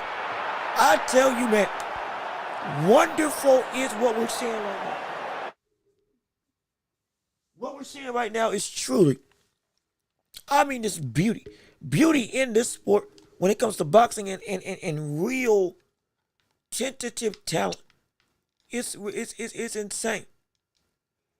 It's insane. I say that in every great way possible. Andy Cruz been landing that chopping right hand. The body shots of Muratalla has opened up these big hooks that he's been able to land. Andy Cruz has just been the flash of that volley with something always getting through on that second or third shot might be the thing that takes this round and subsequently some of the other rounds on judge scorecards. But we're in the championship rounds now. Hey, we're here now. Ladies and gentlemen, it's the championship rounds. It's time to work. It's time to work. It's anybody's game. You could argue it's a draw going into the last 2 rounds of this fight. Andy Cruz with 2 big right hands, but both of them missed. I mean, we're on the edge of our seat for this fight right now. Muratalla is trying to steal, stalk, and walk. Has been the aggressor, but Andy Cruz has been able to work so well off the back foot against Muratalla. Good job by Andy Cruz. That lands. It's beautiful work. Good straight right hand. Good straight left hand, excuse me, by the likes of Andy Cruz. Andy Cruz now bobbing back and forth, trying to go and box. Good straight right hand for Muratalla. That one gets Andy Cruz's attention. Every time Andy Cruz looks like he's getting something going, Muratalla keeps on throwing some big time shots. Good shot by Muratalla. That one rocked Andy Cruz a little bit. Wait a minute now. 2 minutes, 9 seconds. Andy Cruz with a volley. Uppercut to the body. Hooks to the head by Muratalla. I think Muratalla got the better of those exchanges. Ref warns about clinching behind the head, but even still, Muratalla is starting to. Hey, look, he's here to fight, man. Jab to the head by both fighters. Minute 47, 11 round 11. What a fight! My gosh. Jab to the head by Andy Cruz. 8-punch combination by Muratalla. Some landed, some didn't. 3-punch combination by Andy Cruz misses. Good straight right hand by Andy Cruz that lands. Good 3-punch combination by Andy Cruz that lands. Now the volley is going. Muratalla's starting to get put on the back foot a little bit. A little bit of a low blow by the likes of Andy Cruz. Accidental, but we keep on going through. Minute 15, 11, round 11. Championship rounds of this fight for the IBF Lightweight Championship of the world. I mean, this is the crowd is ruckus. The people love to see this. This is incredible work by both fighters. 3-punch combination by Andy Cruz. Both of them inside the clinch with each other, trying to fight out of it. And good uppercut by Muratalla. 50 seconds left in round 11. 1-2 by Andy Cruz. Good hooks to the body though by Muratalla. In response, big thudding shots. Muratalla trying to control Andy Cruz. Hook by Muratalla. Good Andy, good. Both of them trade right hands with each other. Big time shots and big leather being landed by each fighter. This is this is just back and forth, tit for tat. We don't know who's going to win this right now. Andy Cruz looks like he's starting to get the upper hand in the last 15 seconds of this fight. But then Muratalla lands with a good big shot of his own big swing and a near miss for the likes of Muratalla. Uppercut by Muratalla, straight right hand by Muratalla. Walking down and running down. Andy Cruz keeping the pressure on him still. As the round is over, my goodness, it's probably going to come down to this. It's going to come down to this. It's going to come down to this 12th round. I think Andy Cruz won that last round, but even still, depending on how the judges scored this could be a fight that comes down to simply round 12. My goodness. My gosh, man. Oh, this is insane. This is insane. This is insane. Talk about a war of technical savants. I mean, it's been 2 elite offensive fighters going at it in a way that has been, nobody's ducking smoke, nobody's trying to back away. Everybody is trying to go and get their lick back if something does land. This is what boxing is all about. This is what we pay to see. This is what we want to see. This is what we need to see more often. This is what we hope 2026 brings for the whole of this year. No doubt about it. We in the championship round, y'all. We here now. Come on, let's get to work. Hey, it's time to shine. Oh my gosh. Oh my gosh. This is insane. Let me see, the way I hear Speaker Muratalla and this butt up, I thought Andy would be asleep. Nah, man, Andy Cruz is the real deal. They both throwing some heavy letter, and they both going into round 12. Here we go. Round 12 going on right now. They got unofficial scorecard. Got Muratalla up by 1 round. I got Andy Cruz, I think, up by 1 round on my scorecard because of the jabs and these straight right hands that have been so effective for the majority of this fight. But it's anybody's game right now. It's going to come down to this. Straight up. It's coming down to this round right here, right now. As Muratalla lands a good hook, straight jab by Andy Cruz. Good straight right hand by Andy Cruz that lands on Muratalla. Muratalla throws with the volley. Andy Cruz on the back foot. Muratalla keeps on throwing jabs. Andy Cruz is now moving back and forth on the ropes. Excuse me, attempting to go and get some leverage. Both of them in the clinch with each other. Muratalla throwing downstairs to the body. Andy Cruz looking to land a chopping right hand but misses. Good shots to the body by Muratalla.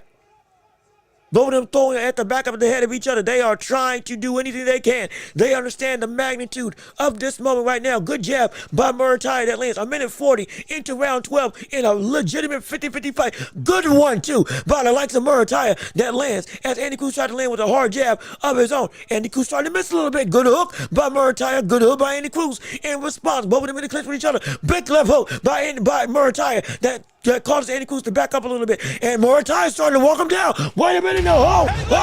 Muratalla starting to walk him down now. Good volleys by Andy Cruz. But Muratalla is starting to take control of this round. Andy Cruz is giving ground. Good uppercut by Andy Cruz. Good job by Muratalla. And a volley of his own. He's starting to get better at these exchanges. This round stays like this. Muratalla's winning this round and might just win this fight. Uppercut by Muratalla, shifting back and forth like he's doggone Deontay Wilder doing Euro steps inside the paint. This is insane, y'all. 1-2 by the likes of Andy Cruz. Misses. Andy Cruz misses with the volley. Muratalla responds with a jab. 43 seconds left in this all-time classic of a fight right now for the IBF Lightweight Championship of the World. Overhand right by Muratalla lands. Big shot by Muratalla with a straight right. Another big shot by Muratalla that lands. Got Andy Cruz on the ropes. 30 seconds left in the round of round 12 in a fight that's anybody's game. Muratalla is winning this round. Can he get a knockdown potentially? Can Andy Cruz get a knockdown of his own? Can he turn this fight around and win it in the last couple seconds? What is going to happen? We're seeing a great war. I'm telling you, this is ending greatly. 10 seconds left in the round. Here we go. Both of them posting with each other. Good straight right hand by Muratalla. Andy Cruz out the frame with the jab. Good shot to the body by Muratalla. As that's the last punch of the fight. My gosh, the round is over. What a performance. My goodness. My gosh, what a fight. Clap it up. I mean, just incredible. An incredible performance by both of these insanely gifted athletes and stars. We saw boxing acumen, we saw adaptations, we saw discipline, we saw defense, we saw power, we saw speed, we saw stamina, we saw volume, we saw footwork, we saw cutting off the ring, we saw working off of the ropes, we saw forcing opponents to the ropes. You got everything you could have ever wanted in this fight. Both men got a hit with some real thudding shots. You saw Muratalla look to get rocked almost a couple times, though I think it was more so big time shots that just it affected him, but he recovered really quickly. I don't know who this is.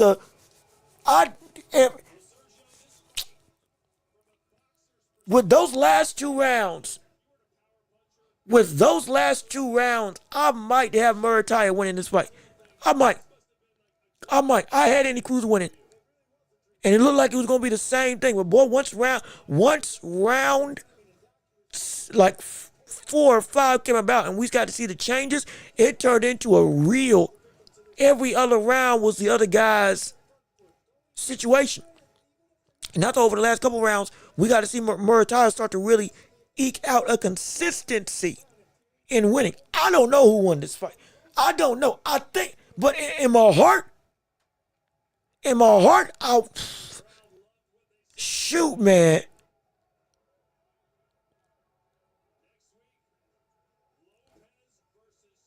In my heart, I'll say this. Think about it more.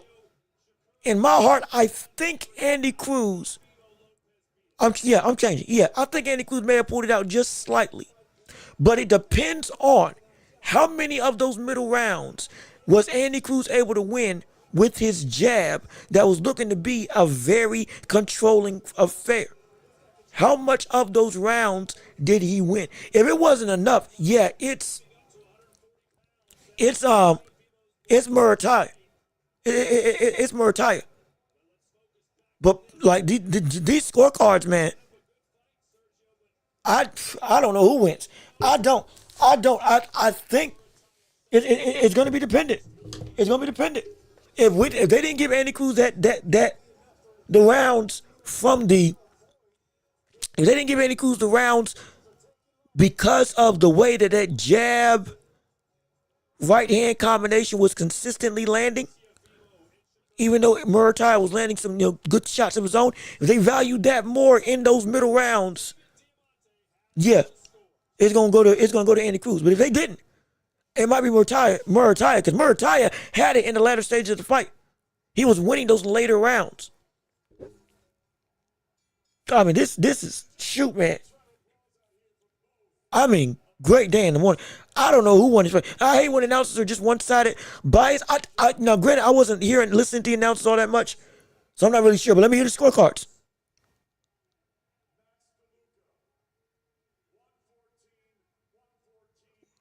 $114 for one scorecard.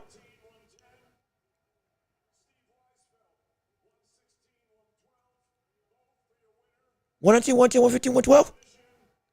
Majority decision. And still, he did it. He did it. Yes, sir. He did it. I'm not mad at that decision. I'm not mad at that at all. I'm not mad at that at all.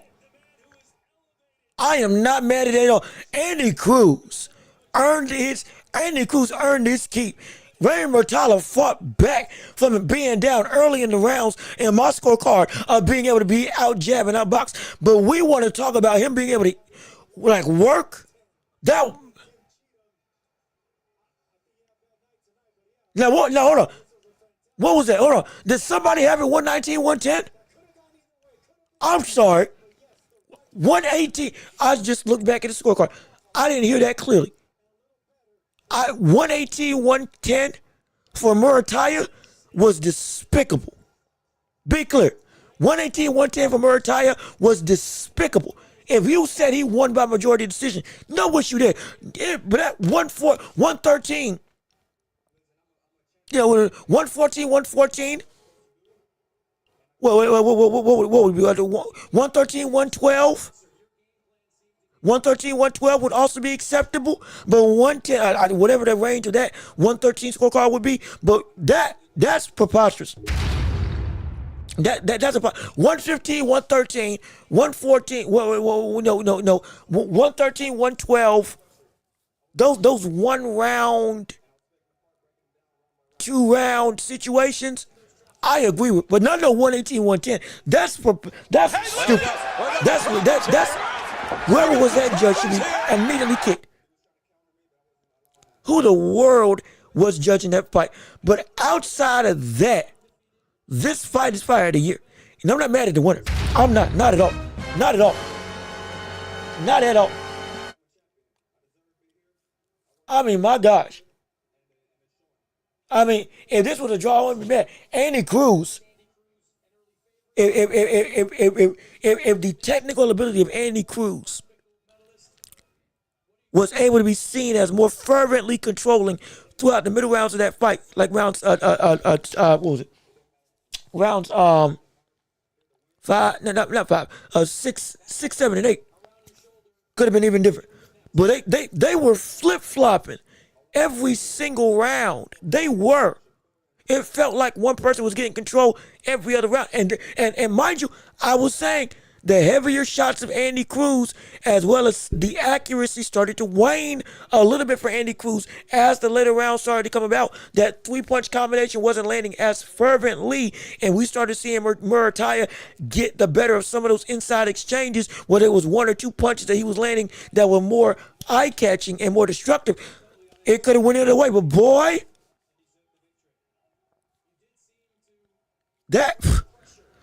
credit to him. Credit to him. There's nothing I can say but the utmost respect. Absolutely. No question about it. Love King, you doggone right. Hey, man, good to see you. Thank you for tuning in to the show. We're so happy that you're here joining us on our live. But, hey, man, look, I've been up here for, what, 4 hours? How long we been? 4 hours? That was the best fight of this night. That was the best fight of this night. That was the best fight of this night. And, hey, I mean, I would even make a joke that Andy Cruz is now Muratalla's son because Muratalla beat him. But it's like, I can't even get mad. There's nothing but respect that Andy Cruz had. There's nothing but respect that Andy Cruz had or that Andy Cruz gained for this fight. I'm dead serious. Like, I was saying that, yeah, it's going to be, it's now or never for the likes of Andy Cruz. But I'll be completely honest. But if he fought like that against anybody else at 135, even the likes of Abdullah Mason, you'll be hard-pressed for me to say, buddy, Mason's going to have a tough time, and he couldn't beat Mason. Like, with the thudding shots and the real speed that we were seeing him go through, I wouldn't be mad at saying, yeah, you put Andy Cruz against Abdullah Mason right now, buddy, that's still a 50-50 fight, even with Abdullah Mason being a champion. Buddy, this whole division just got a whole lot more interesting. It just got a whole lot more interesting. It did. It really did. In a good way. And it's like, I guarantee you, if you want, you can make a sound argument for why Andy Cruz should have won this fight. You can absolutely do. You can have the jab was so effective. He was able to knock back the head of Muratalla. He was making Muratalla miss. He was able to go through and with those volleys have a more active reach and active, essentially activity more than just the one punches or one or two punches that Muratalla was throwing. Not saying he wasn't just throwing one or two shots, but we were seeing, who was, though we were seeing Muratalla throwing and walking and stalking, it was Andy Cruz, even off the back foot, that was indeed, taking it to Muratalla and trying to stand his own ground, going up against the pressure that Muratalla was trying to throw. Did some good defense using movement, making Muratalla miss by moving around the ring, willing to throw in exchanges, not letting himself just feel like, yeah, the bigger puncher is walking me down. And then when he did feel that way, he fought his way back in. It was like, I'm not mad if you say that Andy Cruz did enough technical work with that jab on top of being able to match Muratalla with the inside work and the volume of dangerous exchanges. I'm not mad if you said he should have won that fight. I'm not. I'm not. You shouldn't. Nobody should.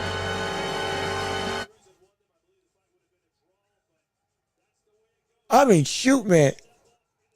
I'm gonna have to watch that fight again. I'm gonna have to watch that. I'm gonna have to watch that fight again. Oh, I am. Oh, I am. And I promise you this. I promise you this. At 135 now, look, brother, look at these numbers. 175 to 176. Cruz landed one more punch than Muratalla. 611 punches to 537 punches. 33% to 29% accuracy. And it felt like Andy Cruz was throwing more shots. It was Muratalla who came on later that started to up his own output as well as Andy Cruz, like I said, with that stamina started to wane just a tad. But my goodness, what a fight. I mean, like, can you be mad? Are you not entertained? Buddy, this is one of the first big fights of the year. We got so much more coming down the line. I mean, it's insane. It's ridiculous. Let me see, Trey Bacon, I'm not mad at the winner, but Tim Cheatham had to get him mad. Like it's yet again. Another bad decision that quelled a quality fight. But I dare say even this fight was able to overcome even the bad decision, or from the standpoint of the bad scorecard, because that was incredible. That was incredible. That was genuinely incredible. My goodness, man. I mean, like, what can you say? What can you say except for, appreciate the greatness that we saw? Run it back. Run it back today. Go ahead. Make it happen. Boy, it's insane. It's insane. Love King, yep, 10-8, or excuse me, 18-10 is crazy. That is one of the most despicable cards you can make. I mean, were you just not watching the fight? He must not just been watching the fight, because that's inexcusable. Be real. That's inexcusable. That is inexcusable. It is inexcusable. Absolutely. Muratalla won the fight. Andy was scared to engage. I don't. If you think Andy was scared to engage, but you were looking as bad as Tim Cheatham. Because my goodness, if that's scared to engage, I hate to say what the world. I'd hate to say what the world being fearless is, because that's about as much of a work as you need to have. That was insane. That was ridiculous. UFC had a better main event. UFC does need better gloves, but go back to the prior gloves. But main event, I dare say this would match whatever we saw with Paddy the Baddy. Granted, I didn't see the main event, so I can't speak because I don't know. But if I would compare this to anything that the UFC did, not trying to bring the UFC down, if both events were spectacular, guess what? Everybody wins. Both things were worth watching, thankfully. And I heard it seems like the Gaethje fight versus Paddy, seems like everybody was saying that was a great fight too. So I'm excited for it. I'm excited for it, no question about it. Like, I don't know who won. I don't know who won. They fighting right now. I have no clue because I was watching the Muratalla fight. But, ooh, boy, I'm tired. That fight, shoot, that fight had me winning. I might have to take me a break. I would switch over to the UFC, but my goodness, I mean, can I? Let me see. Hold on. Can I? I might be able. Hold on. Wait a minute now. If it's still going on, I might be able to transition over. If the fight's still going on, granted, if y'all want to pay me some, if y'all want some extra, express contact sports, or sorry, combat sports, and y'all want some extra additive to talk about the world of combat sports, hey, throw me some dough. I might just call the UFC fight as well. What's going on with Paddy the Baddy and Gaethje? I can't recall if this is the main event going on or not right now. I'm gonna have to actually check and see. Give me 1 second, real quick. From one thing to another, we just jumping the gun, and we're looking to work. I tell you, we got a lot of action. Oh, it's over?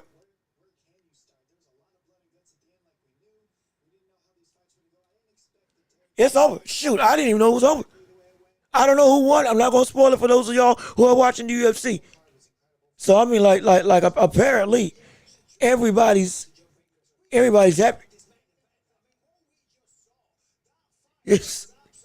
Everybody seemingly got to eat on today's card for all combat sports. I mean, my goodness, I'm at to rewatch the fight with or find the fight with Paddy the Baddy, because I have no clue who won. Don't tell me, please, so I can go through and rewatch it without any disinvestment rather. But I am excited, and it's been a phenomenal show, and hopefully you all enjoyed this entire time of calling all the fights that we have on today. And hey, we'll do it we can do a quick post-fight show. And essentially, actually, no, we'll save the post-fight show because I need to give my voice a rest a little bit. But we'll go and talk about this whole card on Tuesday. Be here.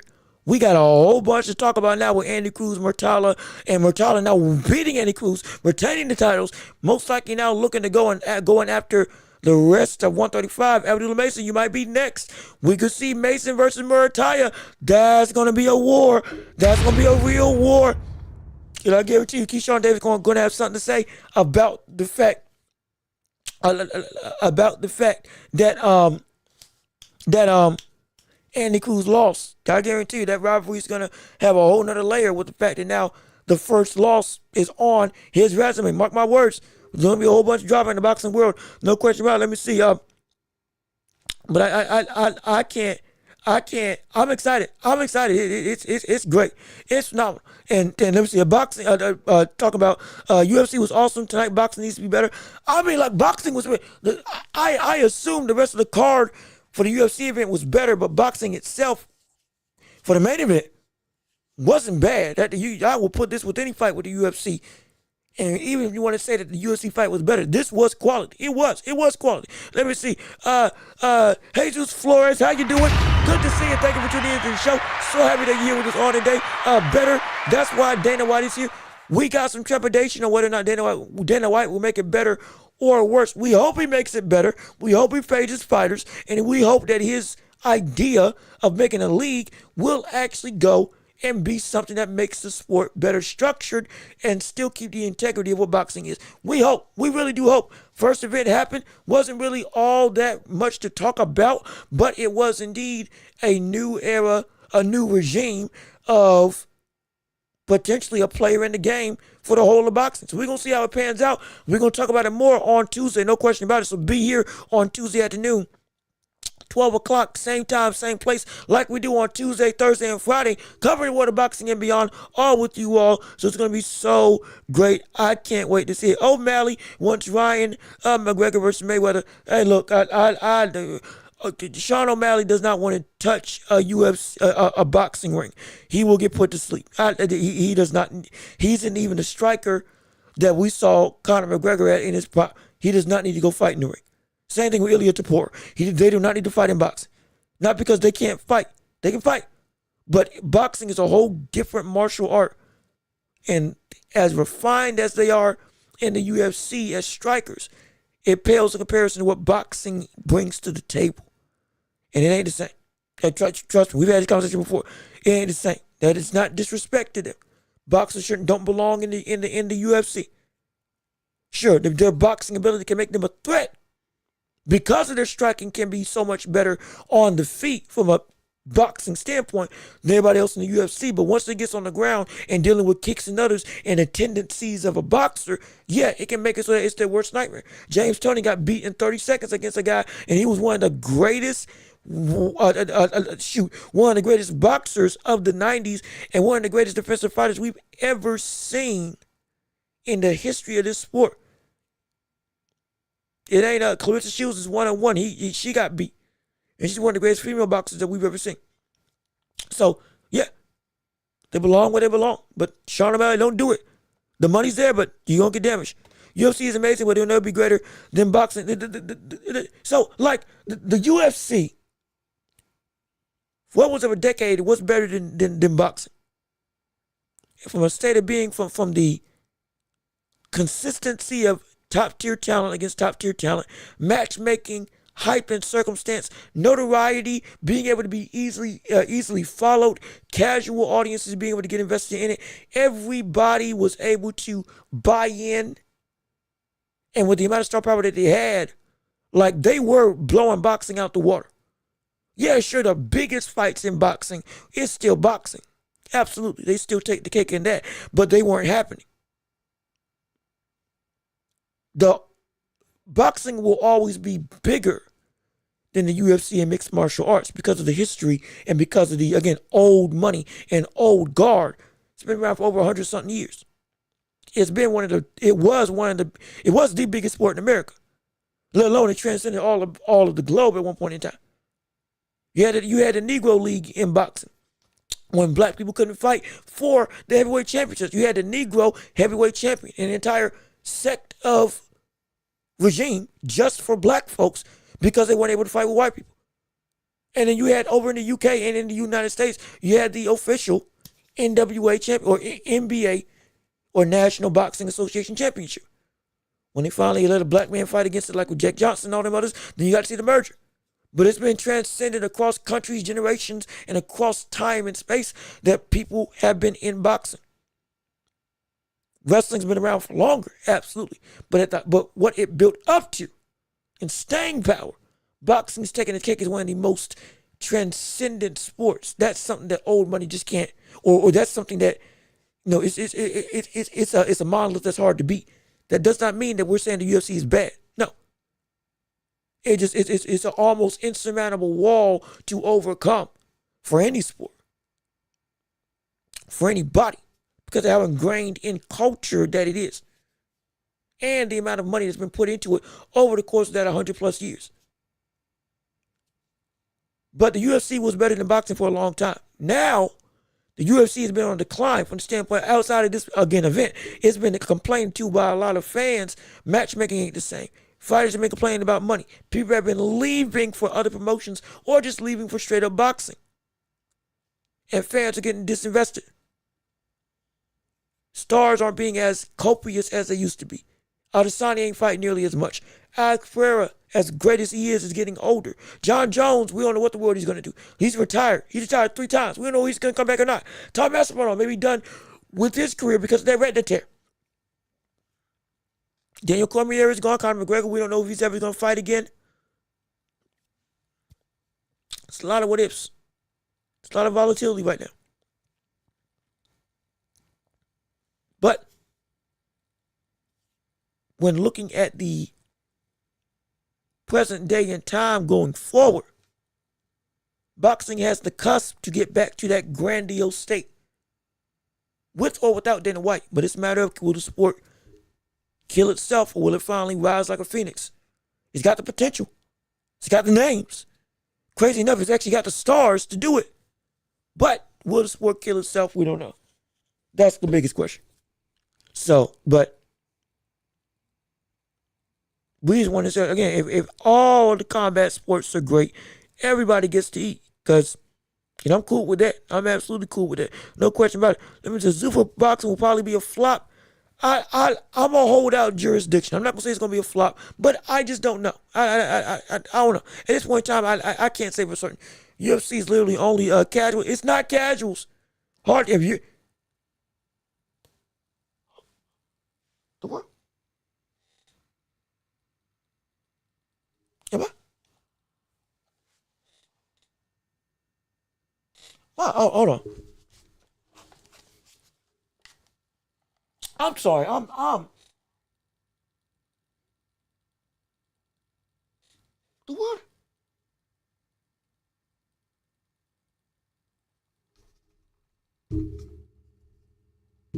My apologies. I'm hearing something. I'm hearing something in my room. I can't figure. Is it a? It's like a buzzing. I think.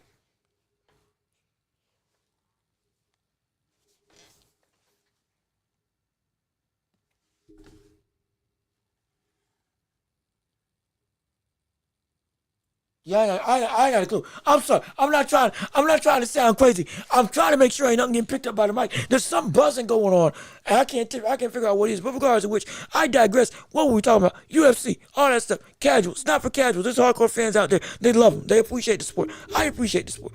If you're a fan of the UFC, it's got its own hardcore base that the public that loves this sport, and I guarantee you, they will not let it rest, and I ain't got a problem. Let me see.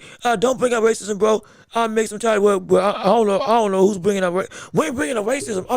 I'm not bringing up racism as to like go through. You gotta understand. That's part of why the history of this sport is so hard to beat. We're not bringing up a fact of why this sport and any sport has been able to evolve to the way that it was with both good and bad history. That's not trying to bring up racism just because people don't want to hear it. That's part of the reason why we're in the problem that we have today with sports and culture as a whole. But people, not saying this is you, but people don't want to face the reality that you have to own up to the fact that racism is a big part as to why the growth of sports has happened. Jackie Robinson breaking barriers is a big reason why baseball, with already it being America's pastime, it helped to cultivate an even bigger, grandiose legacy that now we look back on and say, oh my gosh, look at what this sport can do. boxing, Jack Johnson breaking barriers and being one of the biggest aspects as to why the very essence of what black people were looked at as was able to change, because he won the heavyweight championship against the Great White Hope, dominated him, and then they brought a brother out of retirement to try and go and beat him, and he beat him too. It was like, oh, we can't look at black folks as just an inferior race anymore in the same vein. They still tried, but that fact on a public display helped to change the perspectives of what America felt and what a lot of the world felt about black people as a whole. In the NBA, Bill Russell going through and up and changing culture. Kareem Abdul-Jabbar going through and up and changing culture. Shoot, there was a bunch of players before that, before Bill Russell, that helped to change and cultivate what we see with not just the sport getting a grandiose identity, but also the very fabric of culture around the globe being able to shift and change. We can't don't talk about racism as simply just a caveat to avoid the topic. You can use those bad points in history to help properly tell the story of why the sport became what it is, as well as to shine a light on what makes this sport also so impactful. That's all I'm saying. And so we're not trying to just bring up racism, but it's ingrained. It's what makes this stuff great. Joe Louis, Max Schmeling. Perfect. Jake LaMotta versus Sugar Ray Robinson. An abundance of things have continued to happen that without Ali, him and the history of the culture and zeitgeist beyond just boxing, it's intertwined. You can't get away from it if you wanted to. And so, not going on a diatribe against you. It's just a topic, because sometimes we hear the stuff from others on the show or on social media, and I'm not trying to berate anybody. Be clear, this ain't a shot. It's just an opportunity to bring up a topic that, for anybody that's around, is good to be heard about, because you need it. You do what you need to be able to acknowledge it. So stop bringing it up. It's stating the facts. At least that's what I'm trying to do. Anyway, but let me see. Like Canelo said, if I wanted to be in the UFC, I would have trained for that growing up. Boxing has no business in the UFC and vice versa.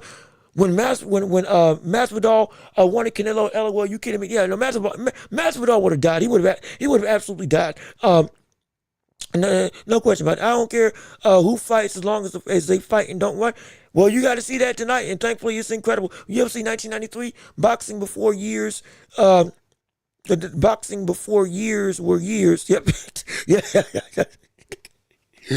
Yeah, that's true. Again, it's not a knock against a sport. It is a new sport, but it's cultivated a foundation that from this point on, mixed martial arts can grow even more, because you have a backbone in the UFC to help push it forward, which I'm excited for. I can't wait to see it. I can't wait to see boxing is becoming old school again. I think it is. I think, going back to what we loved about the sport when it was a constant of talent facing off against talent, name against name.